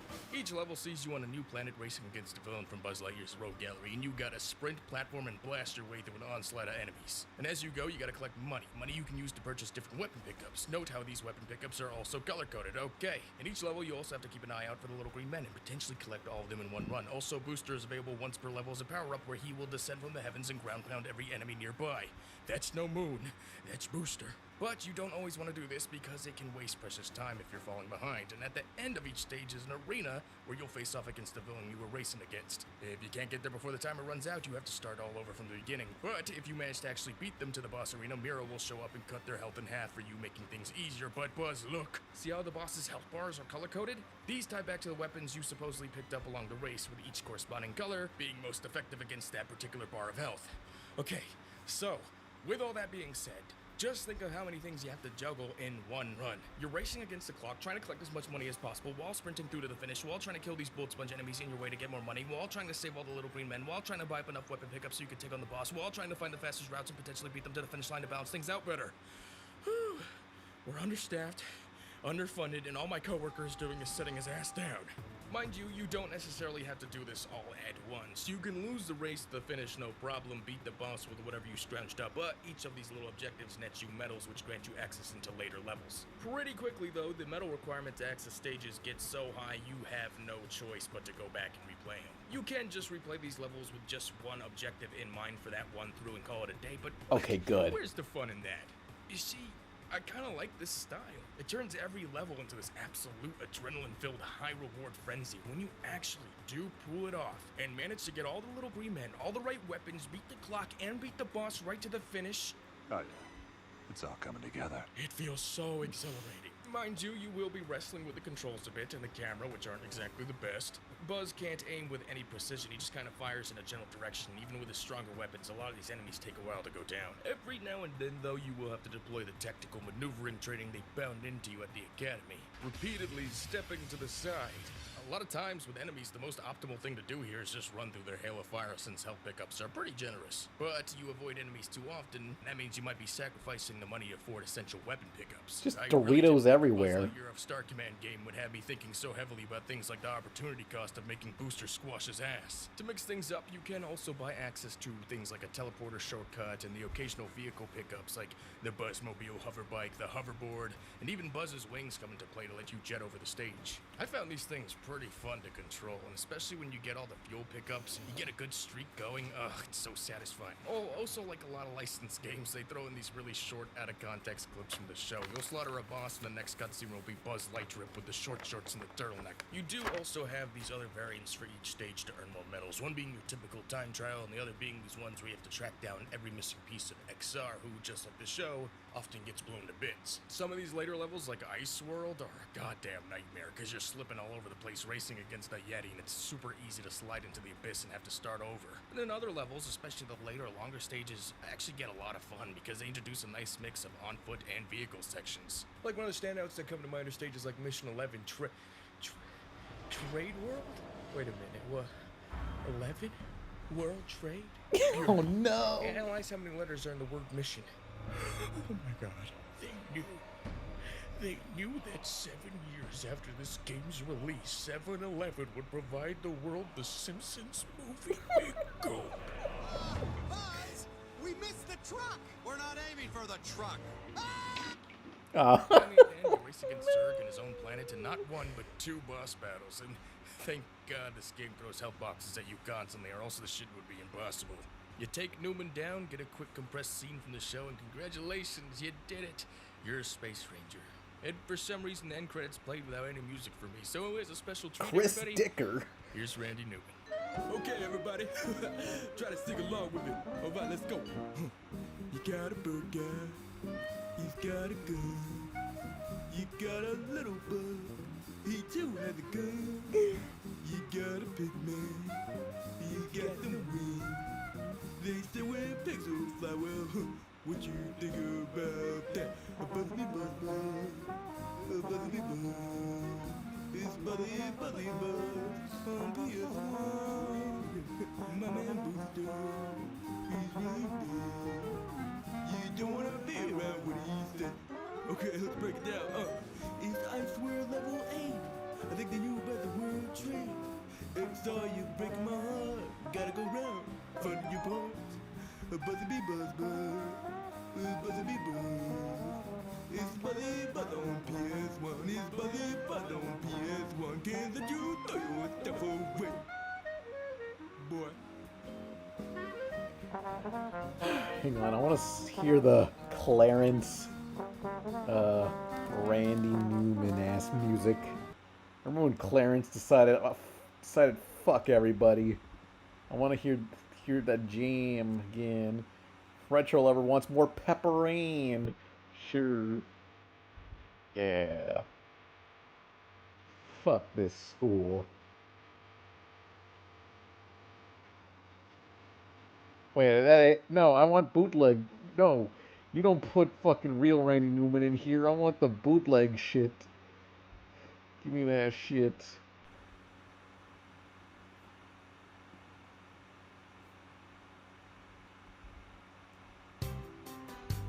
Yeah. I used to be the kid king of the classroom. Now I'm just a fool. He acted like this all because they put him on timeout for like 5 minutes. I used to run this rebel, now they all run around me. I used to be the president at the playground. He's now causing I'm everyone's lousy. problems. Life has lost its color, darkness surrounds me. Feel like I've lost a brother. I know They I've radicalized found him. another that loves me. Now everything seems so ugly. I'm feeling cruddy. I miss my little buddy now. Weird stuff is going on. I said weird stuff is going on around me. I said weird stuff. Oh shit, he stole a whole fuck ass sign? I don't even recognize myself. I mean, we've stolen signs. Oh, getting claimed. Yeah, whenever breaking into abandoned buildings, we have stolen multiple signs. We've stolen like a big one that had like, it had like a whole slider number thing saying number of days before the since the last accidents at this milk factory. That's where I met Okra, this one person. What's her name? Okra. She's my rotoscope model in Loki IRL, and also she was that female voice in the new video. The one who was asking like, oh, is Twilight Princess your favorite Zelda game? Yeah, she's great! Cool. Let's hear more Randy Newman. I've stolen many signs, no one's gonna care. Like on the side of the road, we saw one of those work construction signs that was just on the ground. Like a cop's...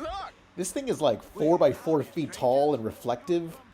Men at work or whatever. Work construction ahead. Big wooden reflective shit. And like we were loading into my Jeep and like a cop drove past us and they didn't give a shit. They didn't care. No one cared. Twinkie factory that might not even exist anymore? She's right. Besides, this place is paradise. Sure is. Except for Randy Newman. Randy Newman. Yep. Just sits there all night and day, singing about what he sees. Fat man with his kids and dog drove in through the morning fog. Hey there, Rover. Come on over. Well, it's nice to have music while we eat. Red-headed lady reaching for an apple. Gonna take a bite. Nope. She gonna breathe on it first. Wipes it on her blouse. She takes a bite. Chews it once, twice, 3 times, 4 times. Stops. Saliva working. Takes a long hard look at Randy. 5 times. Fat old husband walking over. Let's get the hell out of here. And they're walking down the road. Left foot, right foot, left foot, right foot, left foot. Yeah. Tired of this bullshit. Oh yeah, but a super chat. Super Kirby Dude gave $5. Watched the Long Live the Royals pilot since a couple of weeks ago. That classic miniseries just turned a decade old.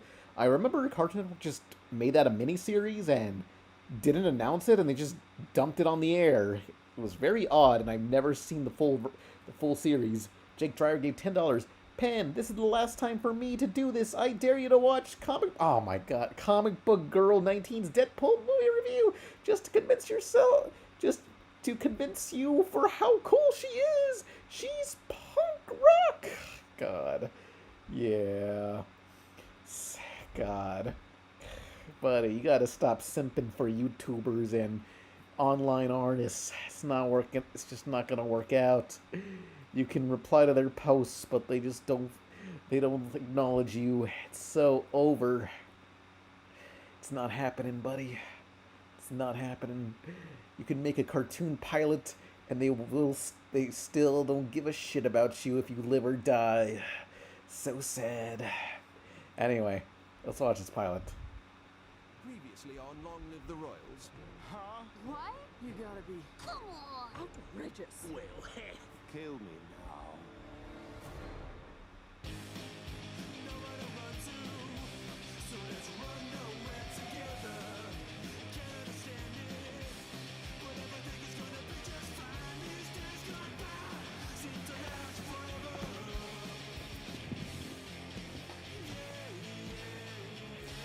That chick kind of looks like human Luna. Presenting Sir Duke Beville and Lady Primrod.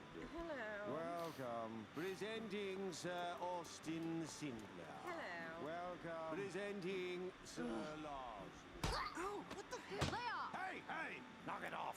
Please don't yell at the children, dear. We have guests. Why the fuck is he so pink? Welcome. Presenting Sir Gasp Salons. Why is the stream so low? Oh, I can increase. I mean, really. Go on, keep it moving. Yes, Hopefully the audio is fine welcome like that. everyone. The King's Games are tomorrow, but for now, enjoy the buffet. Frederick, make sure some lambstones are saved for me. People always devour the lambstones. I know they're your favorite, my lord. Oh man, I can't wait to rule all the games tomorrow. Pass. Peter, be a dear and fetch me some lambstones. Rosalind, I want to introduce you to Earl Basil Thwip's son. Ugh, Mom, you know I have a boyfriend. Oh, that dreadful townsboy? Oh, no, no, no.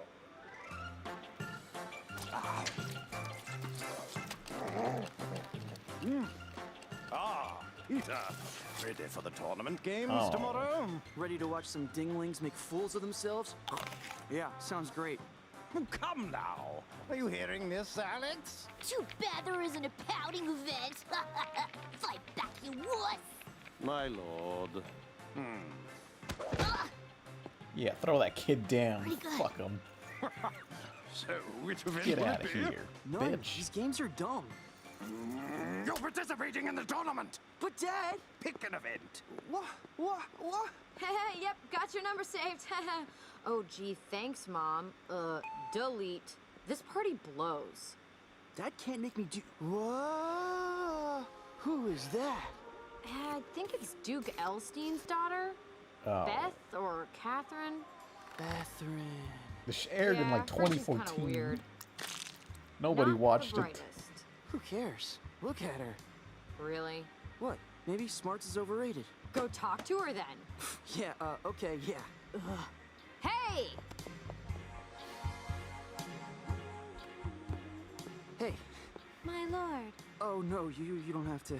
Oh, well. You're Bethren, right? Catherine? Catherine, yes. Bethren isn't even a real name, huh? Names. Pick an event. Oh, yeah, did you hear? Pick an event. My Lady Catherine. Catherine, my lady. Pretty Lady Catherine. I pledge to be No, victorious. simps. In many an event Get out the tomorrow way. I in your saw her honor. first. Yeah, me too. I'm gonna do I that made a also. pilot. How She should be lovely. impressed with me. And you, Peter? Which event will you win in my honor? Rosalind, you gotta help me. You gotta teach me archery by tomorrow. No, what? I thought you hated the games. Well, I kinda told Catherine I'd win it in her honor. Yeah, Shut up. the only You made me go motivation talk to you her. need. Ha! Classic. It's No, not gonna not work out, classic. kid. Look, do you want me to tell Mom and Dad you snuck out last Friday? How did you? Ugh, I'm just gonna go fine, back to I'll help snorting you. these Thank you. spices. Oh, you're such a weirdo. Oh, Okay, yeah. first hold this. You know, I don't think I'll be too bad at this. Oh yeah, It's that's just some like- good turkey brine. Oh What yeah. are you doing? Don't you just throw it and it comes back in a archery? Ugh.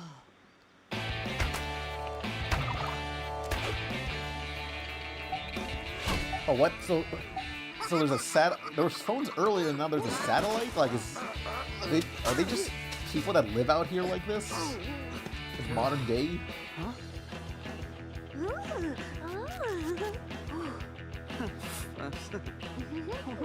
That has to be a killer line for a very specific woman. Hey baby, I have a pilot. Yeah, you'd think it would work more often, but alas, no it This is does not. useless. I'm just gonna go hide in the forest. Just tell him I got dragged off by wolves or something. Wait, I got it. Alistair. Okay, what do you need? Super strength? The eyes of a hawk? Yes, yeah. That was more surgical than magical. I mean, we'd have to remove your eyes. No, what else? There, that! Magic arrow. Well, it's a little cliche, but all right. Oh, dark forces, I call on you.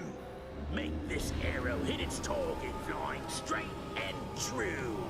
Amazing Benaboo! Okay, here you go. Awesome! Just don't blame me if it goes horribly wrong, yeah?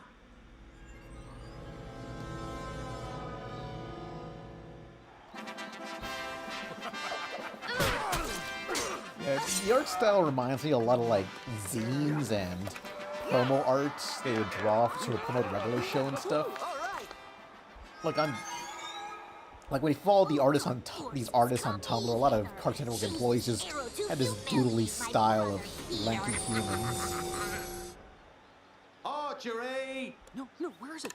Like this feels way looser than regular shows, more solid style. I like to make out with winners. It's just better, you know what I mean? See ya!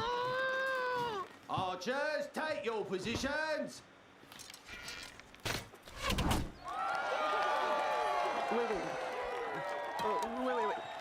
Wait. Rufus, do something! Fritz, do something. Boo! Lost Archer! Hey, Peter. What? I think you dropped something. Alex, you're a lifesaver.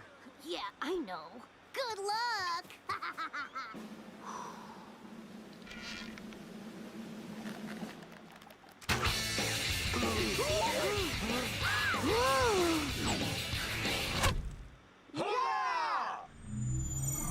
Whoa, Matrix Cam.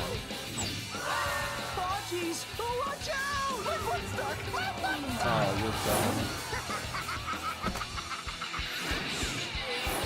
Oh, this kid's a future serial killer. He's taking pride in this.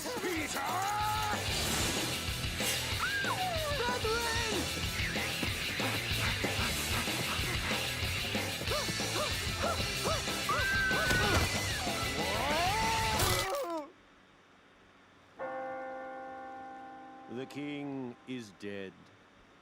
Frederick? Just practicing, my lord. How do you feel, dear? Can you hear me? The arrow went into my leg, not in my ear. He took an arrow to the knee.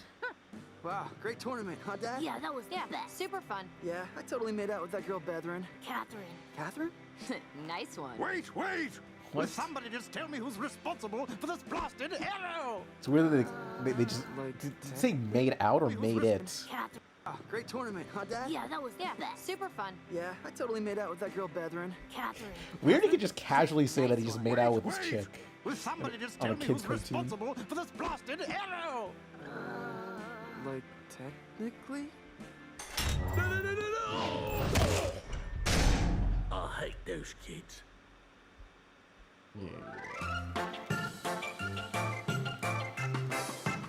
Sean's Shizzles, yeah. They used to work on a regular show.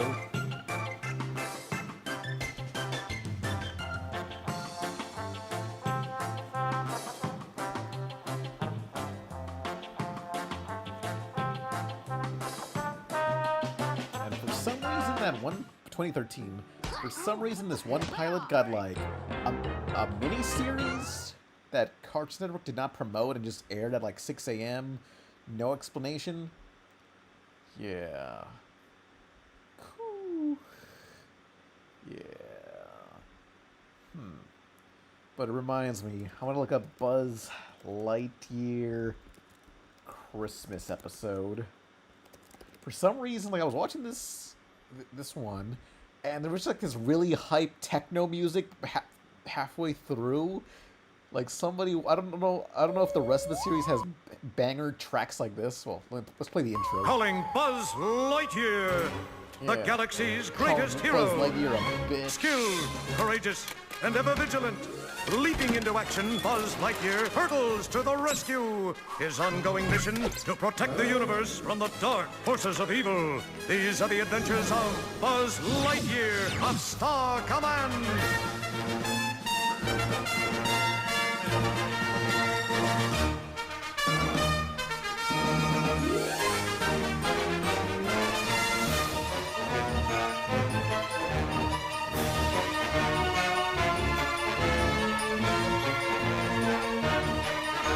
Remember when CN was a Time Warner company?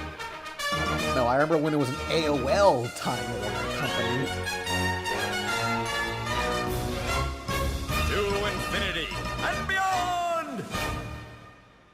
And the movie had no fucking hype music or colors like that at all. Hang on. So yeah, in this episode, Buzz gets like the powers of Santa Claus's turbocharger thingy so he can fly really fast. And then they just play this hype music, and I was like, what the hell? This rules. To stop time. Get ready. You've Oh yeah, and Zurg stole like Santa's time-stopping machine. only got one shot at this. Well, 'tis the season to give, and I like to give till it hurts. Lightyear, you buffoon! I control time! How could you possibly fly fast enough to catch me? With a hyperspeed accelerator. I'd say the Yule tide is turned.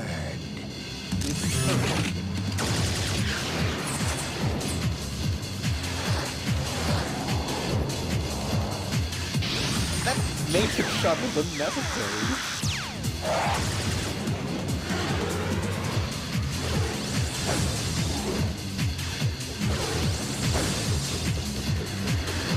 Crazy how many dynamic camera angles they have.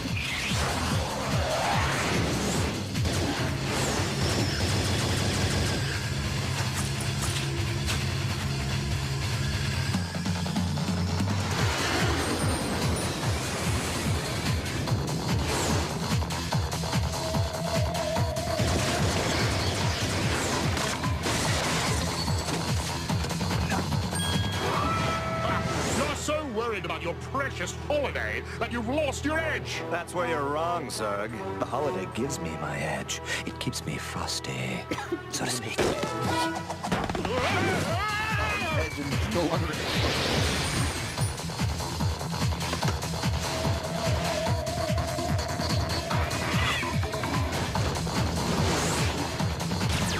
I'm sending you home for the holidays. Go for it, Rocket Boy.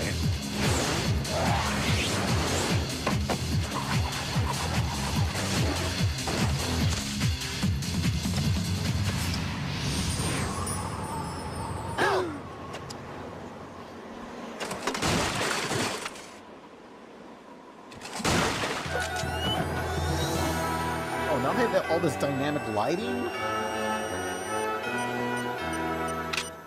Oh! Kratos. There they are! Come on! I guess that's it, Zurg. I guess that's it, Zurg. It's never it, Lightyear! Whoa! You haven't won, Lightyear. Oh no, you can't stop time anymore, Zurg. Yes, but neither can Santa. The hyperspeed accelerator. It doesn't look so good either. So, you can fly fast, you can stop time, you can deliver those gifts to all those good little boys and girls. Just imagine, all those sad children, children who won't believe in Santa or the holiday.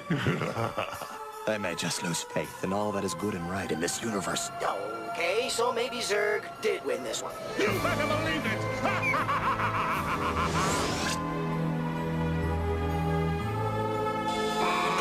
Yeah, I don't know why they went so hard on a Christmas episode, but it's like if they're gonna play that every year, it better be the hardest damn Christmas special ever.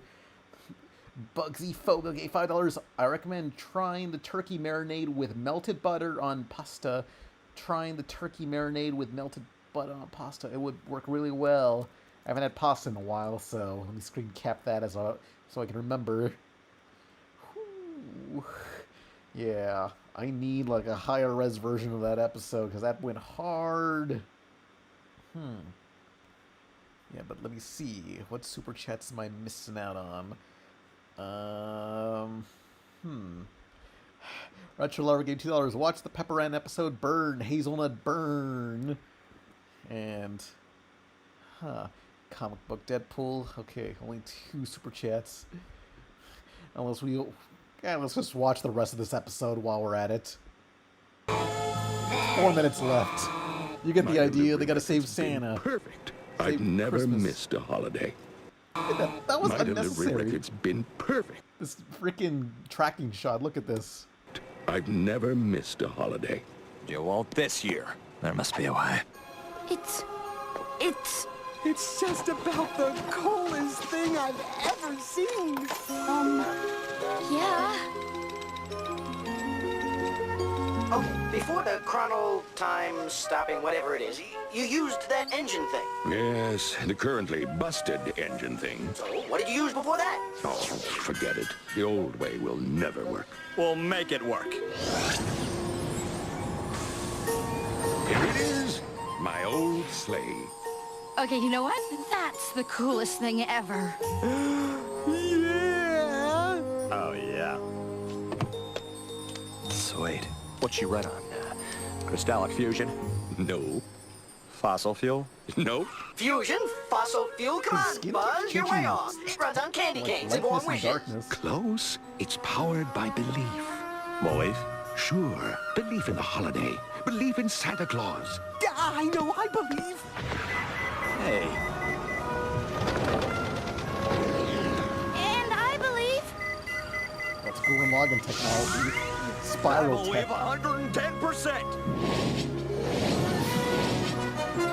Not bad. Guess you're back in business, Santa. Not quite. Can't make the trip unless the old girl's at full capacity.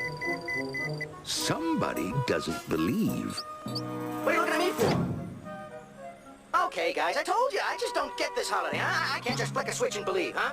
And why not? You're a robot. You're full of switches. Mira, that's not how belief works. XR has to decide for himself to believe in the holiday. XR believe, and that's an order. The trouble is, well, XR does believe. Do not. He just won't admit it. Not to us, not even to himself. Look, Slim, if I believed, don't you think I know it? I know it, and that's all that matters. Really? Okay, smart guy. How do you know? Because I'm Santa Claus. Oh, yeah? Prove it. Buzz, how's the gauge? Almost full. That's not me doing that. Can I tell you a secret? You actually believe more than anybody here. Way to go, XR! I'm not doing anything! It's you, isn't it? It's some kind of Santa trick. So, you do believe I'm Santa? No, I do not. Oh, you're a wily one. Pan, watch the That's Zen how I stay one Lost step Vader ahead of the Zen competition. And believe me, that tooth fairy's giving me a run for my money. Let's move, people. We got us a holiday to send.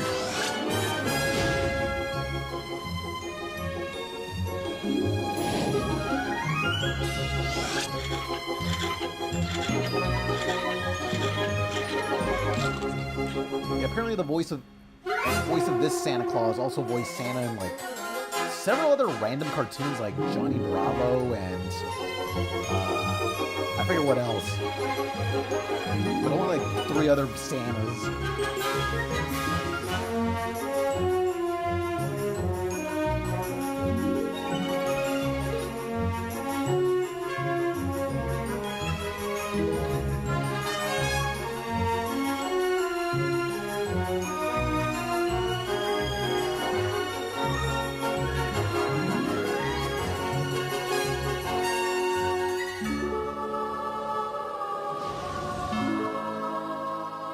I raise my mug of hot cocoa to toast the best helpers a Santa could ask for.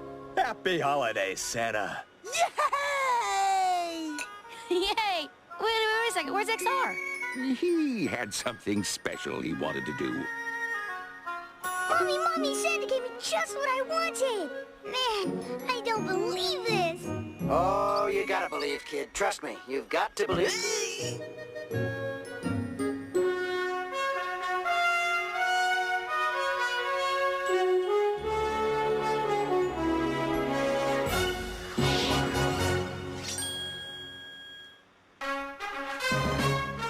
Your wish has been granted, as we're taking off on a magic carpet ride next on Disney Cinemagic with the one and only Aladdin.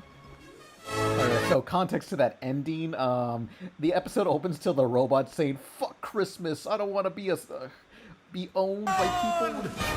And now he just decided, hey, his family owns me now, I guess. Yeah, there's the kid. Tad Stone.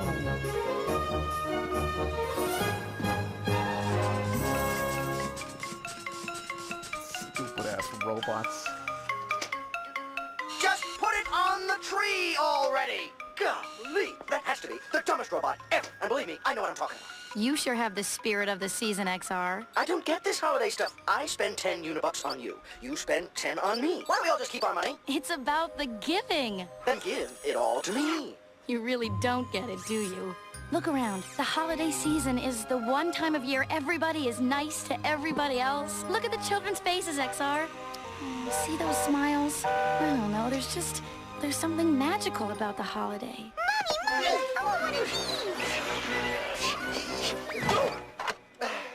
Huh?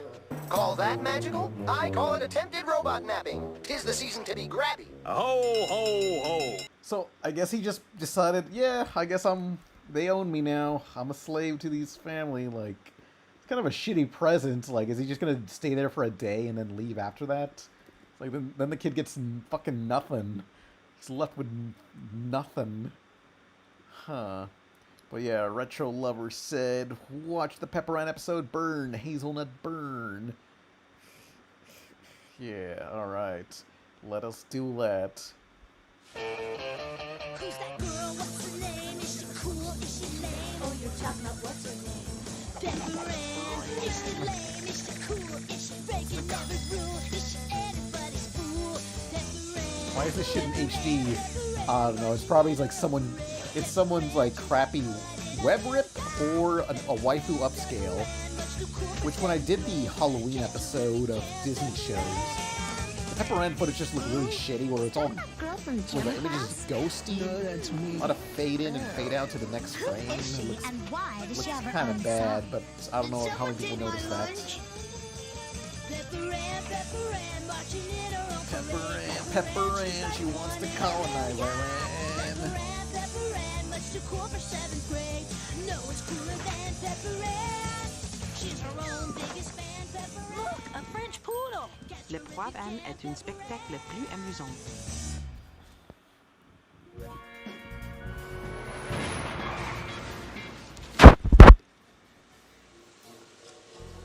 Can you disarm it? Please. Disarming double-fused adamantium bombs was my master's thesis, but I need more time. One thing we don't have. Eeny, meeny, miny, mo. Give me a break. You could have used these. Maybe I was just warming my mouth up for this. Please. Quiet, girl, you're ruining the picture. Sorry, mister. This picture was ruined long before I got here. Put simply, Wait, Revengenator is something wrong with my mic? revolting, repellent, Oh wait, hang on.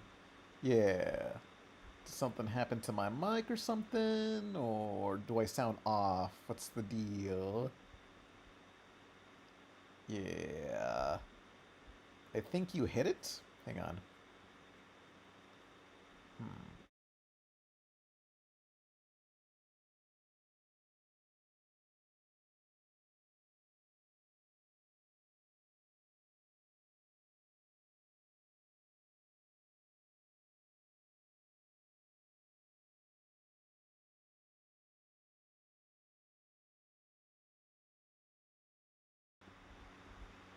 Okay, yeah, who knows, but yeah, I guess it's fine now. What do you think? Except for the fact that re-stinky is not a word, that was very good, Pepper Ann. It was cool and all, but don't you think you're being a little H-A-R-shh? Milo, Miss Bladar made me the school paper's movie critic for a reason.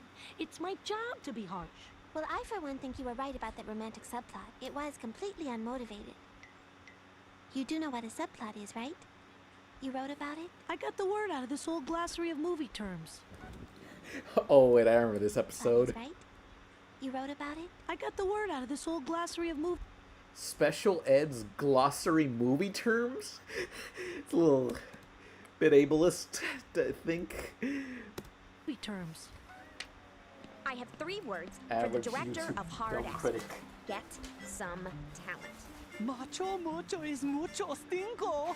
I'd rather beat myself on the head with a wooden plank than sit through this mind-numbingly bad film again. That Pepper Ann, she is so deliciously cruel. Pepper Ann forms a letterboxd. I'm Cameron Landisberg, the director of Macho Mucho. You said you'd rather beat yourself with a board than sit through my movie? Peppy, just tell the nice man that we're happy with our current religion. Plank. I said I would rather beat myself with a wood. You reviewers are all the same. You don't know the first thing about making movies, yet you dare to pass judgment on the rest of us who are out there trying. Don't judge me unless you've walked a mile in my moccasins, missy. He was right. I never have made a movie, and you know what? I bet I could make a better movie than any of those hacks. Was this really an issue in the 90s? Like, how did kids have an outlet for their shitty movie takes? Good, because I'm going to need a substantial amount of money to... Forget it.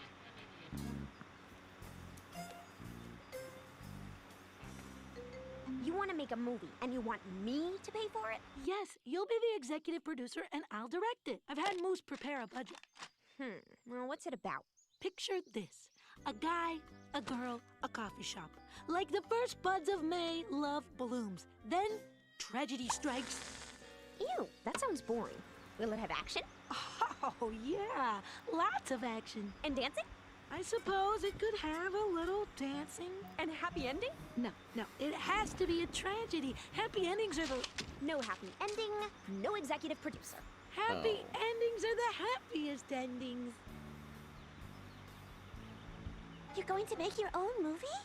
Yep. I'm going to direct it. Milo, you could film it. And Nikki, you could do everything else.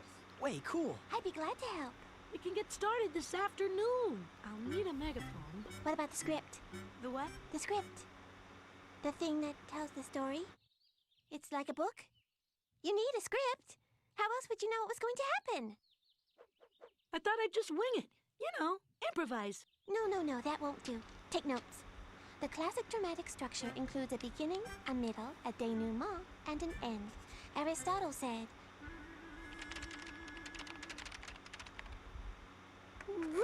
I thought I'd never finish. All she wanted was a decent cup of coffee. Fade out. The end. Oh, Pepper Ann, this is brilliant. I know. You must get the highest quality actors to do justice to these amazing characters. Of course I will. Craig and I are going to star in it. Sissy? She is perfect for the lead female role, don't you think? Well, when I was writing the role of Natasha, a red-headed astrophysicist just trying to find a decent cup of coffee in this topsy-turvy world, I was thinking... Good. Sissy it is. Oh, and Craig's out too. He didn't come to my last party. The male lead is going to Wayne McCobb. What? No way is that loudmouth freak gonna be the lead in my movie. No, forget it.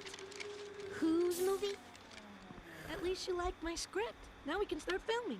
Here you go. This Mr. episode was Director made of with so much spite. Wow, a whole new medium. The screen will be my canvas. The camera, my brush. Friends, tomorrow we begin shooting my masterpiece, Wistful Rainbow. Natasha and Rico will come to life before our very eyes, meeting, loving, and losing each other at a cozy yet charming French bistro. A bowling alley? Nikki, I can't imagine what happened to the filming French something in bistro? live action. They That had sounds to like cater last minute ass. gospel brunch. Movie making is all about illusion, Pepper Ann. We'll dress the set with charming bistro accoutrements, and voila! No one will ever know Lane 3, your nachos are ready. the difference. All right, Sissy. In this scene, you're slipping Wayne the microfilm, and the bad guys are hot on your tail. Got it? And action! Well, aren't you a cool drink on a hot day? Like, do you want this stupid thing or not? Cut! Sissy, your line is, Rico, you're the only one who can help me out of this pickle. I know, but I changed it because that's not like how real people talk. Yeah! Who wrote this junk anyway?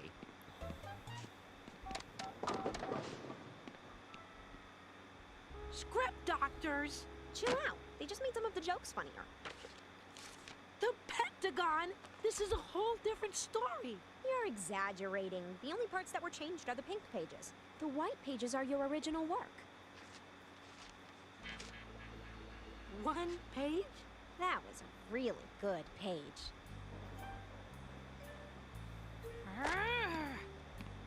Milo, this scene stinks. This script stinks. This movie stinks. It's not as bad as you think. It's actually pretty good. You've managed to let everyone have their input. The final product will be a harmonious melding of all our creative forces. Okay, people. One If you fear. look at your revised script, you'll see that the scene by the cappuccino machine has been moved to the Pentagon vault. I don't know, with Loki, some voice, I thought that shoot would kill some me. friend Here we are, auditioned, footage that will and soon she's be edited great, into my but it's like, sorry, buddy, I found a better Reggie. Like, would you take I'll this use you stupid as an thing? extra. Hang on, But let me just this fix the other track. Reggie sounds No, good. PA. I did it on purpose. Shaky cam. It gives the scene a more realistic, gritty feeling, don't you think? Oh, shaky cam. Would you excuse me, please? Gotta learn to say no to people. Dear readers, I was wrong.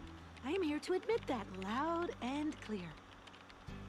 For weeks, I've been judging movies in the most negative terms when I didn't even understand the entire filmmaking process. Many hands are involved in the creation of a film. The producer, director, writer, actors, director of photography. All these people have a huge influence on the final product. I ask for the forgiveness of anyone that I've unfairly judged. Now that I've walked a mile in your moccasins, I truly understand.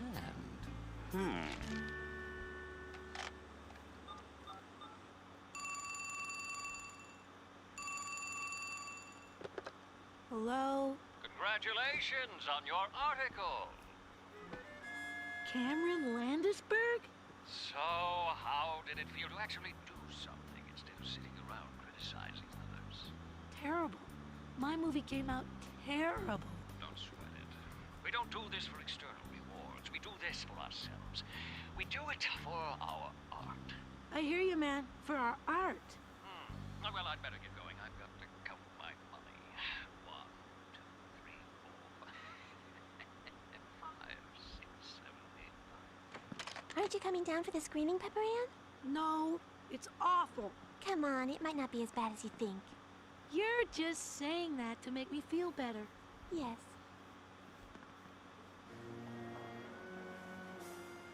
Step back, baby. Daddy's disarming. Oh, Pepper Ann just ripped off another movie. Twitch wire! Strike! 1 potato, 2 potato, 3 potato, 4! This chick's a fucking hack director. Did it! Sing my praises! You liked it? You really liked it? Not better than I thought. Money well spent. Look at the hard work you did. So bad.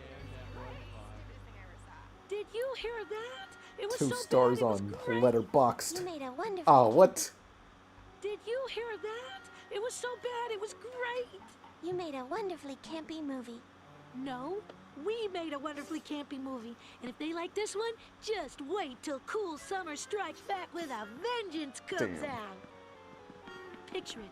Our bomb disarming heroes are back, but this time they're not taking any prisoners. She was her generation's Tommy Wiseau. She got like 2 stars on Letterboxd. How many stars does Loki got on Letterboxd currently? Let's see. Loki IRL, which is here for some reason. I think it was like 3.5. Yes, 3.5. That's like a 7 out of 10. That's me. Hang on, Pain Pizza. All right, my letterbox filmography, a documentary on Rotten, the food fight movie. Damn, I'm equally as good as the Rotten food fight movie. How can you? You see, hmm, yeah. Let's see if 3.5 stars. This is amazing. God damn this shit. Fucks. Where's the honest criticism? Let's see. He did it. He did it, voicing way too many characters, but he did it. Yay. It's rare to see a piece of art so perfectly reflect its creator. Hang on, I need something. I need. Where's the criticism? Meh, I didn't really care for it. It wasn't terrible. Don't get me wrong, the art style was neat. The action scenes are pretty cool, and the mix of animation styles at points was well made, but I don't know the plot. The characters were nothing special for me. The animation, while good in action scenes in general, looks a bit stiff and limited. Yeah. The voice acting, while mostly decent, was very amateurish, kind of like bad for the characters. Robotaxi himself performed like the protagonist, Loki, lol. Feels like he just did a silly voice. No! And ready the lines without really acting at all. Don't. Also, you know that thing in some indie cartoons like Punch Forever where it puts ads about the cartoons to make it feel more like an old TV show? This one does that too, but to an extent where it gets overkill and becomes annoying that you get an ad for every 5 minutes. Also, the pilot is just too long. It could have been just 15 minutes, and the pacing is kind of off. The comedy is also bad. It comes off as trying too hard to be. I didn't laugh once overall. Overall, man, it has potential, I suppose. And I'm glad this obvious passion project finally saw the light of day. I didn't think I'll watch any more episodes if they make more. Sad. Classic. Yeah. The good thing is we got more voice actors in the next one. Cool. And also, episode 2 is a much more focused script. So yeah, it's a lot of lessons learned from the first one, and things like, well, not showing how the powers work is a little more clear. My only complaint about the pilot is the animation quality drastically changes from the beginning to the later shots. Yeah, I mean the pilot was animated in order, most of it. So it progressively gets better as you watch, because the first thing animated was the first segment. Yeah. I'm eager for the meta self-deprecating era of art to end, because in the meantime this was fun. Oh, okay. Just didn't feel like it needed to be longer than 10 minutes. Rude. There's no need to be so rude. Are there still any opens for extras, says Spencer? No, but I don't know, Spencer, you do a lot. I gotta work you in somehow. I can draw your characters somewhere. I don't know. Yeah.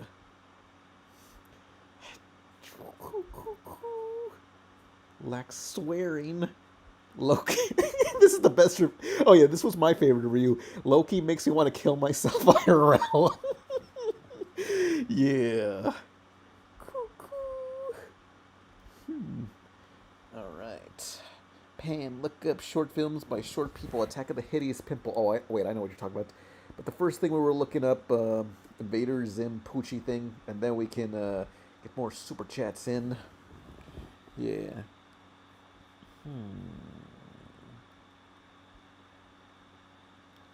Cool. I can understand Loki's voice criticism. I think I comment on the video with something similar, where it's sometimes feels like Loki's just Pan being Pan. God, did you nail it at times? Yeah, that's me. Oh, in general, well, I don't know. Eventually, if I ever finish a season 1, it would be fun to go back to the first episode and just do a director's cut with some extras changed, Stephanie's new voice altered. Yeah. So Stephanie's not just me. Get a different Stephanie, which you'll see in episode 2, because they'll just say, hey, Stephanie, you went through puberty. Yeah. I don't know. Stephanie's voice is so hard that's like every other voice. I'm pretty sure on what I want each character to sound like, but Stephanie, I'm so like, I don't know. It's a very odd thing. Let me see. Let me see my friends.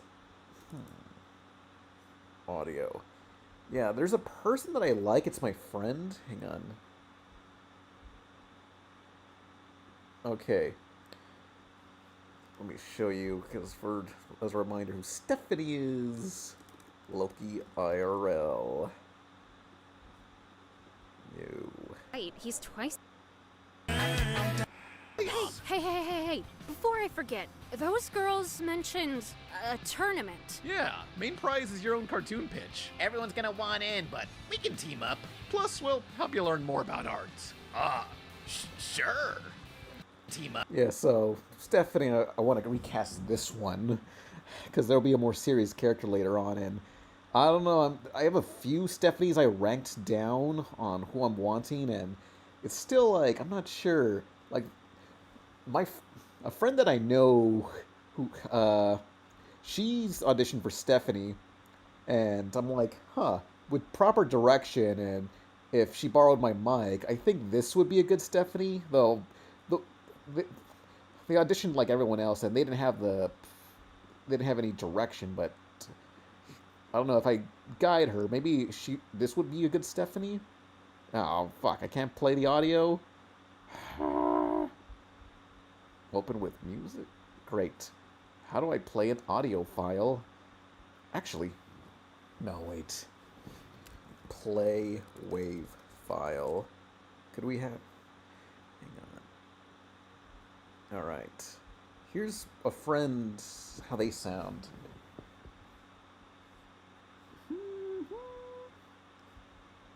Play.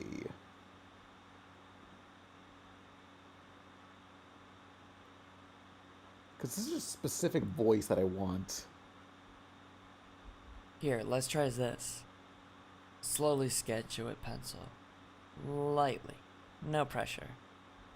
Then you can ink it. Constructed shapes are just so heavy and dense, so you're gonna need a firm structure to keep it stable. Like if they weren't talking so slow, could work. I'm telling ya, living art can't summon other living art IRL. You know, I got a job at the mall. Even have a business card for it. But, I'm kinda gonna need that back. I could only afford the free sample copy. You know, I got a sweet gig at the mall. Even made a business card for it. Even has a watermark. Yeah, but, I'm gonna need that back, though. I could only afford the free sample copy. Yeah, possibly. I don't know. That's the one voice that's just bugging me, because I ranked it down to like 5 people that I'm just not sure on. Let me see what other Stephanies I got in here.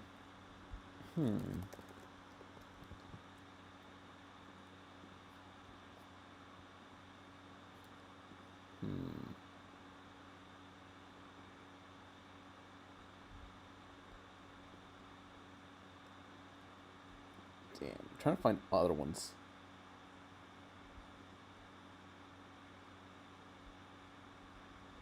This person I kind of liked, but their microphone is very shit. Just like a dorky voice. Is that... I can't hear it too well. Is that not Mango? Nah, that's not Mango. Mango wanted to play Reggie at one point.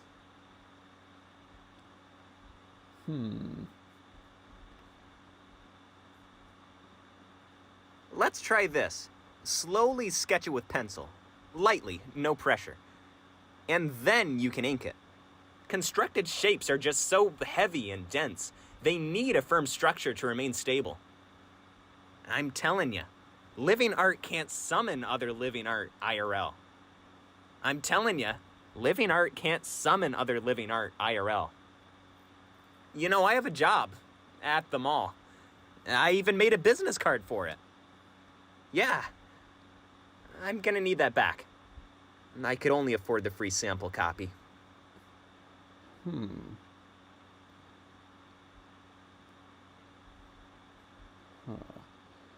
else do I got?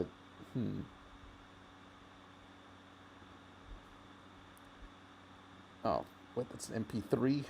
Oh my god, how do I play an MP3? MP3 file player. There, it's the same fuck-ass site. Sounds like... Oh my god, I gotta sign up just to hear my own files? MP3.to. Let's try this. Slowly sketch it with pencil. Lightly, no pressure, and then you can ink it. Constructed shapes are just so heavy and dense. They need a firm structure to remain stable. I'm telling ya, living art can't summon other living art IRL.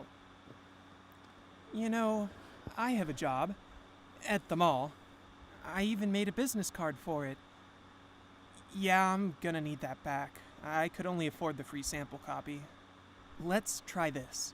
Slowly sketch it with pencil. Lightly, no pressure, and then you can ink it. Yeah, Let me see which ones.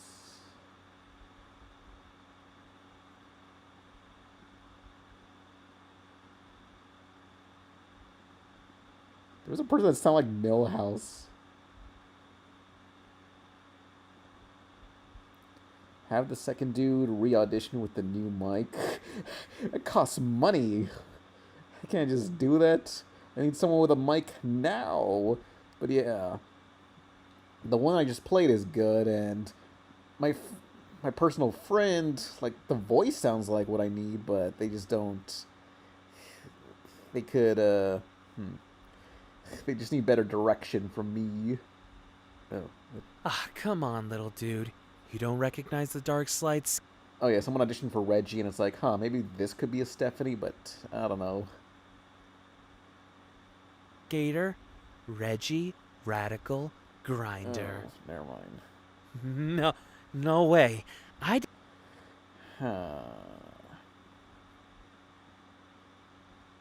Here, let's try this. Slowly sketch it with pencil. Lightly. No pressure. Then you can ink it. Constructed shapes are just so heavy and dense, so you're gonna need a firm structure to keep it stable.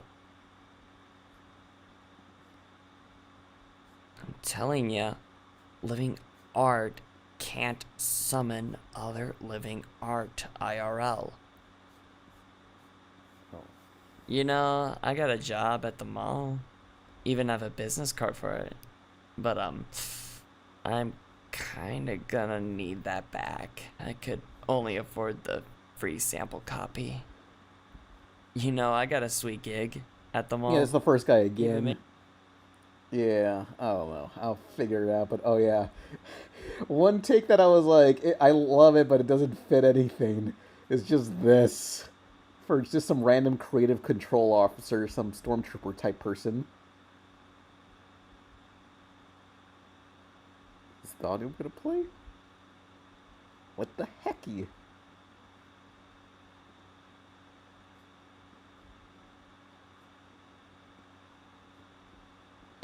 Come on, I want to hear this. Everyone's gotta hear this. Oh my god. Why can't I hear it? Is the voice meant to be seductive? No. Am I the only one that can't hear this? What the heck? MP3 player online. Oh wait, I know. Winamp skin. Yeah. Thank God Winamps are still a thing. These are audio players from the 90s and early 2000s that you can like that you can still download. Hang on. You son of a bitch. Take the file. Why is it not playing? What the fuck? This is so ass. Convert to WAV then. You bitch. I'm gonna bomb this computer so hard. Oh my god. None of these files work. Oh wait, hang on. This thing's... Actually, hang on. The OBS is tied to Discord. I can just play it off the Discord thing. Almost a... Oh, here it is. Come on, sir. That was almost a clean shot. I had a sniper on him. JFK style. I love it, but it doesn't fit anything. Yeah. I don't know how to make a Winamp skin. That's hard. Oh my gosh. Gotta have someone do a super gay voice. It's the only way. Yeah, so eventually I'll figure out Stephanie's lines. I don't know, I'll probably just get my friend to do a temp track just for that one character and record everybody else, because I'm just not sure with Stephanie. That's the toughest one. Yeah. But let's look at Invader Ponchi.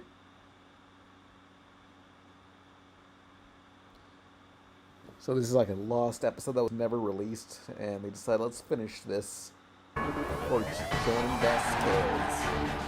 Ooh, the colors are so good. I'm gonna steal this as reference to do colors like this.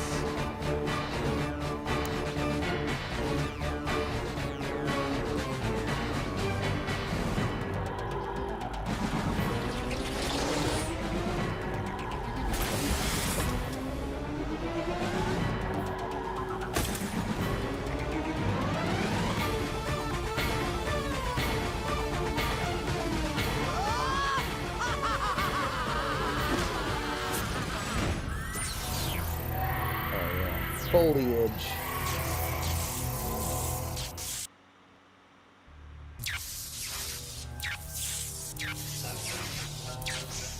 Hurry up, Gur! I need those hydro spanners so that I can prepare the new bird feeder! Dib! I see through your disguise! I'm not in disguise. And if this thing's supposed to be secret, you're doing a real bad job keeping it that way. Silence!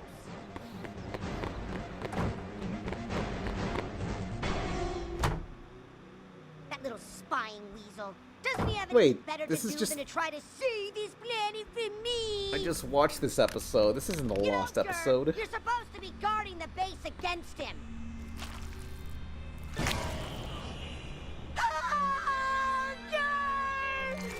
No. They've turned you into ground beef! How? Why? Told you! Now there's two girls. Okay, now this... Okay, yeah. Like, the first part was like... That was a previous episode. A decoy? Your insane idea has given me a brilliant one. If Dib thinks there is another Urkin on Earth, he won't have as much time to interfere in the creation of my super weapon. But who will be my decoy? I wish I knew! No, too normal looking. I do like his hair. Punchy! These are all peak, like, Tumblr era art styles. I mean that as a compliment.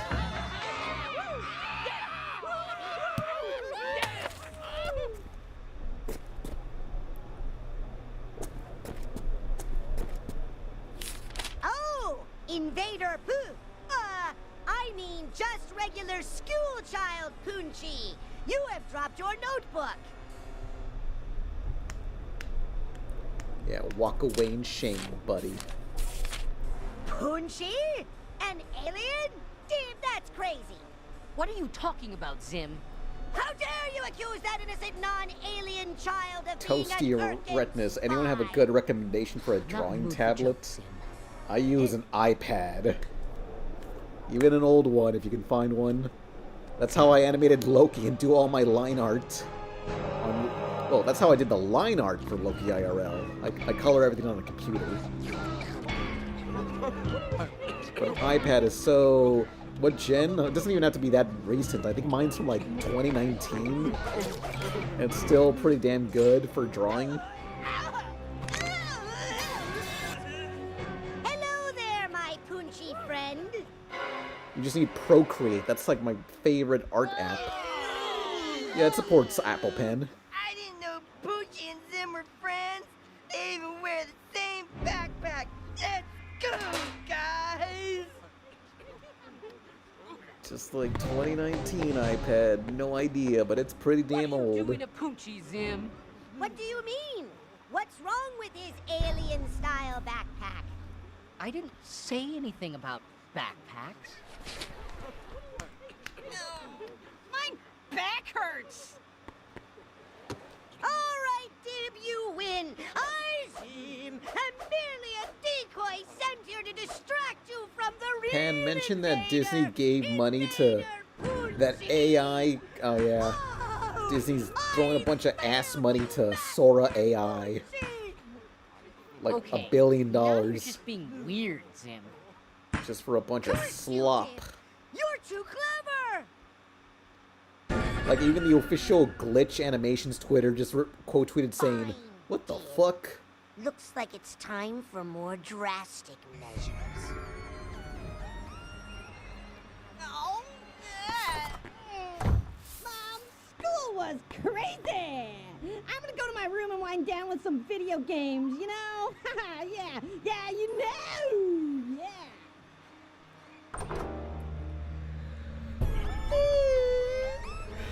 You ever worked on those reanimated videos? I was simply a voice for Shrek 2 reanimated. I yell "donkey" at the dinner scene. What the? Agent Dib. I am Agent, Looney Pants. From the Swollen Meatball Network. Swollen Meatball Network? I've never heard of any meatball... Silence! We need you to investigate some alien signals in your neighborhood. Okay... I don't know about this swollen meatball. If tonight's Mysterious Mysteries It wasn't will a take rerun, 84 years for Shrek 2 reanimated to release. Isn't it already out? I'll destroy them all! Poochie really is an alien, and he wants to destroy us all! Ha! I spared no detail to make Poochie look like a real Urkin.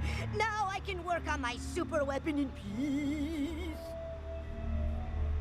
What's this button do? Edie, no. Get out of my torture dome. I've got to find help!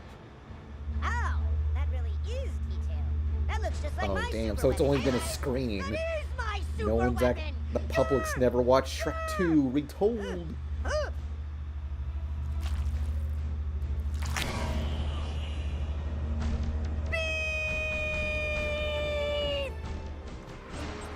I hope this game gets better. Nah fam, if you ain't liking the first 5 hours, you're not gonna like the rest of the game.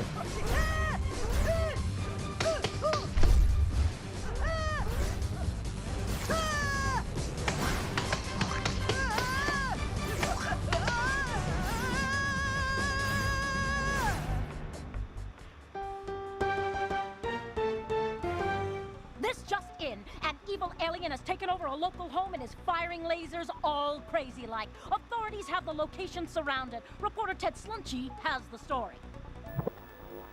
I'm here with Dib, the boy who reported the alien to the authorities. Dib, isn't it true that you have a history of making this kind of thing up? No. Very interesting. I'm also here with Dr. Spanky, laser specialist. Doctor, what do you have to say? What we have here is a high impact. It's going into super deluxe attack mode! It could destroy the world!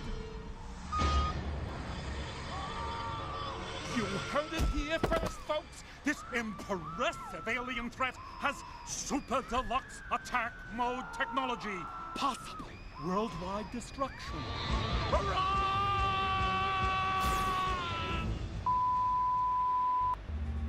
Punchy? Impressive? But that's my weapon! Bugsy says, need $2. Pan, did you hear that Amino is officially dead? Yeah, R.I.P. They were some good-ass sponsors back in the day, and then they, like, realized there was no moderation, and they kind of let it go to shit, and everybody regretted that. You're gonna have to destroy that house! You can't let the super cannon go off! The boy is right! Oh, I love that. Oh, hang on, I like that sprite art style. Gonna have to destroy that house! I kind of wanted the Homestuck cartoon to look like something like this. Yeah. The pixel, like... You're gonna have to destroy that house! You can't let the super cannon go off! The boy is right! Tariq's here. Oh, shit, NASCAR. Is Frederator dead yet? No, they're around. Frederator, I know the Fred Siebert, the company owner. He left the studio after he accidentally leaked all of Bee and Puppycat Season 2. Like, it was supposed to be a private Vimeo link, and he let it loose and got leaked, and he was like, well, time to get out.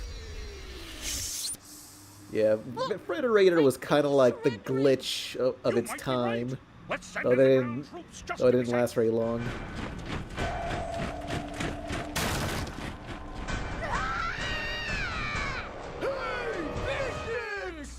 Like, he did it personally on accident, I believe? I don't know, I clicked on some YouTube video about Frederator's demise. Was falsely accused of being They're an just alien kind of by existing. this boy who was hauled away from the scene after It was an accusing accident. It meant to be a private link for, like, for critics or This screeners. was the green boy Yeah. Yeah, Tariq, it was just like, yep, it's time to drop it. Time to leave.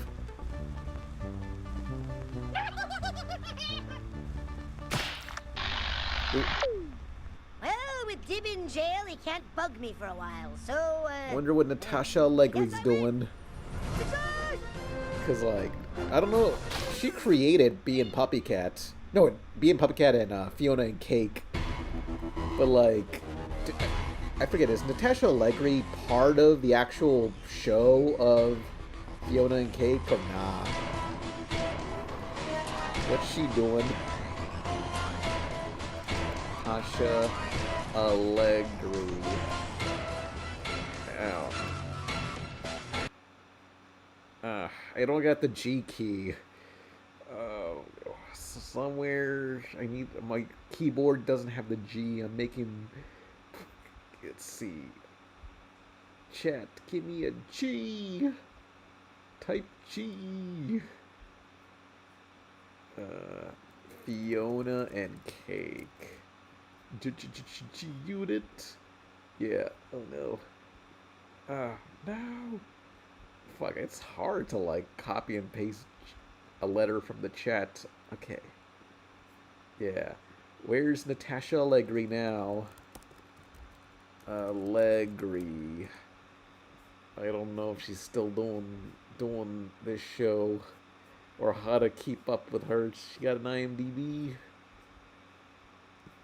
Oh no. Someone go ask her. What's she up to?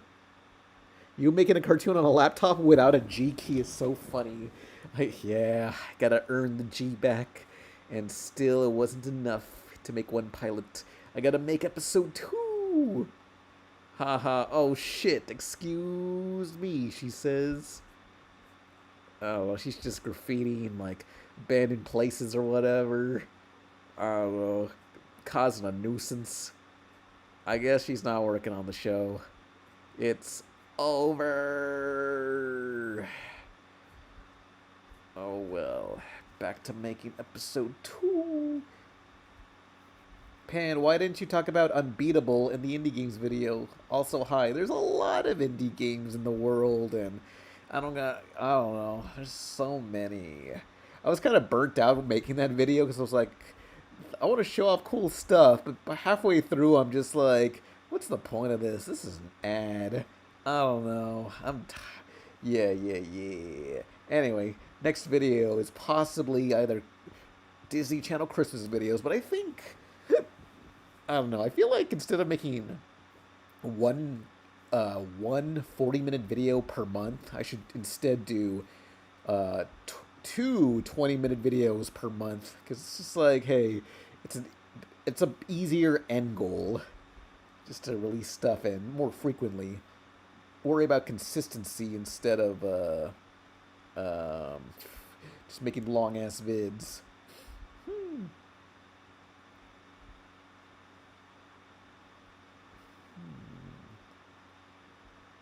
Yeah, Pan off topic. Did you like K-pop Demon Hunters? Yes, I did. Of course, Zoe's. Hang on. Is Zoe my favorite? Hang on. I don't remember names no more. K-pop Demon.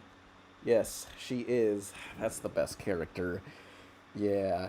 Like, I don't listen to K-pop much, but I did have the soundtrack. Although they keep, like, shoving the damn K-pop Demon Hunters in every, like, parade for Thanksgiving or whatever, an award show. It's like, they gotta make another... Okay, they're making a sequel, but that's years away. Remember the movie Hackers? So, there was a movie called Hackers with Angelina Jolie, and they never made a sequel, but they made a sequel to the soundtrack. Like, there was never a Hackers 2. But if they did, this is what it sounds like. It's Hackers 2, the soundtrack for a movie that doesn't exist. Yes. They gotta do that with K-pop Demon Hunter so he can stop listening to the same 5 damn songs over and over for every public appearance. They gotta do something else. Yeah. Oh no. Alright. Oh, yes. This song's nostalgic, but don't ask who created it. Yes.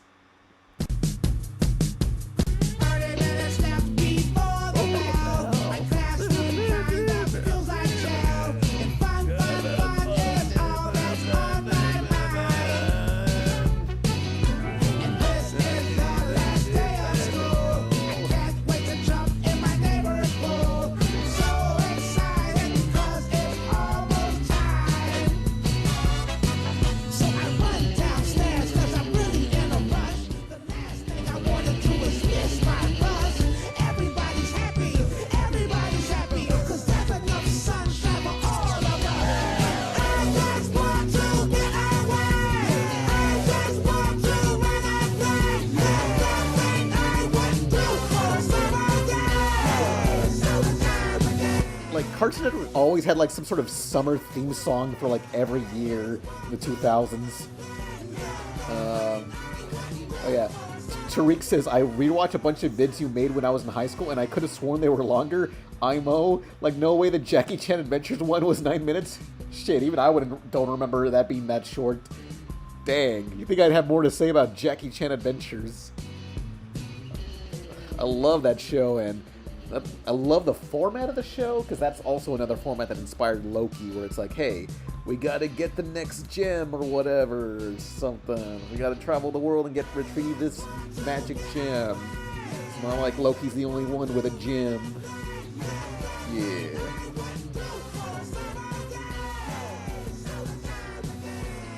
Did you see the video?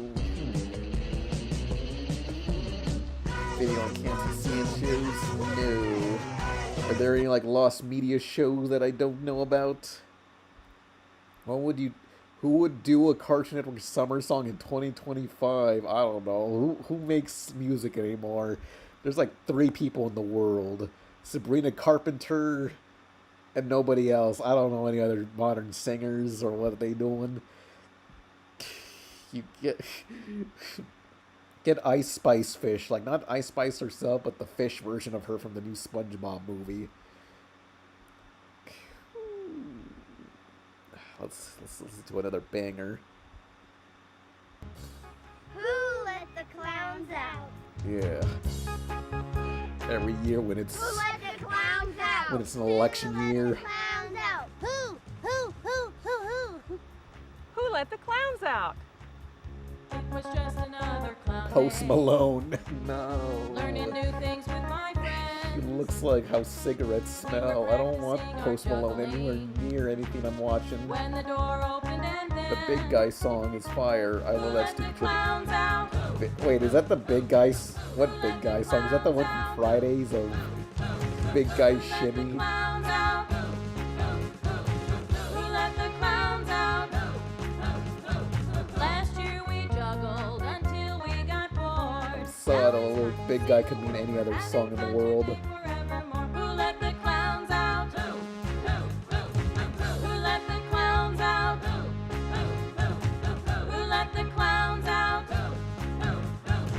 Who let the clowns out?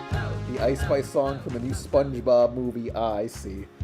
Let's listen to it before we get clean. Motorbikes and we played our Big best. Guy. Hated our favorite I restaurant.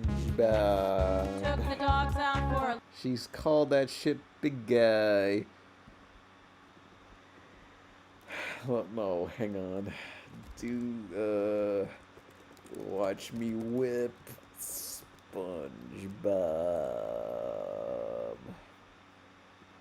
Yeah, good stuff. You already know what it is. Oh, Harvey Beaks, yes. This is the most publicity Harvey Beaks ever received.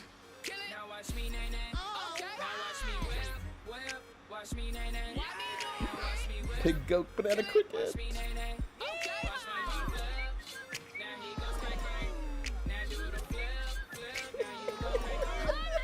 Bro slimed his cousin. I love how we can't say the word kill on social media, so everybody has to use the word slimed.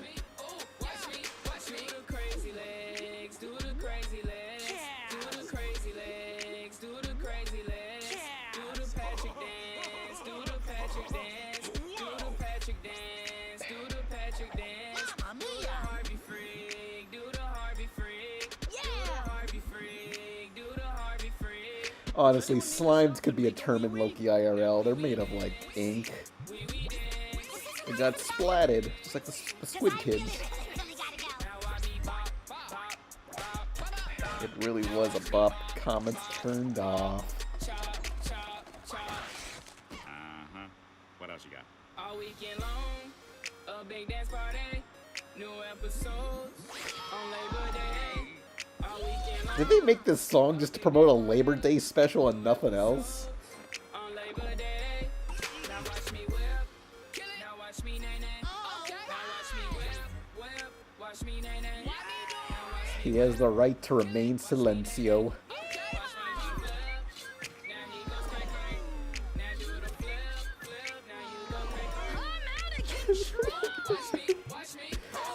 Yeah, watch me.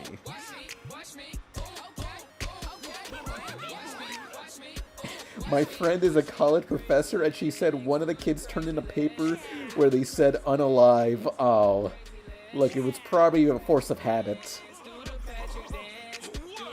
Oh, well. If I ran social media, I should just make it a rule like, hey, you can't mention a tragedy no more. Any tragedy. You can't mention 9/11 or the day the Hindenburg crashed. No, you have to say National Day of Uh-oh.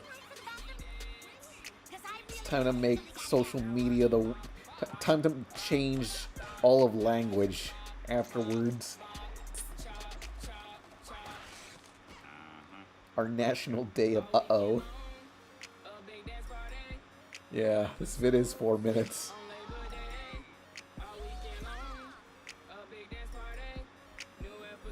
That kid wrote the paper like it was scared to get demonetized. Shit, was he getting paid to be in school? They'll take away your scholarship if you mention the word kill.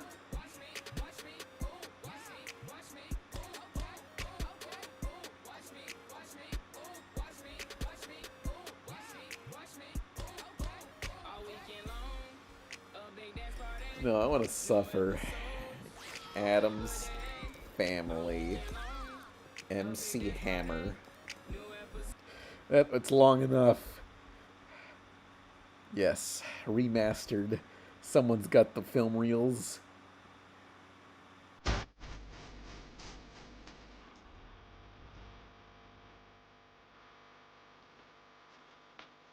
Oh, where's... Where the fuck is...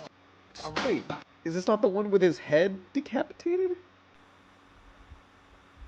What the fuck? No! You son of a bitch! This isn't the real one that I wanted! Fine, we'll get the one with the that's compressed to hell. Hey, wait a minute. You don't mean this, right? Just kidding, right? Maybe only Japan got the decapitation version. I'm laughing, right? You're losing your head. I'm losing my head.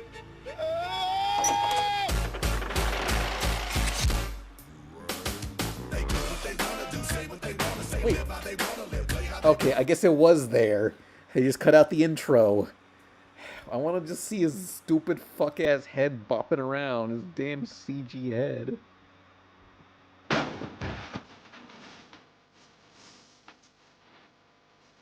I'm not crazy. It should be in there.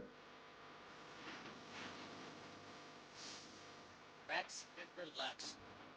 Am I high? What the fuck? Where's the part where his head falls off and he's just bouncing around? What the fuck? I'm not risking my claim, just... I want to see his stupid head. Where the fuck? Read the super chats, Pan. I'll read them soon. I'm trying to find this fuck-ass shit. Oh well. Go to hell and get this out of here. We'll never find it. Alright. Pan, the last time let's watch Comic Book Girl's Deadpool movie review of just to convince you of how cool she is. She's punk rock. Yeah, so if Jake Dreyer is very obsessed with Comic Book Girl 19 or whatever, is trying to simp for her or whatever. Yeah. Just give it up, pal. She ain't gonna follow you back. Now we're gonna be talking about Deadpool, the first R-rated superhero Marvel movie. MC Hammer was a scary dude IRL. Yeah, I heard. Apparently he has a lot of connections with various gangs and will fuck anybody up that disses him. Okay, so... I'm back. Robot's back. Robot's back. 2016 is going to be the year of Robot.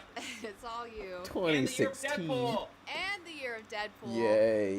You know, this movie is a highly experimental movie for Fox. It doesn't have a huge budget. I feel like the only reason it got made is because Ryan Reynolds just wouldn't let it die. And as a super fucking biased X-Men fan, like, I'm super biased about the X-Men. I made 2 fucking hour-long documentaries about the X-Men last year. I'm getting ready to make I need a fucking massive like, celebrity to be like, damn, I'm hyper fixated on Loki. I need to throw a bunch of money at it. That'd be great. Obviously, this movie is going to be an origin story. We've never seen Deadpool before. But what I loved about this is that they did it in a non-linear fashion. They start from the middle, where he's already Deadpool, and then we do flashbacks to see, like... I always appreciate this movie for being so cheap compared to other superhero films. Like, most superhero films at the time costed like 100 million, 150. This was like 50 million, which... No, I think 40 million, which is still high, but like, relative to other superhero films, pretty low. And they saved it pretty well by just using the same 3 sets over and over and just... intercutting between them. Fun fact, within the comics, Deadpool is a character who is aware of the fact that he is a fictional comic book character and he does talk to the audience. Oh, and really? They carried that I tradition didn't know that. into the movie. I can't tell you how much I loved the fact that they made fun of like the fucking bullshit they did with Deadpool and that Wolverine's origin movie. They made fun of the Green Lantern thing. I mean, is like getting this all movie my makes red and fun gold. of all the bad, terrible decision making that has gone on in the past, which I totally appreciated. Tell me about the characters in the movie. So let's talk about the characters in the movie. We'll start with Wade Wilson, Deadpool. Are you kidding me? Okay, just like Robert Downey Jr. with Tony Stark and how, you know, he brought something to that character. Ryan Reynolds does the exact same thing for me personally. Deadpool, I've never been a huge Deadpool fan of the comics. Like, I really liked him in the Remender run on X-Force, but otherwise I'm like, meh, whatever. But seeing Ryan Reynolds, like, I get it now. I have to be totally honest with you guys. I've never loved Ryan Reynolds in anything. Like, I've never been like, oh, wow, he really nailed that role. Like, Not but even in as Waiting? Deadpool, somehow Ryan Reynolds balances, like, cool and funny and, like, hot, like, at the same time, you know? And, like, that's a fucking hard line to walk, all right? Like, that's not anyone can do that, all right? It's Something me and him have in common. well, and I think the main reason why Ryan Reynolds really works for this is because Ryan Reynolds, to me, as much as Deadpool, has always been just like slightly annoying. Like, not like I hate him, but like you're just kind of like annoyed when you see him. And when you have an actor like that, and then you combine that with the character who's also supposed to be that, it totally works. And all of a sudden, you're like, "Holy shit, I love this guy." And I feel that's like, what well, We can't allow this, Deadpool. I don't have time for your X-Men bullshit, Colossus. And as much as I love Deadpool, like, fucking Colossus, like, stole my heart. Like, I can't even tell you. As I've said earlier, I'm super biased, but, like, it was so great to see Colossus finally done right for the first time. Like, they fucked him up so bad in those other movies. He looks so shitty. He had striations on him. It's like, just put the fucking marks on him. And they finally did it. Yeah, And he looked great. And, I like, it was forgot that awesome. Colossus was just like a Whoever normal was writing guy this, who would just transform really understood into the character. They did the research. They read the a comics. metal They man in those understood X-Men that, like, movies. even though he's this huge tank and he's a really strong guy, he's not a violent person, and that he has a really fucking good heart inside of him, and then he cares about other people, and he cares about the world, and he cares if you've had breakfast or not, and he cares if you've had a nip slip. Like, it's amazing. Like, I just absolutely loved it. I absolutely loved Out of Colossus. context line if you It was great to didn't see an watch the X-Men movie. like having fun and being light and just like being the X-Men that I know and love in a Ready, movie. clear, What are your dumb. criticisms of Deadpool? So here are my criticisms, my personal feelings on the thing, which there are like very, very few of them because I went into this movie like totally neutral. I was hoping that this movie was gonna be great, but I was like, this movie could totally be terrible. So like I was right at the line. And then I was like, wow, this movie is great because it totally exceeded my expectations. But I would say that the Ajax scenes went on maybe a little bit too long, like the tiniest bit too long. My only other nitpicky small criticism is that Gina Carano's character of Angel Dust seemed a little bit overpowered to be Angel dealing Dust? with Colossus because Colossus is an A-lister. Like, he's the fucking X-Men's tank, okay? He can, like, deal with some fucking shit, all right? And so I felt like it should be her with some other people or something. I felt like he needed a little bit more because he's, like, a super badass. You've been very quiet today, Robot. I thought you'd have a lot more to say about the Deadpool movie. I thought you'd be more excited. I didn't get to see it. Oh. I'm only 14 years old. Oh, no! You're only 14. They wouldn't let me in the theater. Oh, what a bummer. Too bad for you. And then I pirated the movie and I got a virus. Oh, virus! Oh, it's the worst. So what is so significant about the Deadpool movie? A, I would say them getting the characters right is a huge fucking situation, okay? Because I wonder what it was like for the parents who took their kids to see Deadpool, and there was a scene where him getting pegged. Oh yeah, I was there like opening weekend for the first Deadpool, and it was just, it was so terrible. I've told this story before, but I remember like there was an ad for YouTube back then, and they showed PewDiePie on the screen, and there was like a little kid behind me saying, "Look, it's PewDiePie." That kid got radicalized at a young age. So sad. There was like some like middle school kids like sitting nearby, just like covering their faces during like whenever anything shocking was happening. There was like a child running up and down the aisles. It was so ass. They have to like sneak them into another movie so they can have fun somewhere because they can't. Thankfully, a lot of people, a lot of those kids just like were taken out of the theater as the movie was going on. In fucking Alabama, all right, it sucked. All right, it was terrible. And the X-Men gave me hope for the future. Like, Did they not know it was rated R? Look, I'm sure they did, but they thought rated R for violence. That makes it okay. That means it's okay for kids. Right? So like they gave me hope for life, and that's why I love them so much. Whereas Bryan Singer's vision is just fucking depressing. Like it's just black and blue, and just like everything sucks all the time, and like they never have fun. They're never in the fucking yard playing baseball. They're never having interpersonal relationships that are fun. They're never having fucking color. Like there's none of the fun shit of X-Men that made me fall in love with them, and that makes me sad. So I love seeing a little bit of that in this movie. And the biggest reason why this movie is as significant as it is because, as I stated earlier, it is an R-rated official superhero movie with a Marvel character in it, and I've just been waiting so long to see an R-rated movie for me that isn't for some dumb fucking kids that they can't fucking see anything because their parents are lame, even though they've already seen everything. They have the internet. Why the fuck are we protecting kids from movies when they have the internet? I have no fucking clue. It was amazing. It was wonderful to just see Deadpool say shit and fuck, and to see titties, and to see people having sex, and to see people getting their fucking heads cut off, and to seeing his little weird hand growing back. Like, I just loved it. I loved seeing all the R-rated stuff. I mean, can you imagine? Like, Look, we didn't have that many. There was not that much R-rated superhero stuff at the time. And like Total Recall and all this crazy shit. And then Oh, now yeah, you're seeing today being remade as PG-13 movies that suck a bag of dicks because they're made for fucking 13-year-olds. Are you fucking kidding me? I'm so excited to have a movie for adults. Thank God. Go see this movie 3 times, 5 times. Like, go see it as much as you want because I want to encourage the studio to make more R-rated films because I like R-rated films. I liked R-rated films when I was 7, I don't know. and I still like them today. So fuck you. You know, I saw this whole thing, like, I mean, we've all seen it. You know, Grace Randolph was saying something about how they should make a PG-13 or fucking Deadpool, fuck kids, whatever. They show a PG-13 cut for younger viewers, you know? And then, of course, like, why would you do that? Like, why would you do that? Like, Deadpool is a meta-retarded weirdo, fucked up, like, troll character. So, like, of course, like, people online are gonna create a Deadpool fucking thing that's gonna go back and say, oh, fuck you, kid. Like, there's no way you're gonna get a PG-13 movie.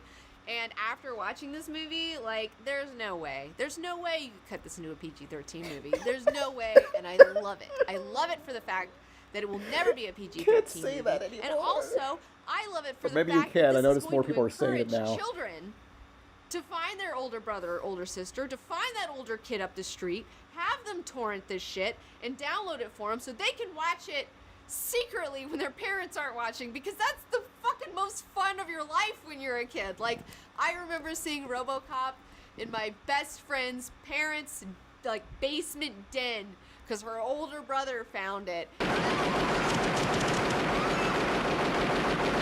And it it made my head explode, and it was the best thing that ever happened to me. So, yes, sex and violence for the children, cursing, they're gonna love it. They'll be exposed to it eventually. It's fine. Go see the Deadpool movie. Oh no, the children! Ah! We're gonna ruin the children! Oh, they heard the word fuck! Ah! Ah! They're ruined for life! They're ruined! Have you been drinking today? Maybe. Maybe a little bit. A little bit. But I don't care. I know I have a vagina and I should be more whatever about kids, but it's just like, fuck kids. Did you just say F kids? And don't forget to like my video, to subscribe to my channel, and to follow me on Instagram and Twitter. And The all R those word was said a wonderful lot things, in early because internet. you know what, This was kids? like the mid-era of, Show your love, of right? you not being allowed to say it at all. Show me some love. Fuck kids. Yeah. Time to DP on Deadpool. No, anytime. Thanks, Jake Dreyer, for showing your favorite YouTuber to me. Hang on, Deadpool, Mega. I don't get the G key. Yes, my favorite Deadpool video. This is peak. Anytime Deadpool's brought up, gotta go back to this. We got contacted by a very special kid today. Actually, his mother contacted us, telling us about her son, Justin. Why don't you take a look at Justin's story right now? Hi, my name is Justin, and I have under a week to live. I want to see the new Deadpool movie so bad. Deadpool is the best hero we have in comics today. I like when he talks about tacos, and I like when he comes off the page and says chimichangas. We here at the How About Something Goes Right for Once Foundation chose Justin because clearly nothing has ever gone right for him in his life. We're gonna get a special edition, early copy of the Deadpool movie. Now, we're gonna get the real movie. Okay, but what we did is we hired a local filmmaker. He's great. He's done commercials for jewelry stores, independent horror movies, superhero movies. He's so good. My films are featured on Amazon.com. We didn't really know who Deadpool was, so we just went online, we read all the articles. I think we got a pretty good handle on Deadpool. So we're gonna show it to Justin right now. We're gonna make something go right for him for once. Hey, right here. I don't know. Hopefully he likes it. I mean, especially since I spent my whole Saturday on it. The movie! Come on, pop it in. You're gonna love it. I know I will. Right.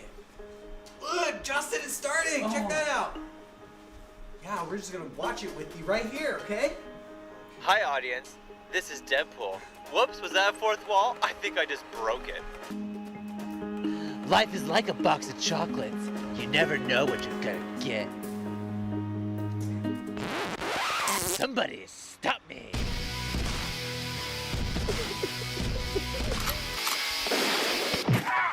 No! Deadpool! Don't kill me! Stupid is as stupid does, and I'm Deadpool. Do I make you horny, baby? Classic Deadpool.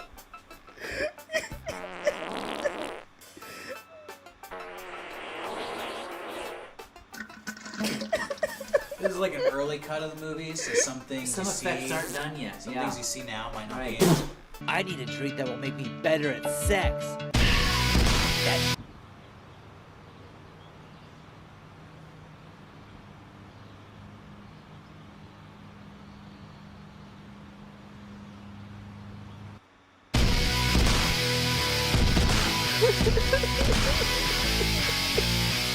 It's over! Justin, what did you think?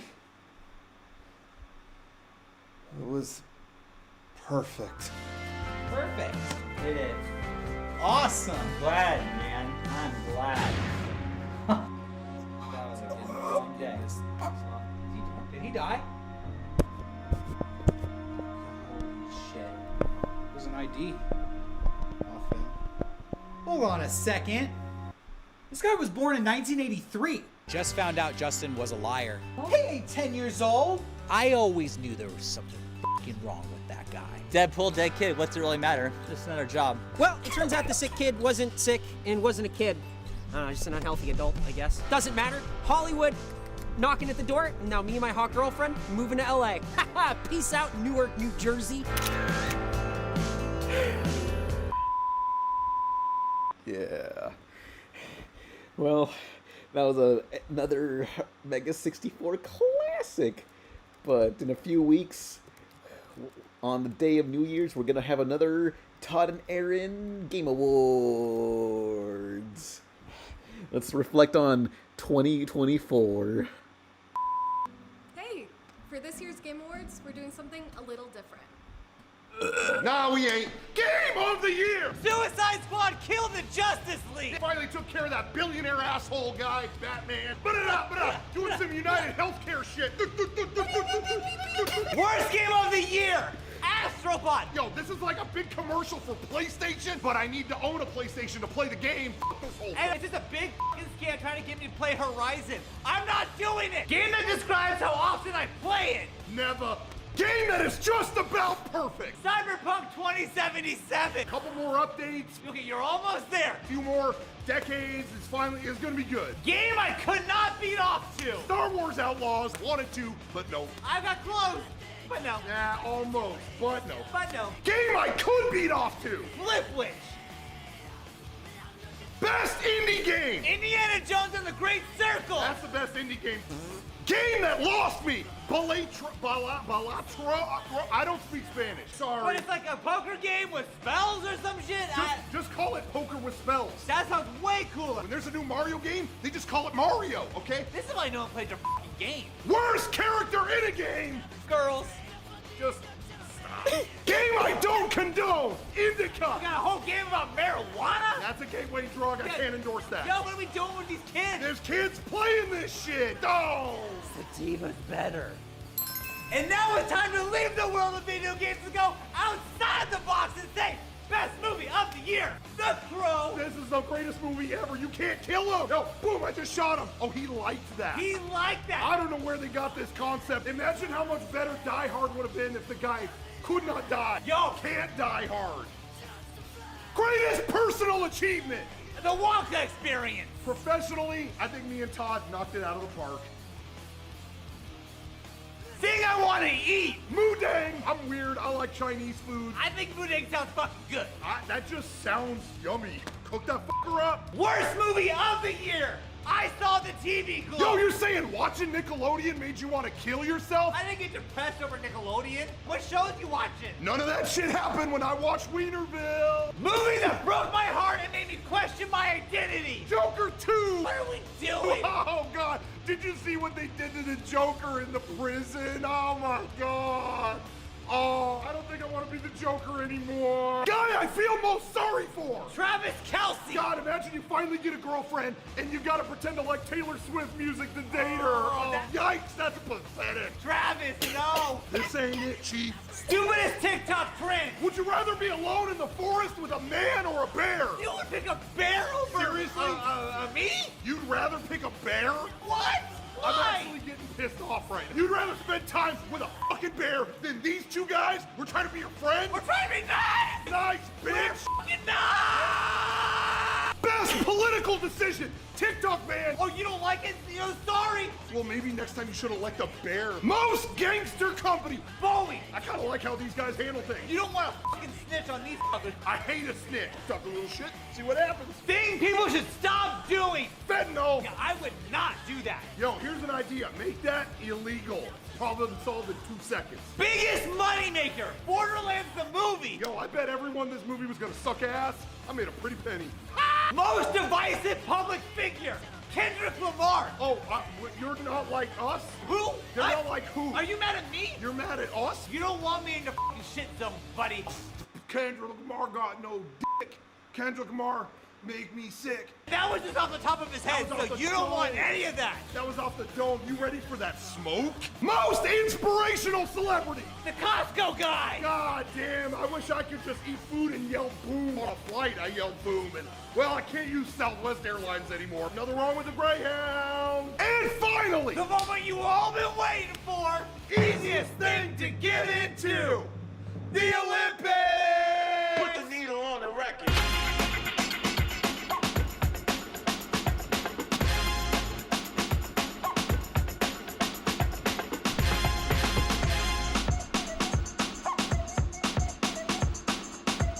Oh.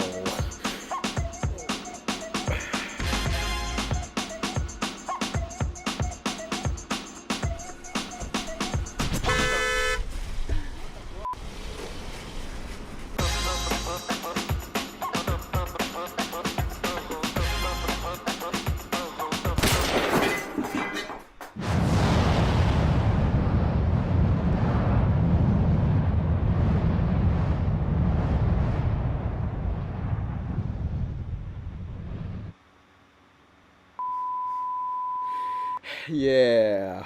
So get ready for the next one on December 31st, 2025. It's a yearly tradition for me. But Retro Lover gave $2 saying, watch the Pepper Ann episode, The Kosher Christmas. This feels like so much like a video from the early 2010s. Yes, it does. Because that's how long they've been doing it. They've done it every year since the 2010s. Come on, Pepper Ann, load up. Yes. I'm tired of this song. No more. No more Pepper Ann music. No way! Frosty! Yeah, right where he belongs. Dripping in the ground. And then I opened a present, which turned out to be the backpack I'd wanted the year before, but this year I thought was tacky. And then I opened my next present, which was a chess set, and I'm all, what's chess? Thanks for that flippity-flip-fly report on what you did for your holiday, sissy. Pepper Ann, step up. I wasn't done. I didn't tell you about the ugly puppy. As many of you know, my parents celebrate different holidays. My mother's is Hanukkah, my father's is Christmas. And my whole life, I've just celebrated both. But this year, well, it all started with Ms. Stark's Celebrating Diversity holiday medley. Diversity! Most of the holidays tricking Moose out of her chocolate coins. What about you guys? I'm going to Hawaii to see my dad. It'll be 2 glorious weeks of surf, sun, and dolphin frolicking fun. That's awesome. I wish my dad lived in Hawaii. What about your mom and Dirk? Won't they miss you? They'll be so busy with my mom's muffin basket business, they probably won't have time to miss me. Here, baskets for every budget. Hey, Nikki, are you sure you don't want me to get you a muffin basket? They have lemon poppy seed. No, thank you, Pepper Ann. As usual, I'm eschewing presents in order Oh. That pamphlet's for me, needy people. Yes. to celebrate the joy of giving. There are so many in the world in need of help. For the cost of a cup of coffee, you can save a family of 12 in a third world country. Yeah, and? That design would go hard. That would be someone's weird OC that somebody would draw that everyone would be obsessed about on Twitter. Needy, give me fucking attention. Reply to my DMs, damn it. You can save a family of 12 in a third world country. Yeah, and? All right, class, settle down. We've got a holiday medley to put on. I hope you've all given serious thought to what role you want to play. I want to be Ramadan. Oh damn, what the hell's this character? Shit. Why'd they cook so hard? I want to be Kwanzaa. I want to be Charon, the ferryman of the underworld, who ushers the souls of the dead across the river Styx. Abandon all hope, ye who enter. No. Okay, Frosty then. I want to be Christmas and Hanukkah.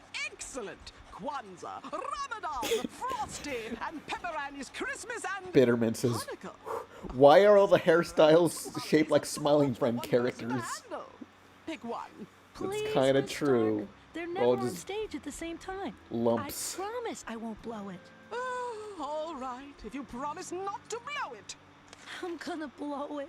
Someone less fortunate than I will be able to use these leggings for many, many years. Less fortunate is right.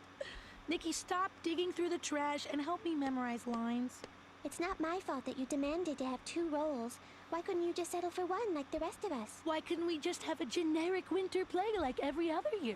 Why did Miss Stark feel the need to celebrate diversity? Why did both my parents decide to come to the play? Pepper Ann's tired of diversity. To make my life miserable. Oh, Pepper Ann, your parents would probably have understood if you'd just chosen one holiday or the other. After all, they are adults. Dreidel, dreidel, dreidel, I made it out of clay. And when it's dry and ready, dreidel I will play. Oh, dreidel, dreidel, dreidel, I made it out of clay. So when your partner do-si-do. Mom, I'm trying to memorize my lines. You should take it easy. At your age, you could throw something out of whack. No, I can't help it. I just love the holidays. The decorations, the foods, the family. Uh-oh, the family. Peppy, run upstairs and clean your room. Your grandparents will be here in 8 hours. Why the hell do they need to go to her room? There's nothing up there. Dad! Happy Hanukkah to you, too. Don't worry. You can wish me a happy Are you Hanukkah gearing up for a Pepper Ann review video? I might do a Christmas cartoons vid and cover this. Mom, Dad! You're 8 hours early. How nice! What are you gonna do? We were bored. We were having Christmas Eve dinner at my my mother's house. We'll have roast beef. We'll sing carols. Great. Peppy, we have to run to the store. There is nothing in the fridge except cat food. Mom, I'm talking to Dad. Now have your mother buy you and Moose nice dresses. Your grandmother Pearson likes to see little girls in dresses. All right, bye-bye now. I should have known. I'm always early. Oh, where are my keys? Where are my... Oh, here they are. Come on, sweetie. Will you donate a canned good for the hazelnut soup kitchen? Of course, Nikki. We'll grab one inside.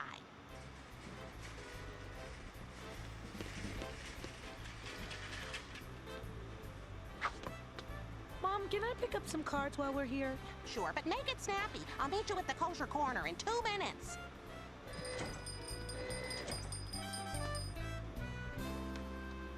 Whatchamachocolates? How did you know that they're my We favorite? think it's wonderful that you're doing this, Nikki. Really wonderful. Please excuse us. We're in a terrible hurry. Call me later so we can rehearse. Oh, yes. They're for the soup kitchen. Of course. No one's gonna know. Just Where take you it. been? I'm hungry. I already ate all the pate from the icebergs.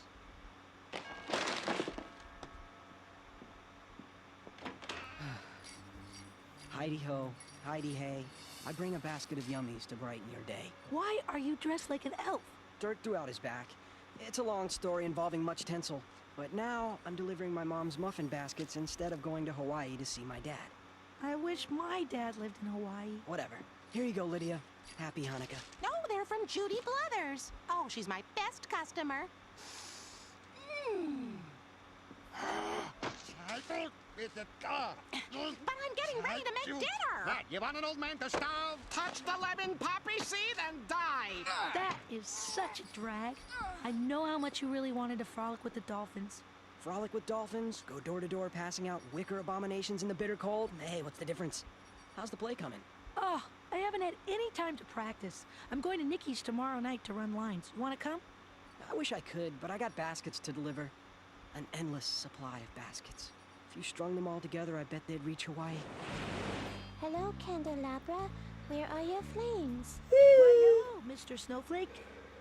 Oh, Nikki, I can't see a thing. Where are all your lamps? I donated them. The poor need light, too. Hey guys, can I come in? Milo, I thought you were busy. Hey, hold up. Two? Periodic table elements? That's not what that looks like at all. They half-assed this so hard. Hey guys, can I come in? Milo, I thought you were busy delivering baskets tonight. Heidi ho, Heidi hey. I quit, PA. I'm not going back. I'm dying inside, one basket at a time. Come now, Milo. You don't mean that. Think of all the joy you can deliver with each basket. And isn't that what the holidays are all about?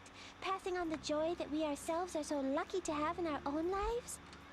Oh, Nikki, I meant to tell you. Some ladies from the Hazelnut Library came by to see if we had any books for their Books Not Crooks program. So I gave them some of yours. I figured, you know, you couldn't read them anyway since you gave away your lamps. Bitch. Well, it was for charity, I guess.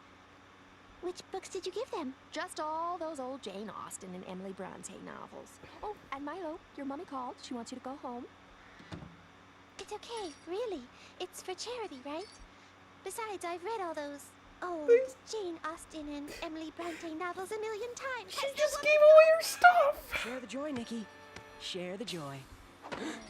They gave away all her stuff to some homeless-ass bums. I'd love to stay here and listen to you guys bicker, but between Christmas, Hanukkah, and this play, I've just got too much to do. Oh, why the... Hey, why is she dressed like Kwanzaa? What? Hold up, buddy. You can't be doing that. Emo snowman.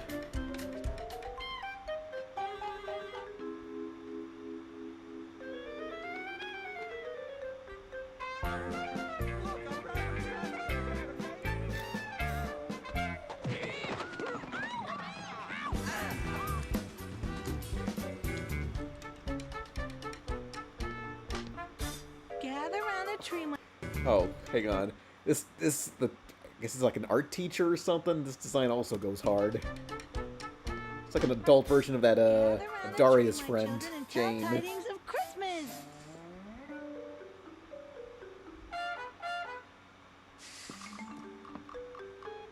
Oh. It's kind of how Yu-Gi-Oh dresses.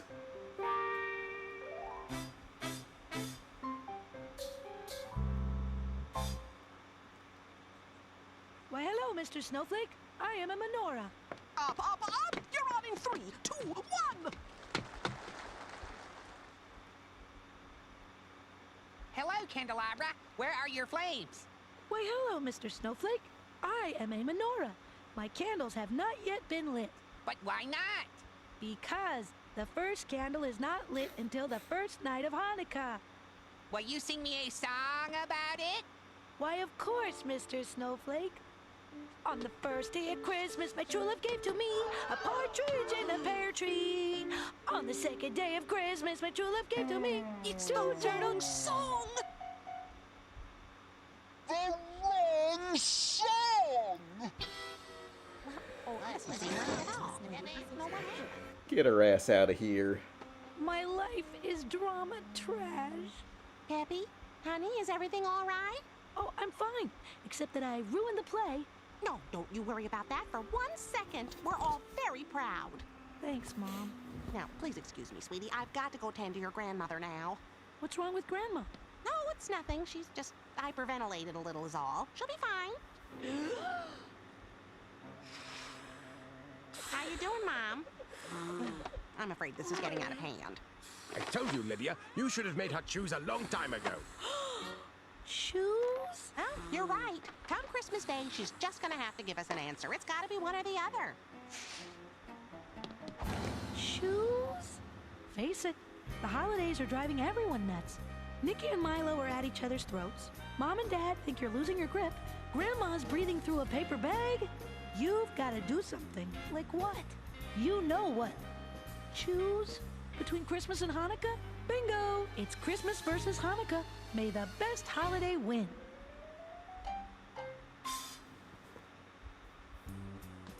Dad, how would you go?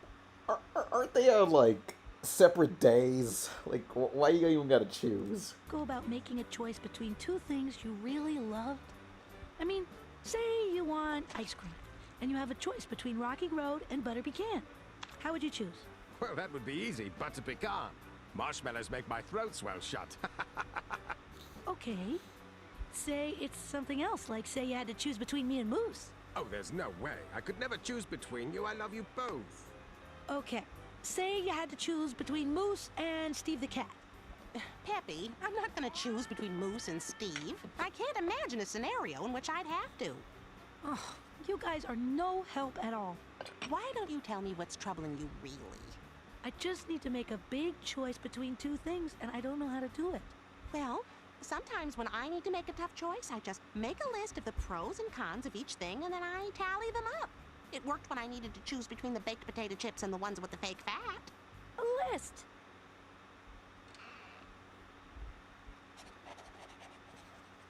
Do you really think this is gonna work? I don't know, but I don't have much time. You heard them. I'm gonna have to choose by Christmas Day.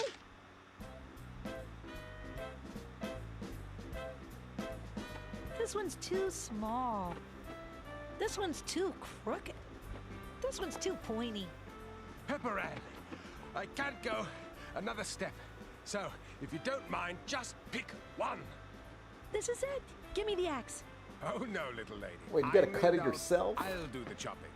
It's like a Midwest thing you gotta do? Oh, my back! I thought you said fat was evil incarnate to the dieting woman. Oh, Peppy, we're supposed to be commemorating the miracle of the oil. Remember how there was only one cruse of consecrated oil for the eternal light in the temple? Yeah, and it lasted 8 days. It miraculously burned for the 8 days and nights needed to get more oil, which may not seem like much to you, but in those days there wasn't a Smiley's grocery store on every corner. So we traditionally fry our foods in oil at this time of year, in remembrance. Once a year's not so bad, is it? Okay, latke's hot off the stove. Mmm. Mom, how do you spell latkes? I don't know. We have a plastic tree, so I don't know. I've never seen anyone actually like go out and just like cut one down. Come along, the roast is almost out of the oven. I hope you like blood pudding. Tree. Well, I heard that Freon isn't ecologically responsible. It's derived from petroleum distillates. Hey, Freon puts food on this table. I think Prop 509 is the best thing to happen to this state. Poppycock, it's the road to anarchy. When the weather's not so good, neither is my hip. It creaks like it wants to pop out of the socket.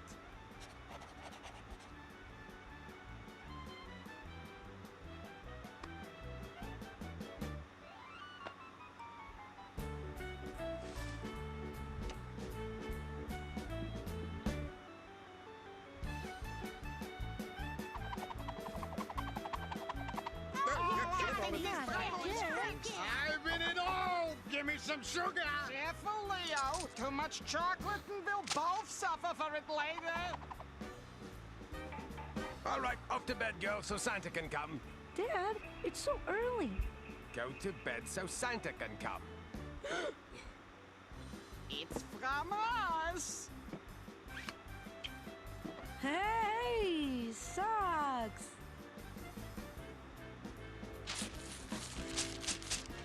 A Fun Station 128 with Lobster Trap 3! Yes!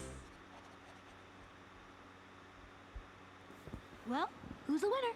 What the hell did you write down? Alright, the benefits of Christmas. You got ornaments, food, presents, Santa, carols, wreaths, family, eggnog, Rudolph, Frosty, Perry Como, peppermint, gingerbread, 21. Oh, Hanukkah. You got snacks, lathers, chocolate coins, yarmulks, candles, food. Is candles really a selling point? Food, family, snacks, dreidels, pagums, songs. They all have songs. Both holidays have songs. Blessings. That also has Christmas. Gelt. What the fuck is Gelt? I don't know what that is. Well, this is so hard to who's the choose. Christmas? Hanukkah? They're equal. How am I supposed to make a choice when they're equal? I don't know. Do I get presents on Hanukkah? Nah. Peace on earth, deck the halls! But what if you don't have a hall to deck? This Christmas Day, we came to the Hazelnut Jump Soup on this Kitchen for deck. our annual holiday brunch. With me now is the founder of the Soup Kitchen, Colonel Ozzy Delaney. Colonel, how do you manage to spread so much joy during the holidays? Neither side comes up to 21. I'm sure she has like extra points for each certain ones, you know? Like a wreath could Decorations are count for better 3 than the Hanukkah points. ones, but Mom's latkes are way better than Grammy Pearson's blood pudding. But for Christmas, I got a Fun Station 128, while for Hanukkah, I got socks. Socks. What I wouldn't give for nice new socks. Nikki, stop dishing out that slop and help me. I have to choose today. Oh, Yeah, put your wine stop in. it with the 8 slop. days of Hanukkah presents plus the Christmas morning mother load. From where I'm standing, you've got it made in the shade, sister. Give me my soup. Delivery for Nikki Little. Finally, come to Mama, you fat, tasty muffins. Pardon me, I've got to take a break. Delivering so much joy has made me tired. A muffin donation has been made in your name to the Hazelnut Children's Hospital. Merry Christmas. They just volunteer all her shit to charity. In your name to the Children's Hospital. A donation has been made in your name to the Old Mimes Home. A donation has been made in your name to Who Cares? Yeah. Don't worry, my man. Time The to- factory will open up yeah. again. Here, have a muffin. Hey, Milo, I thought you'd left. I could really use your help because I'm running out of time. Hey, PA. This here's Earl, Chester, and Malik. They lost their jobs when the marshmallow factory closed down, and now they're down on their luck. Hello. Yeah, hi. Pleased to meet you. How's it going? What did you want to show me? Nothing. We're gonna go play some Crunch Pod later. You wanna come? My treat. Thanks, but I've got to go home. Nice to meet you guys. Now, the key to the pod is the smart bomb.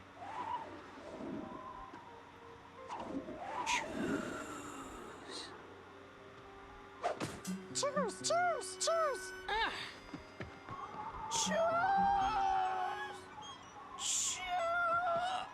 Yeah. Choke them out. Oh, hey, don't sit on them. Who are you? Today's the day. You guys are freaking me out. Oh, come on, it's not so hard. Just pick Hanukkah. What my flame-headed friend means is choose Christmas. Hanukkah. Christmas. Just choose the one you like best, the one that's funnest. Just choose it, Hanukkah. Don't give in to winter blues. Fa la la la la la la la la. Christmas is the one to choose. Fa la la la la la la la la. Just ignore the Latkes and candelabra. little Fa la la la la dreidels, la la no la dry la. pine Probably the needles. Just choose it, chupacabra. Fa la la la la la la la. Stop it! I can't choose! The holidays are about bringing families together, not tearing them apart. You should know that.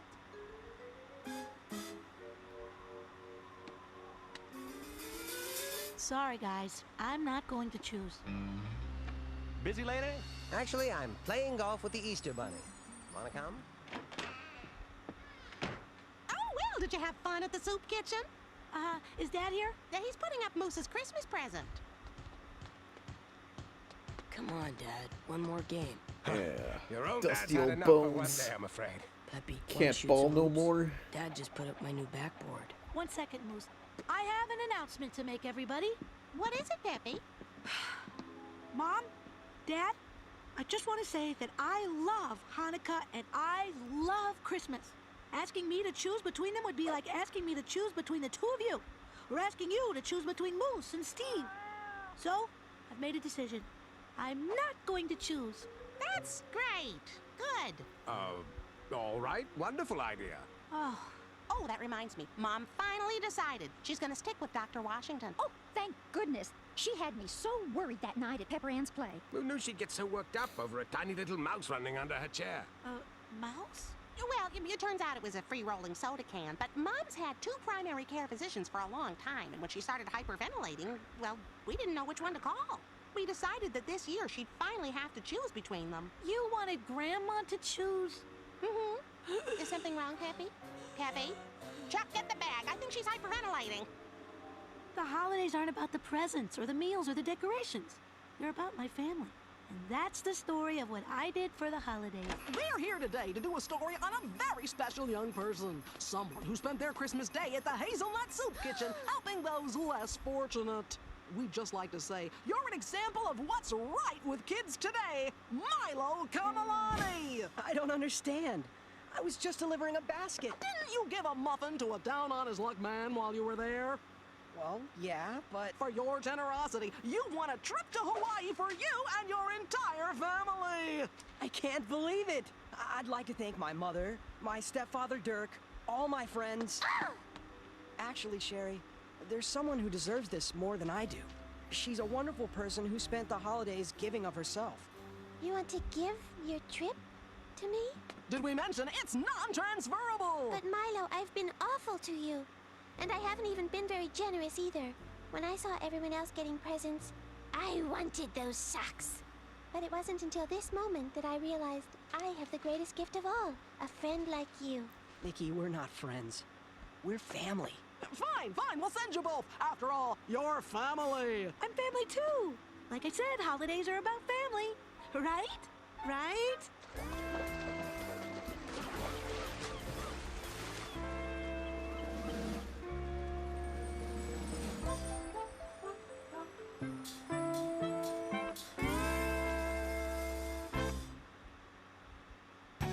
Damn. Nikki did all that work and nobody gave a shit. What a waste of damn time. Fuck their community.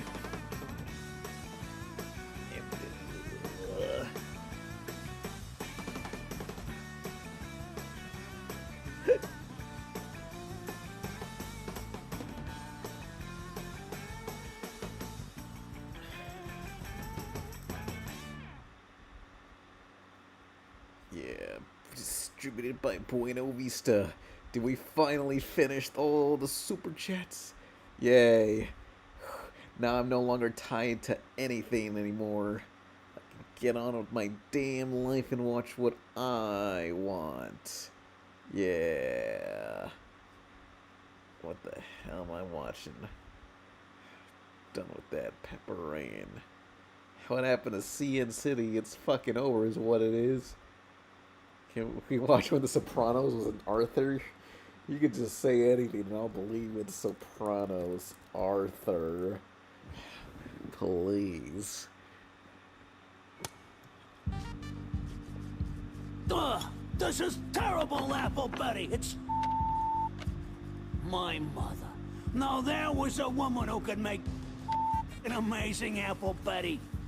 When she made it, the whole neighborhood stood outside her house. Saint that woman was. If it's okay with you, T, I'd like to give that pastry chef a taste of his own cannoli.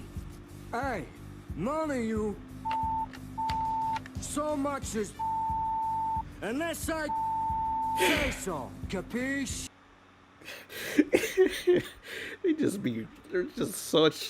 There's always so many weird ass parodies in Arthur. Like the fact they had Beavis and Butthead parodied is so weird. Like you're writing on a preschool show. You have the keys to do whatever you want. You might as well do this. You can get away with it. No one's gonna stop you. Yeah. Huh. Cuckoo. South Park, oh yeah. Huh. Do the Bartman. I want to see the Bartman. Yes, please. The Brian from... Man, we got things to do. Brian from Arthur is now a right-wing political commentator. Yeah, he became Steven Crowder. He used to be the voice of Brain, but only in the Christmas special. There were multiple voices of the Brain. Yeah. I want an applaud for this. I don't like that.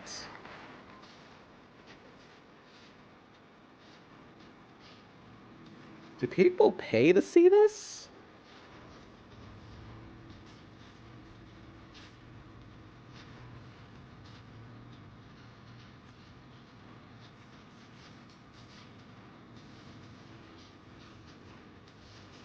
Do you think that's Nancy in the suit? Nah, she don't want to do that shit. They likely pre-recorded this, and Nancy just took her paycheck and ran. Joined a religion. Won't say which one, but she joined it alright.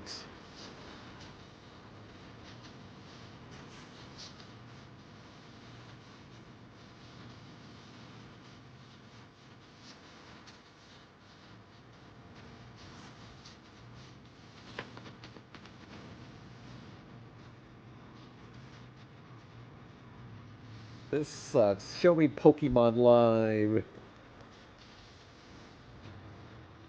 Yeah. Give me that shit. Attention Pokemon fans. Get ready for Pokemon Live at the Fox Theater. Now you can be there as all your favorite characters come to life in this on-stage musical adventure. It's the only place to see a brand new Pokemon with amazing powers. You can meet Brock, Misty, Ash, and of course Pikachu as the action hits the stage at the Fox Theater. Wanna catch 'em all? Gotta catch it live. Pokemon Live. Vivzy Pop would be awesome if she watched like live shows like this instead of gay shit like, I don't know, Kinky Boots and Wicked and whatever live shows there are in the world. Dude, look up the 7 Deadly Simpsons. Everything is terrible. I remember Everything is Terrible. Yeah, it's Turn Off the Dark. I saw Turn Off the Dark, the Spider-Man musical. Okay, our performance tonight is based on the 7 Deadly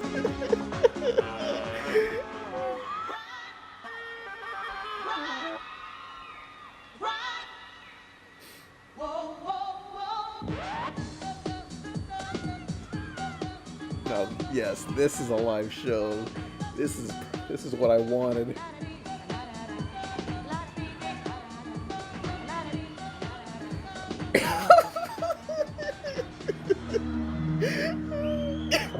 Whoa. I don't know if the dress needs to be cut like that. Why did you choose to link The Simpsons to the 7 Deadly Sins as your theme? No one seems to really want to watch goody-goody shows and things like that don't have at least one deadly sin. It has really opened our eyes as to what children are watching on simple cartoon shows, for example, The Simpsons. It's not always a good message or a good moral coming through, and parents need to realise this before they let their children watch it.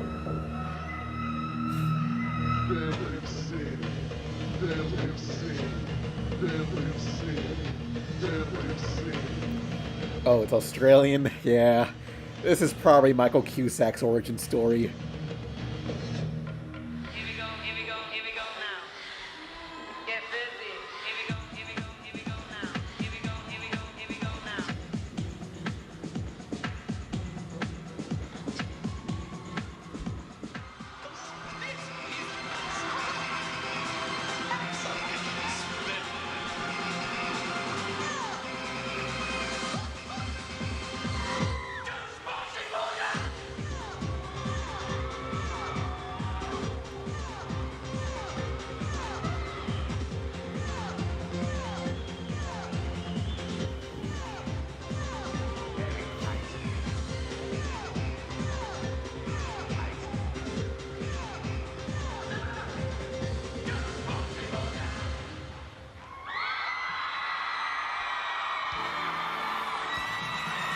All right, let's hear from our judges.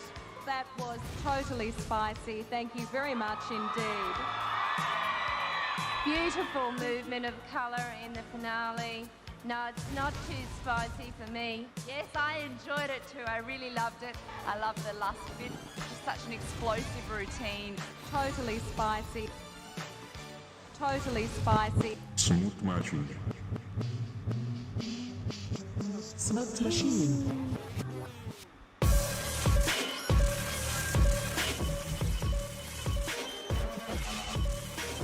Enough of that. Nah, we got, I need Mortal Kombat Live. Oh, wait, how's NetherRealm Studios doing? Hang on. NetherRealm Studios, how are they doing after the buyout? Oh, so they, okay, yeah. Who knows? Yeah. Oh, wait, I've never seen this version. You've played it. You've watched it. Now, live it. Mortal Kombat. The live tour. Coming soon.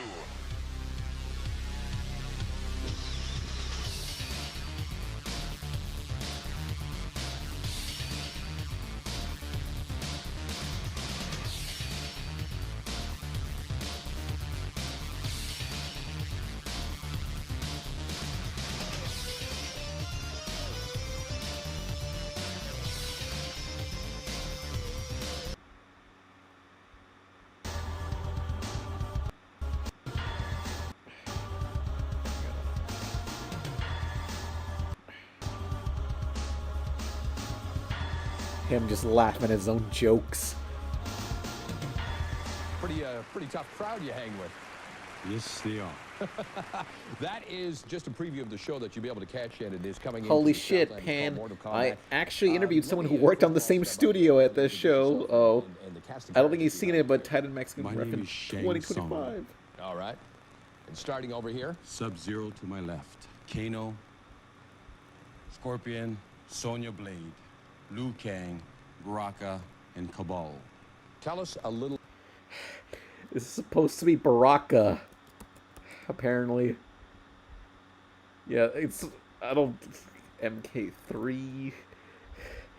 I mean, I guess that's Baraka if you just completely ignore everything about him. A little bit about the show and what do you expect kids to get from this? I mean, the video's already come under a little bit of criticism for some of the violence. This is a pretty wild act. Yes, it is. The show is based on a martial art aspect of the video game, Mortal Kombat. And it's already been to a movie, and now we're doing the live tour. Are we going to get Loki IRL on Ice, the musical, on the city near us? What martial arts and this show has to present is all positive. If it's done in real life, no, it's got to look like this. Hang on. Can I find the clip? Be Kind, Rewind, montage. Because there was a scene where they, so there's this Jack Black movie called Be Kind, Rewind. I really love it. It's where a rental store destroys all their own tapes, and they had to remake every single movie out of like $10. And they're like, how do we remake an animated film? Here's how they should. Oh, yeah. It's such an underappreciated movie about making movies and stuff. Although everyone compares it to that one Amanda's Show skit with the block blister. Blister. Oh. The Phallic Menace. Star Wars. Yaga, welcome to our video store. How am I to be helping you? I want to see the manager right now. Papa, this lady, she screams for you. Yaga, I'm Gnocchi Blocchi. How may I be of servicing you? Yes, I rented these movies here yesterday, and I am very upset. This isn't Star Wars, The Phantom Menace at all. No. Yesterday, you did not ask for Phantom Menace. You asked for Phantom Menace. Phantom? Well, just look at this movie. Play it. Yaga. I am upset with you. Now, because of this, I must whack you with my saber of light. But the Force, she is with me. If you whack me, I will whack you back with my saber of light. Ow. Ow. Ow. Ow. That's not the real movie. Yes, it's better. This was my son Biscotti and my daughter Bluini. It's true. Thank you. If you wait for having my autograph, I will sign my face for you. I don't want your signed face. I just want the movie I asked for. But this is better. Much better. Better? It's just some lame video that you shot at your house. Oh, just like this movie, too. This is not The Wizard of Oz. No. You asked for the Wizard of Oz. Oz? Yes, this is better. Much better. Oh, yeah? Just look at it. Yaga. Dorothy, if I only had a brain, I would have a brain. But now, the Wizard of Vaz has give me brain. Toto, too. NTM. I am over the rainbow. There is no place like my home. There is no place like my home. Oh, of course they film. No, they're filming the feed. Damn it. Garbage. The children, they love for this movie. I was very good, yes? No, that wasn't The Wizard of Oz. That was just you and your brother in bad costumes. It's true. Thank you. How will you be paying me? Cash or charge? I'll pay you nothing. In fact, I'm going to report this store to Blockbuster headquarters. No. Uh-oh. We're not Blockbuster. We are Block Bleaster. Bleaster? Yes, it's better. Much better. You people, you make renting videos unpleasant. This woman's about to commit a hate crime. Tell your friends. Be coming back again soon. Have a day. Yaga, welcome to our video store. How am I to be helping you? I rented Austin Powers and you people gave me this. Yaga. Oh, behave. Oh. Yeah, baby. Grrr. I am the Austin Powders. Fragadelic. Oh, behave. Just like my first job. It's not Austin Powers. Yes, this movie is better. Much better. No, it's worse. That was just you and some lousy homemade video. It's true. Thank you. How you will be paying me? Cash or charge? I'll pay you with this. This lady, she spits upon us. Do not worry. In America, this must mean that they are loving your fine acting. Let us watch more of you. Yaga. Yeah, baby. Very shankadelic. I am the Austin Powders. Oh, behave. This is better. Much better. I love that they have a photo of a missing person right here. No explanation. Hopefully someone will recognize that character. Yeah. But yeah, back when I was a Austin Powers impersonator, Dark sweeted. Hang on. There's a very special video I really love. So, where is it? Yes. So it's a remake of The Dark Knight. Yeah, I was like a, you know, you've been to parties with like clowns hired to, you know, entertain people. Well, I was kind of one of those for, I mean, you've been to one of those parties that had like a Borat impersonator or a Austin Powers impersonator. I was an Austin Powers impersonator. Don't worry about it. It was a terrible time.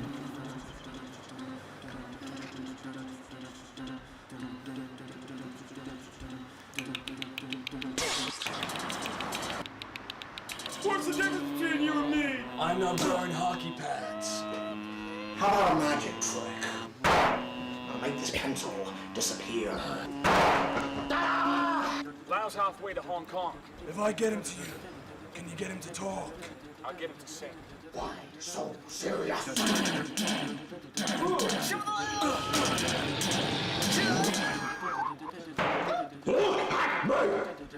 What's your answer? I don't have an answer. Where is Harvey Dent? Let her go. Poor choice of words. I am the Batman.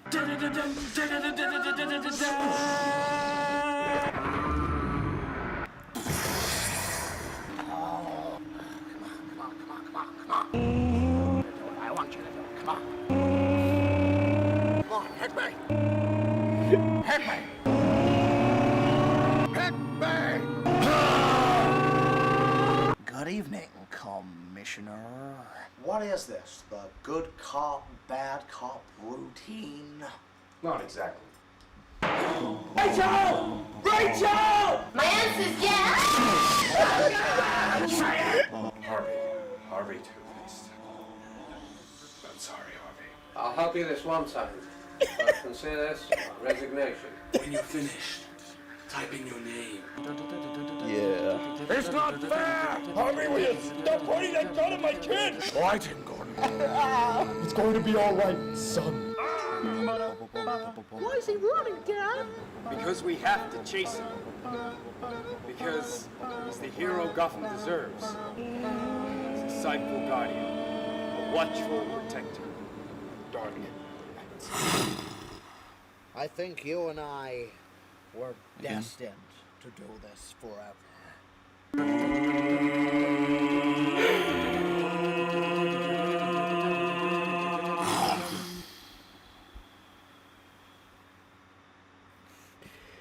Yeah, did they ever make anything else?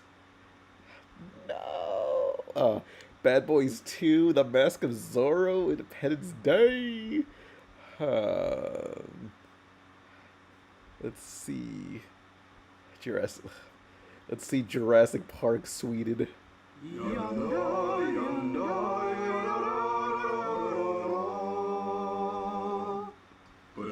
Yeah, the term is Sweden. I think it was like something about Swedish people making bootlegs or something.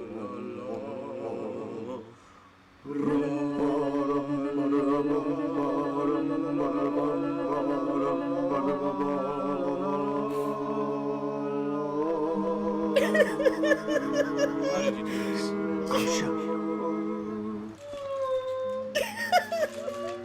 All the dinosaurs on Jurassic Park are female. What species is this? Velociraptor. You bred raptors. Life finds a way.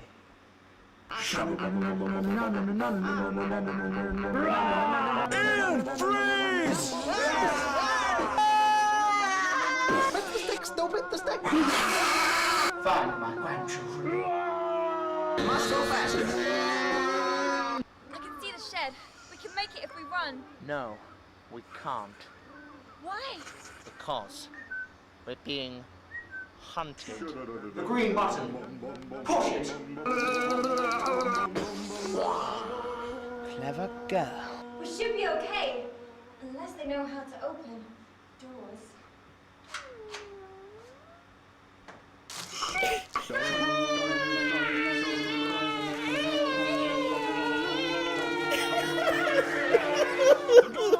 the door locks!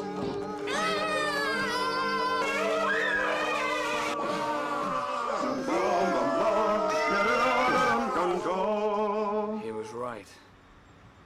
Life found a way.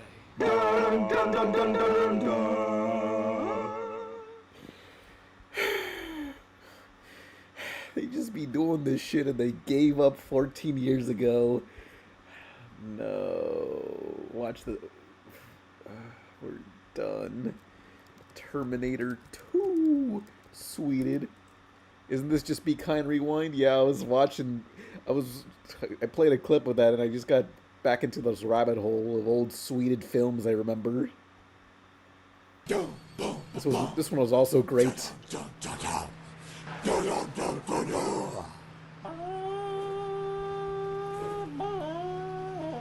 Yeah. John, clean your fucking room. John, do what your mom tells you. She's not my mother, Todd. That's how I act. That's how I dress. No. Wow.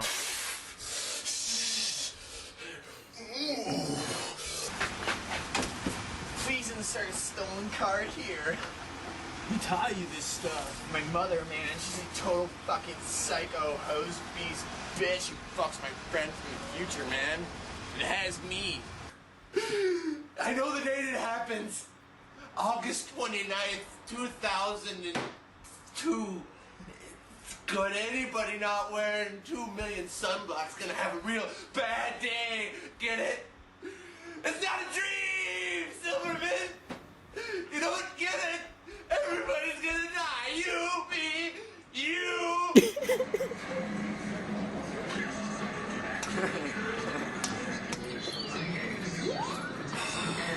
Wow. Wow. Wow. Wow. Get to the chopper!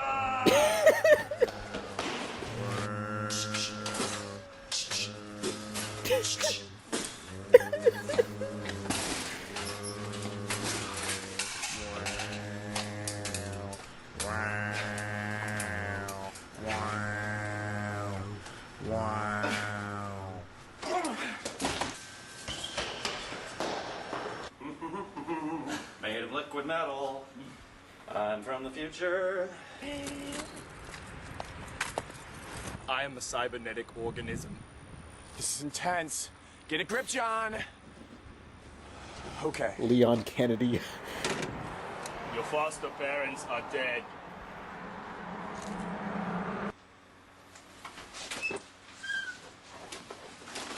Knives and stabbing weapons. Connor's back.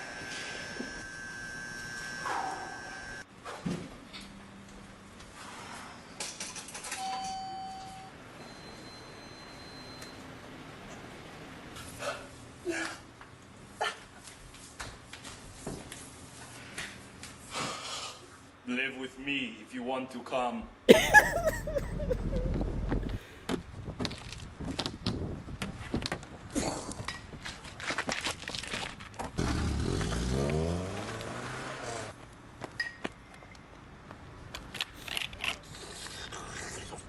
My CPU is a neural net processor. Hey! Raging waters! Why do you cry? You know, it just really hurts. The way John and the machine get along, it's like he's the father that never was. The robot daddy, robo-dad. And that he would always protect John no matter what, because it's part of his programming, and teach him how to shave. I don't know, how to do other guy stuff, or stuff I'd never be able to do just because I'm, his mom. But I knew that the machine would never love him, or would never stop loving him, maybe. That machine. No! No! Run!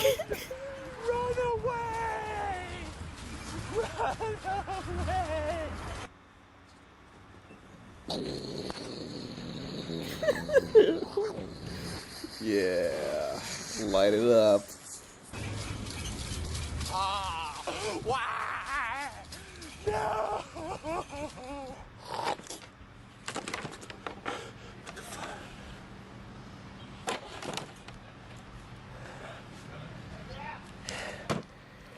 I know what I have to do. Who are you people? Show. Oh my God!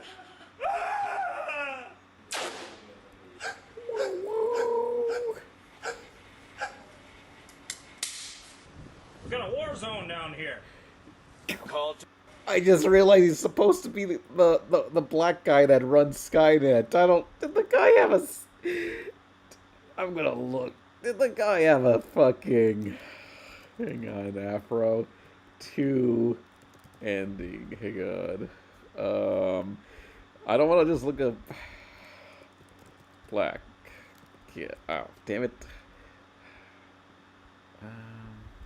Scientist. I mean, well, not to that extent. I guess it's someone passed away. They didn't pull a Jeremy Johns. Call to John. I know this hurts. Call to him or I'll poke you in the nose with my I'll look finger. up Hardware Wars. Very sharp. Terminator 2. I hate you.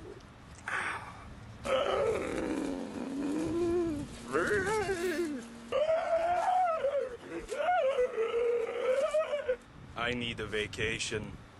I order you not to go. I'm sorry. I order you. I'm sorry. I order you not to go. I command you. I'm sorry. I command you. I'm sorry, John. I'm sorry. I said I'm sorry, John. You're not sorry enough. I'm sorry. Filmmaking Frenzy, sponsored by. You are not. No way you're sponsored by AMD and Dell. What is this? Who the fuck are these people? Yeah, 10 hours shooting. Sweden for Alamo Draft Houses. Oh, Be Kind Rewind competition. Okay, who was to promote the film? Don't know if they actually got fuck-ass money. Yeah. Hardware Wars. The original Star Wars parody from 1978.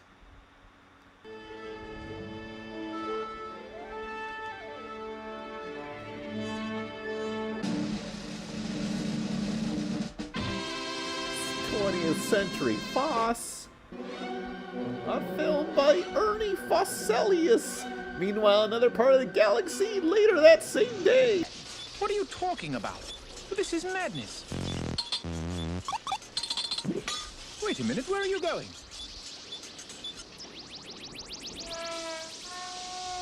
They're heading in this direction. What are we going to do? We're doomed for certain. Oh dear, I'm going to regret this.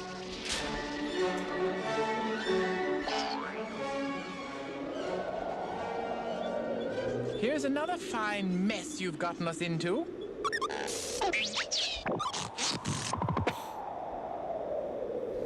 What a desolate place this is. Why I ever listen to you is beyond me. Really. Well, you can do what you like. I'm going this way. It's too late to try to apologize. Watch with electrifying fascination as Fluke Starbucker discovers the princess's secret message.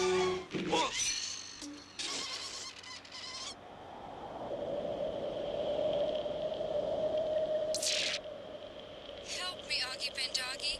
You're my only hope. Help me, Augie Bendoggy. You're my Golly. Help me, Augie Bendoggy. You're my only hope. Oh, a dune buggy.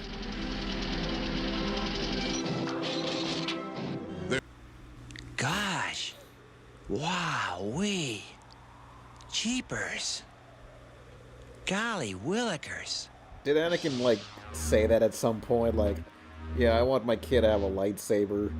I don't know if if Padme's pregnant or not. You'll feel supercharged with intrigue as the adventurers join forces on an heroic mission to save the princess. An Imperial steam trooper. Uh-oh. Identification? Gee, I think I left my ID in my other pants. Look, we're in kind of a hurry. These aren't the drones you want. These aren't the drones we want. You don't want to detain us. We don't want to detain you.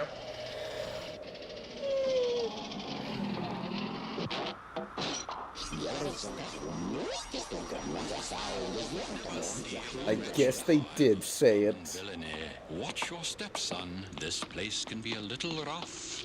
Oh, no, it's too weird in here. I can't go in here. Look, I'll wait for you outside. Stay calm, my boy. We've got to find a pilot.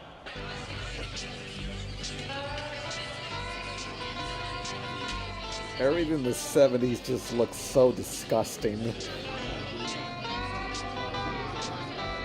Just smoking and semen everywhere.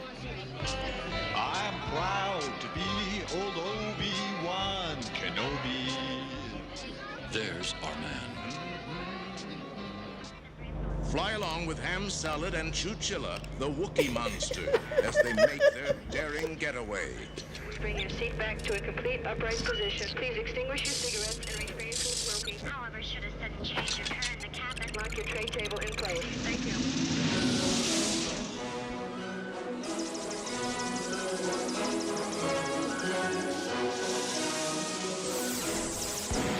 Oh, fuck. Witness the exciting, action-packed dogfight scene.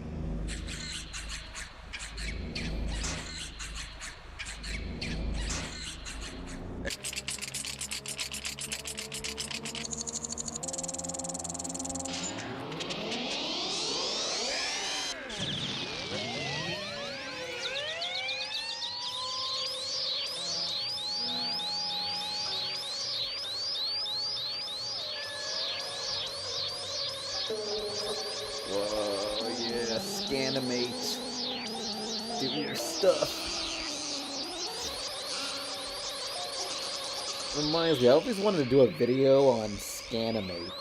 It's the stuff that they used to do like neon effects back in the 70s and 80s. Darth Nader, naughty person. I don't understand what you're saying. I can't understand you. Are you talking to me? No,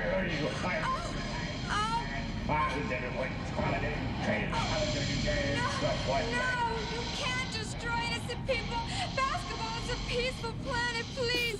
We have no weapons. No, that's where that guy from Regular Show's from. No.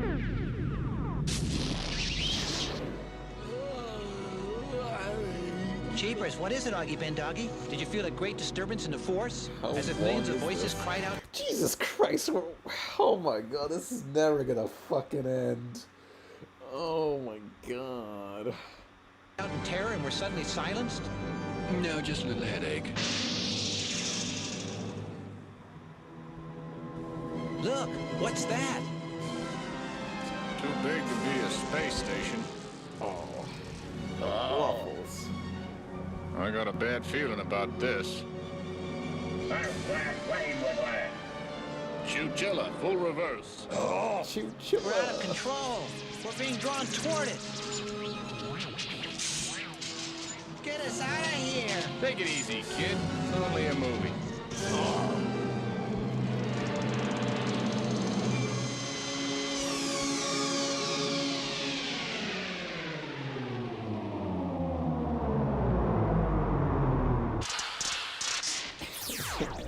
Thrilled with a hair-raising dramatic rescue. Yeah, what are those friends? Oh, this is going hard. Playing laser tag. Yeah. Eat shit clanger. You'll get us all killed. Excuse me. We'll go in here. I insist. Forget it, sister. I can handle it. Okay, I'm with you.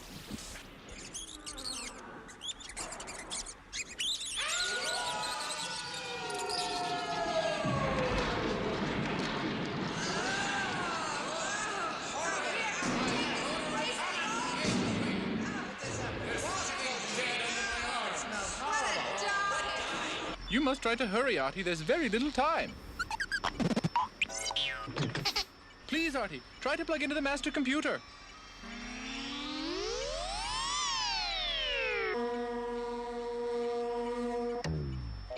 Boing. Hi, I'm Ready Kilowatt, reporting a dangerous overloaded octopus connection in Sector 5. Was it like a popular? Oh, whoa! Those effects. Is that like a mascot that people in the 70s I knew? must try to find that tractor beam. Ah, there it is.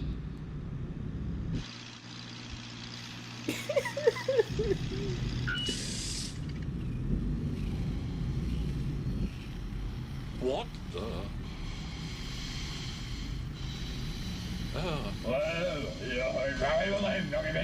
What are you saying? I can't understand.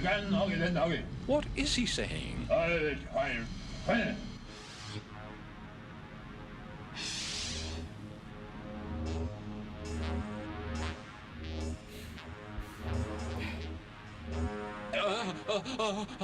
on, Aggie, run for the ship. Run for the ship, let's go.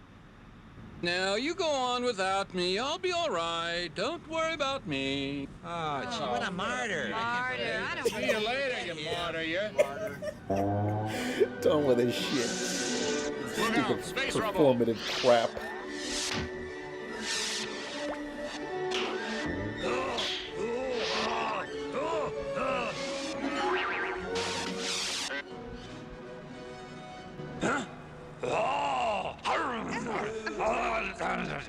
Enjoy intense drama in the exciting pre-battle briefing session. Okay, so what you want to do here is this. You want to attack its most vulnerable spot. Come at it from this angle and locate the automatic flip-flop override device here, which in turn will diffuse the anti-gyroscopic pre-interphase thrust chamber.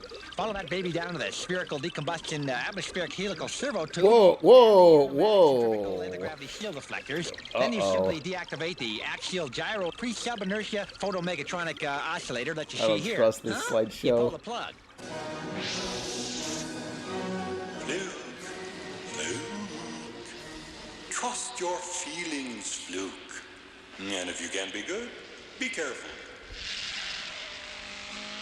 Hardware Wars. A sprawling space saga of romance, rebellion, and household appliances.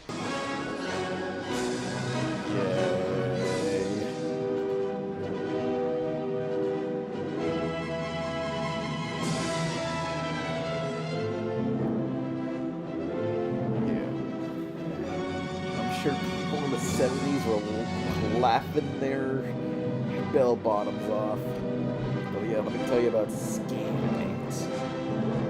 Oh yeah. No, Scanmate.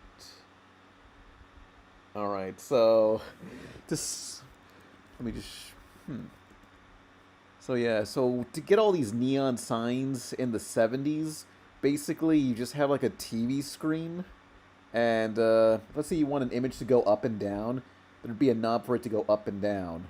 And if there was a thing you wanted to zoom in, there's a knob to zoom in, but you'd kind of have to press all those knobs in real time. You couldn't just like program it in, you just had to do it all together. One of the life-changing events for me was in high school.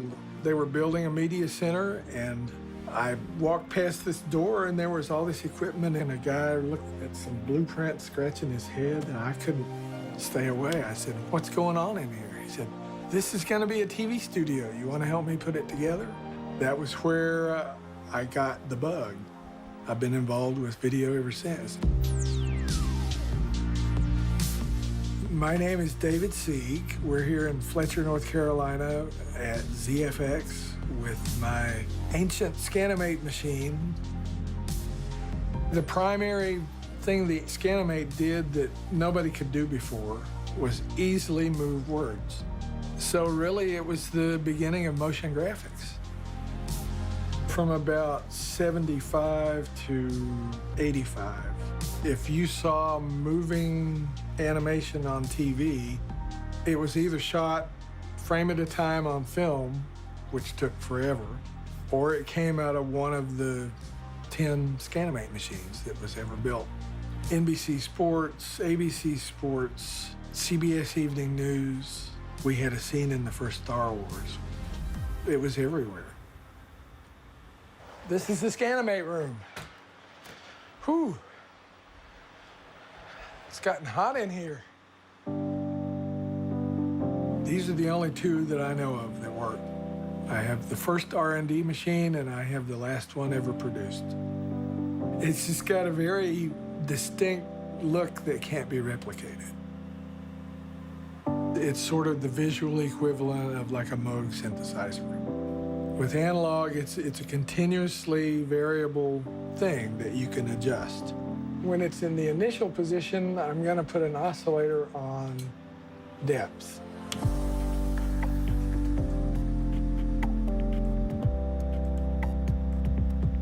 One of the nice things about the Scanimate is that as you adjust something, as you turn the knob, you immediately see it. It's just continuous.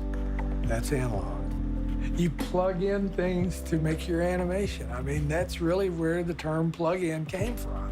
It's very tangible. You can affect the image with your hands. I mean, you can almost touch it. You can't touch any of this digital stuff. It's in the computer somewhere. With the Scanimate, you're literally photographing light that's coming off a phosphor screen. This is a very abbreviated version of the animator's cheat book. For example, if you've got a logo and you want it pushed back in perspective, you hook a horizontal ramp to a semi-amp with a bias pot, multiply them together into a gain pot, and feed that to final section vertical. So these are fairly simple effects. Oh, that's those NASA machines. That's what's recorded on this tape. I'm gonna have to get that working. When everybody went to high def, they literally threw all of this stuff out.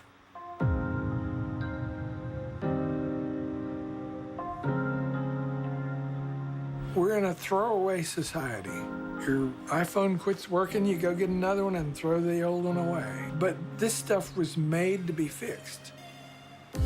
It doesn't matter what the machine is. If there's a guy that has been responsible for maintaining and keeping the machine working for years and years, he hates to see that machine go into a landfill.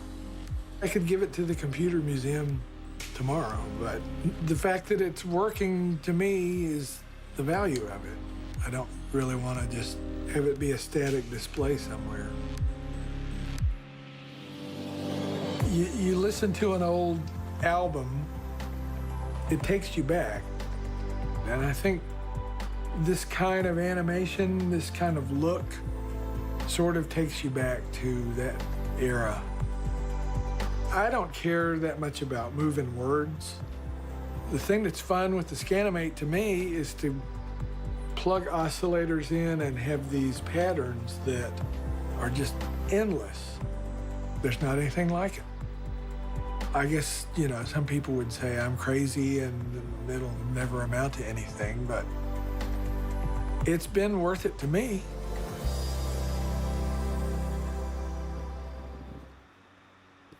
Oh, yeah, there's a, let's see, I found some playlists that shown all the crazy effects these things have done over the years.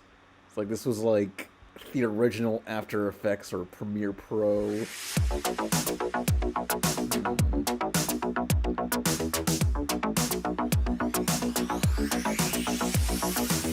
When I learned After Effects, I learned every button and how to move everything and make all my keyframes really nice. But it was always missing that extra special quality that I couldn't name. I didn't know what it was.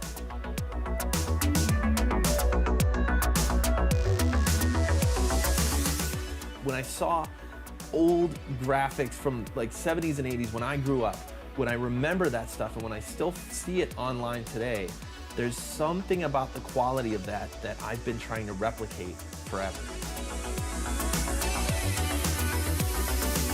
A lot of what we call traditional motion graphics, I think came from this machine. The idea that you could fly a logo in and promote a brand that way was made on this machine. And trying to emulate that has been making plugins for years. This is where it all came from. This is where it all started. Oh yeah, film cameras had to just like point at the screen to record the Scanimate animations, because you couldn't just like transfer it to a film. You just had to like point a camera, and that's why there was a glowy effect on everything.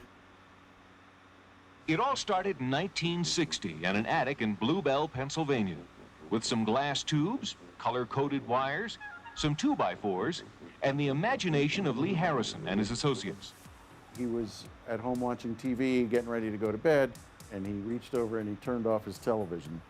And as he did that, instantly he saw the picture shrink real fast and go down to a dot, and he thought, it's just the deflection circuits are collapsing, so hence I could just affect the deflection circuits and we could make animation, make things move on the screen.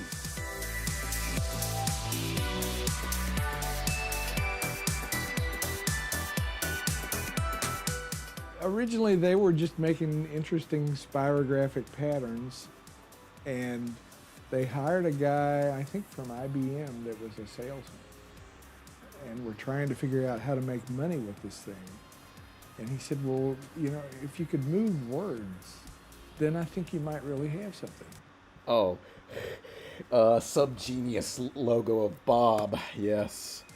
For a while there, we were doing show opens. I did the open to Super Bowl 8. We ended up doing... kind of want to see just like... Yes, the demo reel of Scanimate animations. Show me all your... what you get. Yeah. After Effects.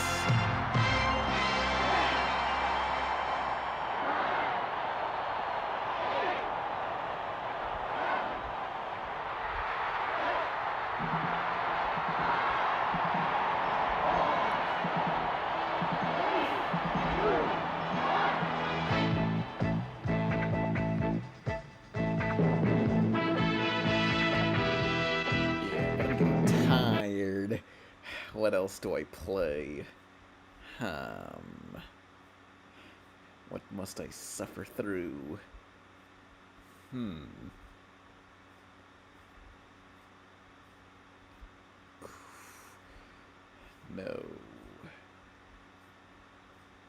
Chappelle Show Black Bush. What does that entail? Okay. Featuring Jaime Fox, my favorite. Sad. Oh well. Damn. BRB soon.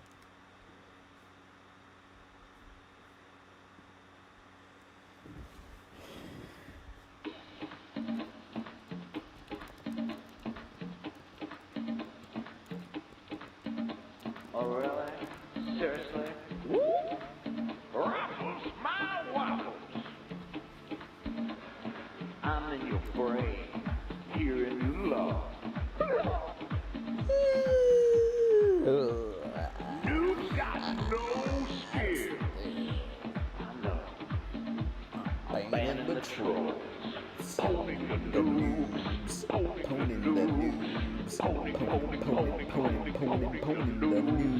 Owning the noobs. Owning the noobs.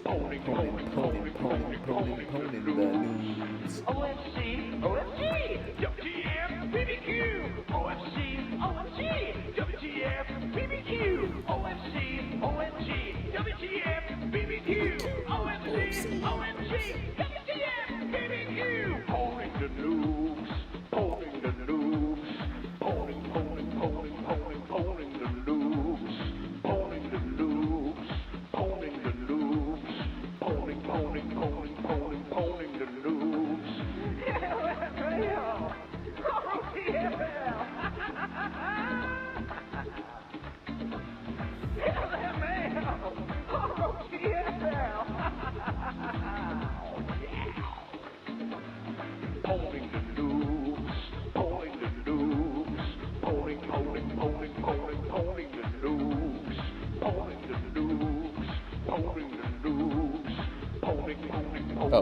we back?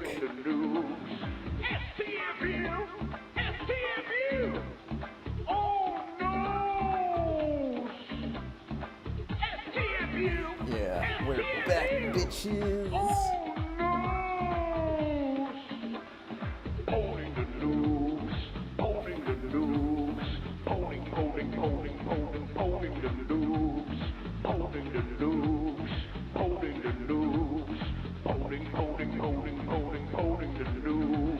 Major ponage, knock you into the pole dimension by way of the pole continuum. Pole and dethrone. Let me say why. Polling the news, polling the news, polling the news.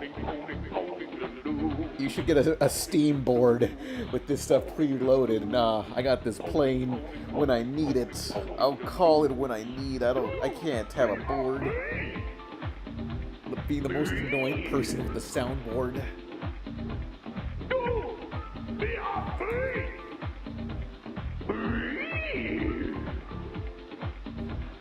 Polling the news, polling the news, polling the news, polling the news, polling the news. Raffles my waffle. Had enough of that. Yeah. I don't know. I'm like, should I go to sleep? Should I keep watching some BS? Yes. Let me play a bit of this before I get claimed again. Great. Good girl, bad girl, what you gonna be? Right, you would wonder for me. Good girl, bad girl, other likes to fun. Okay. I'm gonna get claimed. Okay, South Park gave $2. Have you looked at President Peach's beautiful border wall? Who the fuck is President Peaches and their beautiful border wall? What the fuck are you referring to? Oh, let's see what this is. This looks like a banger. 11 minutes. Damn, this is a whole ass TV show.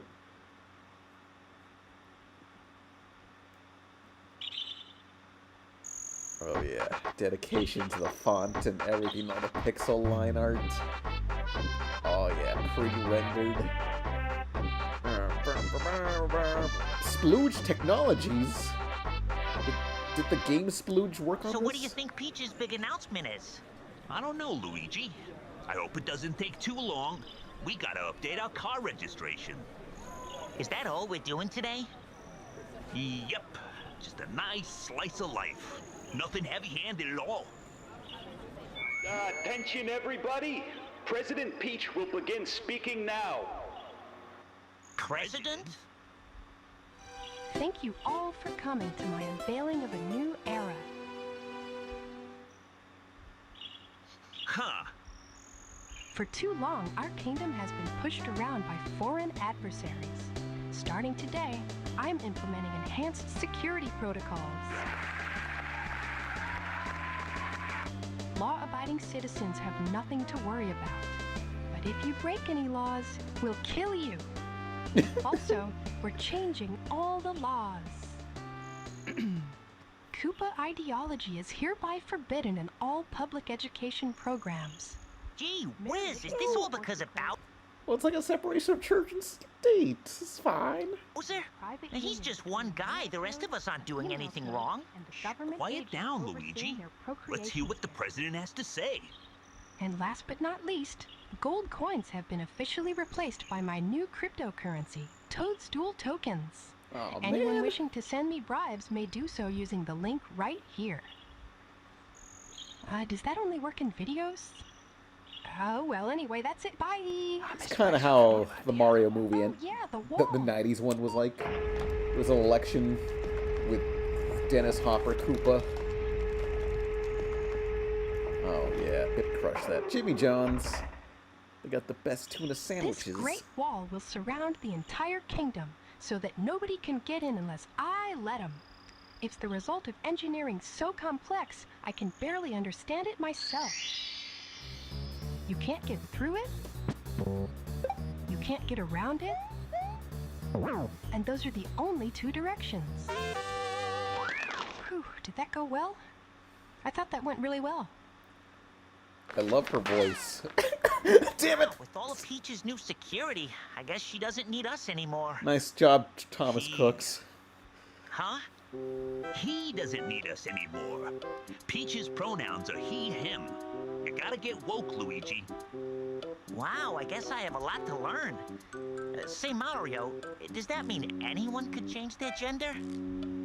No, Luigi, because I just printed 50,000 Mario Brothers t-shirts. And if you make me change it to siblings, I will literally kill you.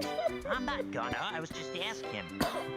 Well, anyway, all these changes sound okay to me. It'll be nice to have some law and order around here for once. Wait, so it's just a big wall? What is this, the 1500s? I have an entire fleet of airships. Shall we proceed with the kidnapping as planned? No, screw that. I don't even want to kidnap Peach anymore. Did you see that hair? She's off her goddamn rocker. It's he now, King Dad. Yeah, so what? I'm the fucking bad guy. Misgendering somebody isn't evil, it just makes you a boomer. What the hell does that mean? It means you'll walk the earth a shadow of a person, fueled only by hatred and misery, scorned by all you ever held dear, shrieking blindly into the unquenchable void of a world that left you behind. I can live with that. So what do we do now? You know what? I'm gonna fly in there anyway. Just to prove that I can, to make a point. I'm gonna get all political and stuff. This will be excellent material for the podcast. Wait, what are you talking about? I don't have any mushroom heritage. My brother and I came here from Brooklyn. It's like a different dimension or something. I don't really know how it works. Yeah. I'm sorry, sir. We don't distribute driver's licenses to illegal immigrants. I ain't illegal. I've been here for like 20 years. I got the Medal of Honor. Do you have the proper documentation proving your legal mushroomhood? No. Then you're illegal. Okay, I'm trying to be cool about this. Do you really not know who I am? I'm pretty sure you guys sell stamps with my face on them. Look, Mr. Mario! Mr. Mario, it doesn't matter who you are. The rules are the same for everybody. They're just unfair to some people. I'm trying to follow the rules. I have a car. I want to drive it legally. Do you expect me to just leave it on the side of the road? I expect you to go back where you came from, Ravioli. Whoa. That was absurdly uncalled for. I'm a bad boy and it's plain to see. So why do good girls fall in love with me? Oh, hey, that was fast. Did you get our license renewed? They told me to go back where I came from. Mario, that's fucked up. Don't they know how hard you work? And for such little money. I mean, you practically carry the whole kingdom on your back. Yeah, I guess it'll take a while to iron out some of these kinks. But at least we're getting rid of those damn Koopas.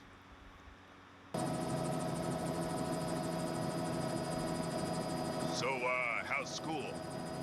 You getting good grades? You never signed me up for school. Oh. I got radicalized online.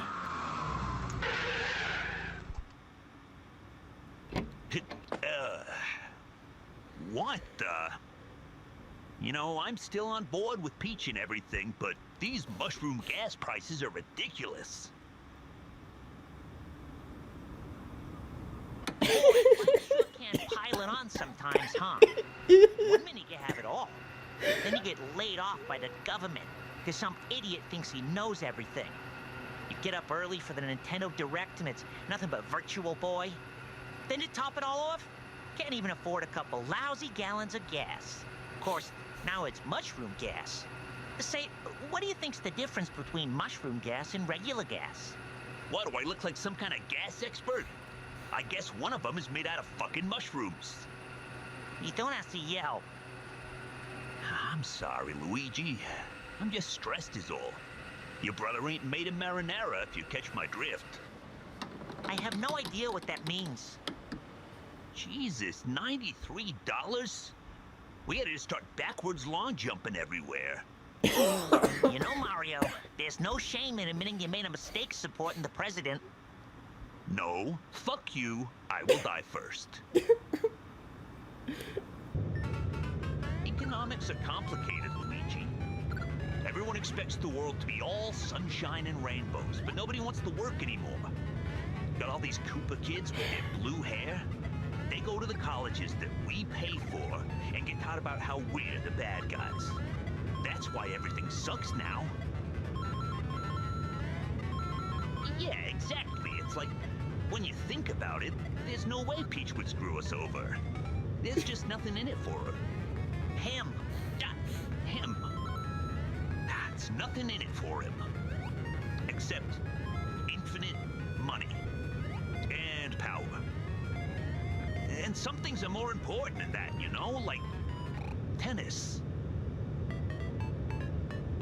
Hey, what's that blocking the road? You are fucking kidding me! They built the wall on the wrong side of our house? How are we supposed to go back where we came from even if we wanted to? It ain't right. It ain't fair. You guys suck. They say it costs 30 trillion coins to build this thing. Okay, look, Mario, I wasn't gonna say it, but this whole thing, Peach changing genders, becoming the president, all the political commentary, it's just... Don't you think we're aping South Park a little bit? Quit trying to lampshade it, Luigi. It is what it is. Well, King Dad, we made it. Yep. Just flew right in like usual. Peach is a dumbass, huh? Sure seems that way, yeah.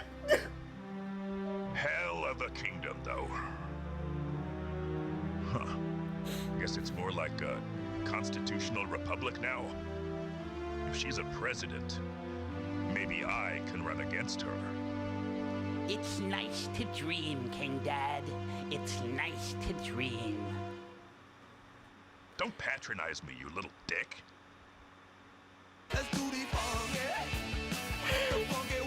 Oh. Oh, this was peak.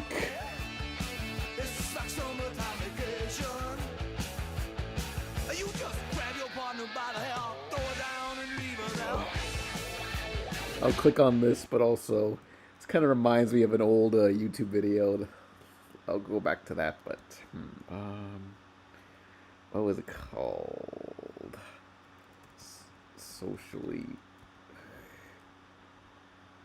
Social Awareness Mega Man. Damn it. If I had the cheek, yes. Yes, these guys, overtimecomedy.com.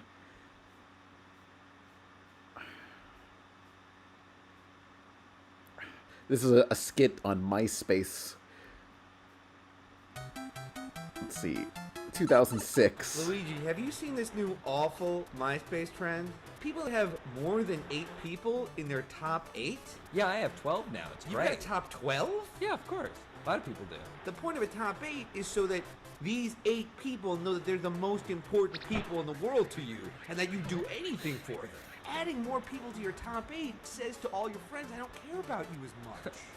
You're taking this a little seriously, Mario. Really, nobody puts their literal top 8 on their MySpace. My top 8 is my mom, Princess Toadstool, Jesus, You, George Washington Koopa. What about Yoshi? I had to take him off my top 8 after he made those racist comments on his blog. We should really reach out to Yoshi. I think he's really sad. Hey guys! Hey Toad. Hey, how come I'm not in your guys' top 8? You guys are in my top 256. You see, only dorks have more than a top 8. Well, I agree that a top 256 is ridiculous. I mean, it'd just be hard to load on a page. Hey, it's the pasta pit stop. But Mario, what about the race? Yeah, that's what that reminded me of. But let's watch Hotel Mario 2: Escape from Epstein's Isle.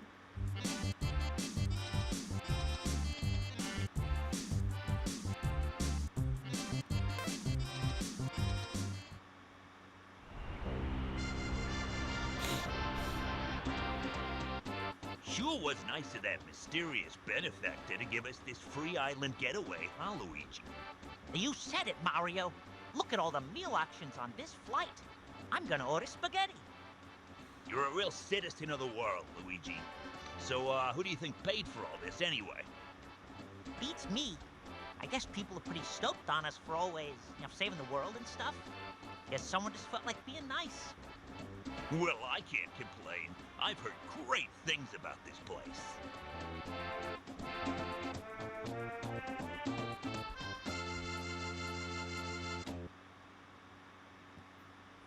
The plane was so nice, I didn't even want to get off. Well, I want to get off. Now, where do they keep the sluts? Whoa. Huh? Hey, who are those guys? Maybe they know. They don't look friendly. Hey, get off of me! Ow! What about my Miranda rights? Ouch! Court is now in session. As you are no doubt aware, our fine island has been having a bit of a problem lately with rich foreign perverts flying over here to engage in intercourse with underage mushrooms. Now, personally, I have no interest in such things, as any cursory examination of my internet history will confirm. However, my understanding is that these two plumbers, these monsters, have come here with the intention of partaking in these devious acts. This is outrageous. Don't we get some kind of defense attorney? We don't have those here. You're guilty. Tough titties, bitch. But that's not fair. We didn't know about any underage mushrooms. We just wanted to go on a vacation. Right, Mario? Yeah, what he said. Overruled. Oh, no. My verdict has been made. I don't want to spend one more second listening to those ridiculous AI voices. What? Oh, you think we can't tell?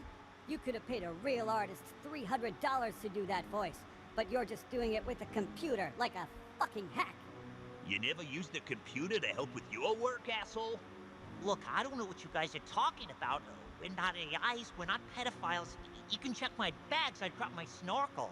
I don't give a fuck about your snorkel. Your Honor, I recommend the maximum sentence for felony sex tourism and AI slop. Yes, 6 months hard labor in the volcano. Ha! God, we're good at our jobs. Please, you can't do this. This must be a bad terrain. I won't survive in prison. I didn't bring any one-ups. Oh, God. Pipe down, Luigi. Pipe. And we're like the Mario Brothers. Oh, the humanity. What a pitiful miscarriage of justice. 2 kind immigrants, heroes of their homeland, stricken down in their prime by a corrupt and xenophobic court system. Mario, Luigi, with no evidence, they have smeared you as pedophiles and sentenced you to hard labor in a volcano, while the true pedophiles roam free. Jacques, we must right this egregious wrong post-haste. What the fuck is this thing? I don't know, some kind of watering can, I guess. I am Flood. Pleased to meet you. You think we could use it as a bong? Seriously? You guys again? I mean, what is it with you two? You can't get your sick thrills with the underage mushrooms, so you have to sexually assault a fire extinguisher? Look, Your Honor, it wasn't like that. Luigi had some weed on him and... It was exactly like that. We would like to enter into evidence this surveillance photo taken just after 4 p.m. Oh, yes. Thought it was a watering can. I don't want to hear it. 6 more months of hard labor. This is it.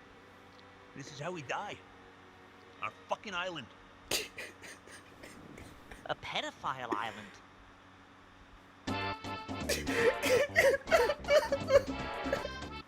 What the fuck is this? These are too high effort. Oh, oh God. Oh, this guy's. Oh. I've seen a Loki IRL see that as an AI IRL that likes to copy opponents' fighting styles. As far as we know, well, as far as I know, AI art is outlawed in the future, so I don't gotta potentially write dated stuff. That'll be outdated. But that's cool, a fan would come up with that. Thanks for busting us out of that spooky prison, Luigi. Well, it's like they say, sometimes all you need is a shovel. Yeah, you sure beat the shit out of that guard with that shovel. I mean, I never seen so much blood. Thanks, bro. So what's next for the old Mario brothers now that we're back home? Well, first things first. Let's go climb that tree. Hooray! I love climbing trees. Need a lift? Huh, preparing for liftoff. Oh, sweet Jesus, my back. Huh, that's never happened before.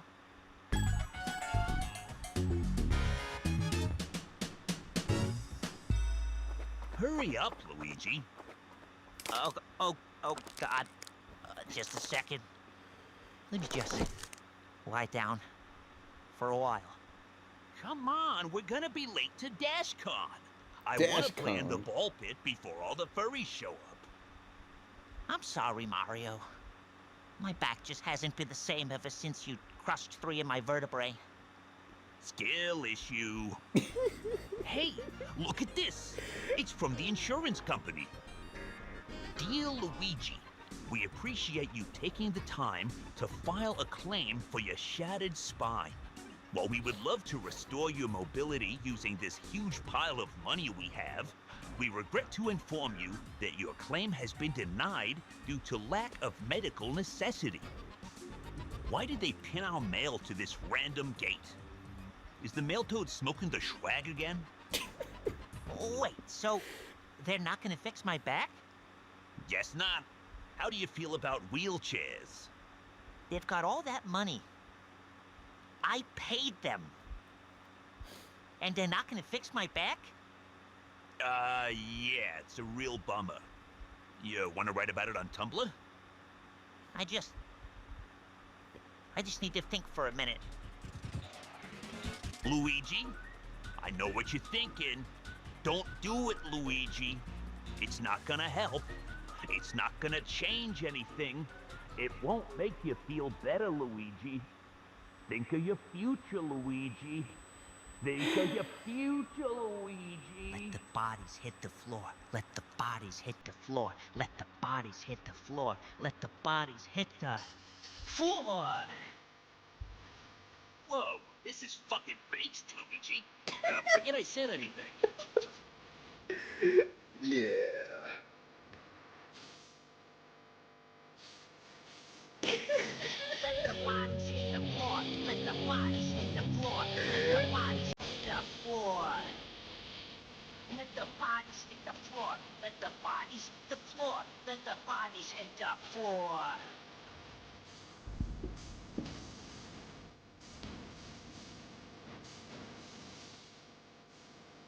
That Luigi is such a handful. I can't imagine what his trial's gonna be like. Be sure to like, subscribe, and reblog. One called the P2 is referred to C 3 separate specialists. My diagnosis: 1, I need surgery. 2, 3 weeks of ET. Hey, they're denying my claim. These are all peak videos, yes. Yeah. 4 months ago. 12. They had a gap of like upload 4 months ago. 12 years ago. What the fuck were they doing back there? My thoughts on the global economy. Oh. Dr. Rabbit YTPs, yes. All of them classic. Yeah.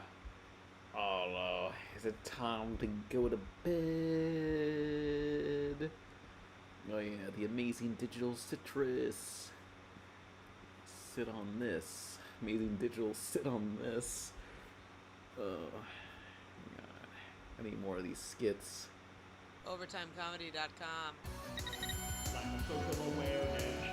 I relate to this one. So, you know, I got that complete 6-season set of 6 Feet Under if you want to watch it tonight. You know, I'm okay. I think I might just go home. Oh, that's cool. Yeah, I can bring it back to your place. I don't mind.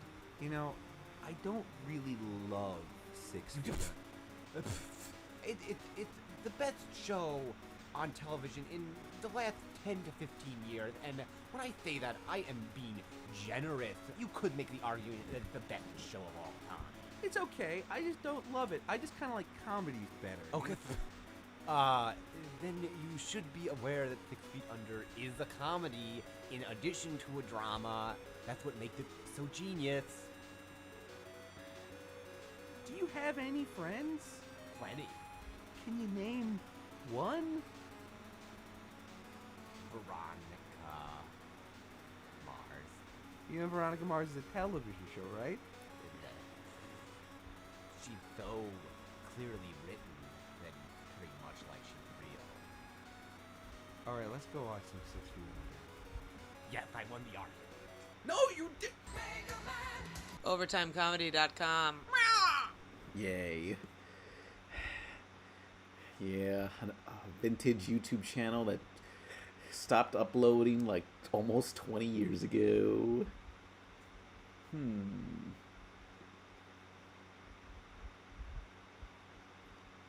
Watch YTP Band Geeks, I guess. Then I can sleep. There's no escaping the great Augustus Septemberus Octoberus Cooper. So, I'm over it. I'm done with MySpace. I'm quitting. Wait, what?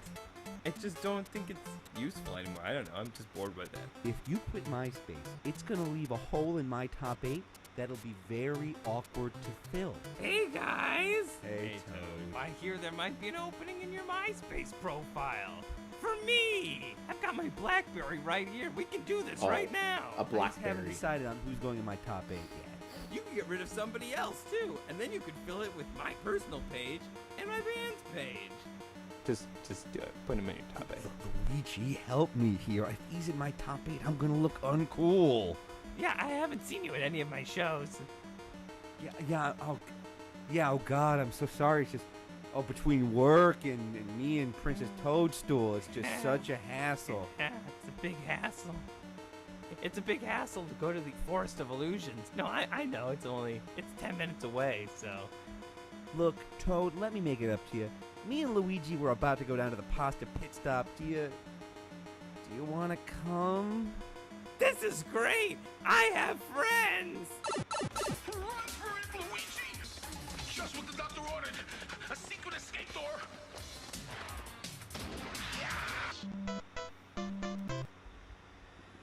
Ooh. Let's see the YTP.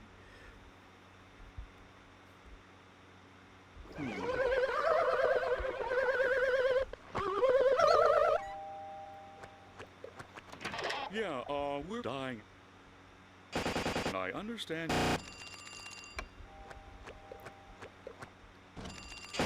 Hello, you've reached Al. Please start after the... Sounds as though you've got a to attend to. old chum. Mom. Squill, yum, fancy, yum from sauce glass? The problem is, I'm a dying animal. Sometimes, And we're supposed to play the Bull Bowl. Well, I'll just let you get back to the ibuprofen. How that? It just so happens that I'm gonna do. Good luck.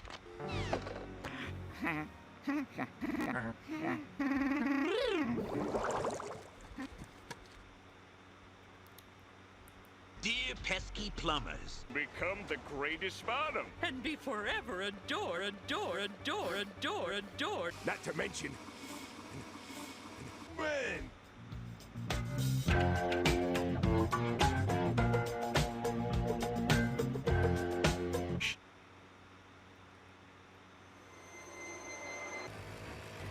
Stupid clerk, rental clerk, made me clerk. That trilobite didn't clerk. Okay, now, how many of you know what an instrument is? No, SpongeBob? Is mayonnaise an instrument? What is mayonnaise? Instrument of torture. That's fine. That's enough, SpongeBob. Patrick is an instrument. Okay, new theory. Do it. No, SpongeBob. Patrick is a horse. SpongeBob. Okay, now. When do we get the... It's tremendous. You want to see? Is this the part where we start fucking? No one has any experience. I wanted to know. I wanted to know.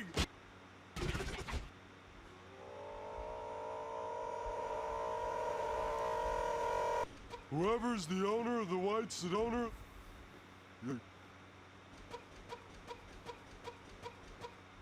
You're white?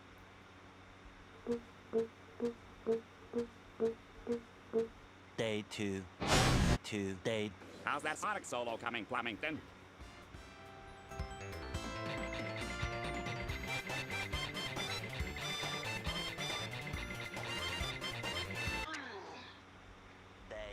Well, this is the show. But I have a talent.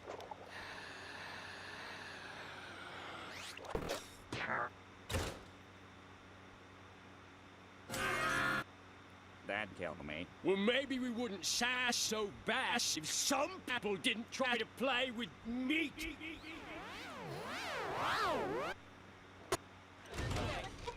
Well, you did it. You did my one bit. You did it. Well, I did you. Well, my little tiny bite-sized penis. Crush it. You took one bite, and I really had expected better of you. I guess I died in a dying accident. You're welcome. Flemington died too. Correct! Peace. What kind of mom are we? Right!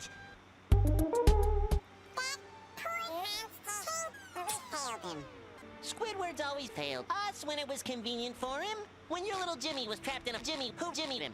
Of Jimmy? And Jimmy, when your Jimmy gave out from all those Jimmying pills, who revived Squidward? Sumbulance. Then I'm sure we could all discover what it truly means to be Jimmy Word. Come on, a two, a two, come on, a two, a two, a I knew the band. They're just gonna have to find out. I just wanted to watch you and watch you. They couldn't die. Then who's that? That's my face.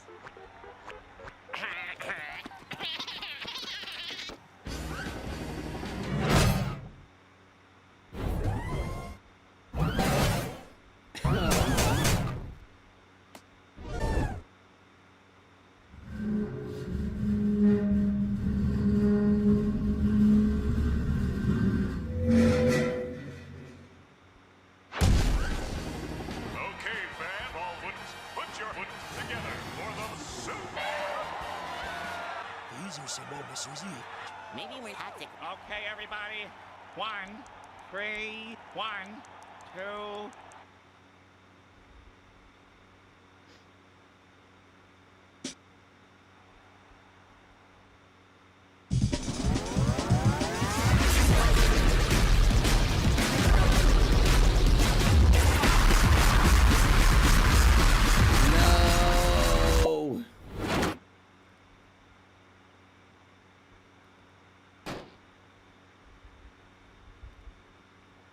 Oh, damn.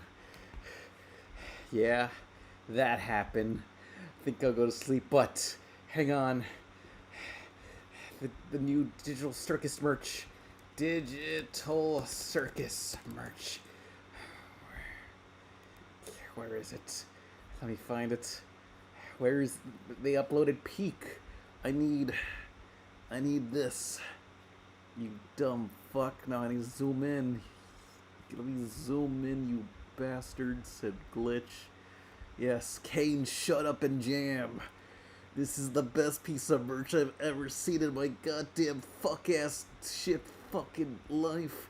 And also you got whatever this is. I don't want that. Looks like a fake video game. Oh wait, hey, I think I know this artist. Ha. Keats, is this who I think it is? I think that's a... Nah, it's not them. Thought it was someone else. Yeah, Barkley, shut up and jam. Jamming up my ass. That's what that damn fucking teeth smiley thing should be saying. Oh, that's a good-ass plush of Dib. Hello, everybody on the Invader Punchi team. I want to wish you luck. And if you don't do a good job animating Invader Punchi, guess who's gonna get it? The Dib monster. Knows him. That's such a good Dib plush. Not this time. I need... Oh, man. Hello. It's probably fan-made, and there's only... Hang on. Dib. Plush. Zim. No. Oh, wait, it was real? When did they sell this? Wait. Did this already... Is this a recent thing? What the... 2024. Nah. It's over. Could have had myself insert as a plush. So sad. Slowly growing out of looking like Dib and looking more like Crocker. It's fucking over. No. Yeah, too late. Like all things in the Invader Zim fandom. They're never gonna bring back Zim. It's fucking over.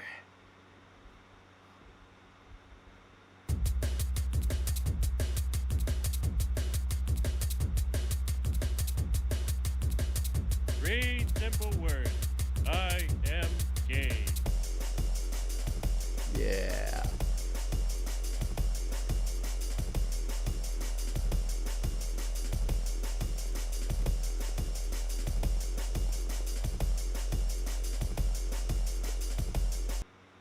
Hang on. Gotta get this classic. No! Release me! I gotta add this to my cringe compilation! Always a classic. I was the one. Yeah. No, this one cropped out me. This one actually has my credits in there. I'm not the voice. It was a fan. It was some fan dubbed over it. I gotta add this to my cringe compilation! They took away my writing credits. Oh, kind of want to see what this is, but I'm so sleepy. Stupid mime chick. I don't know, she's a mime. God. Yeah, boring. Nah, wouldn't do her. Would do the mime chick. Yeah. God, yeah, she's so fucking cool. But I think I'm gonna go to sleep, people. Damn, it's one of those designs where it's like, wish I thought of that. Yeah. Cool.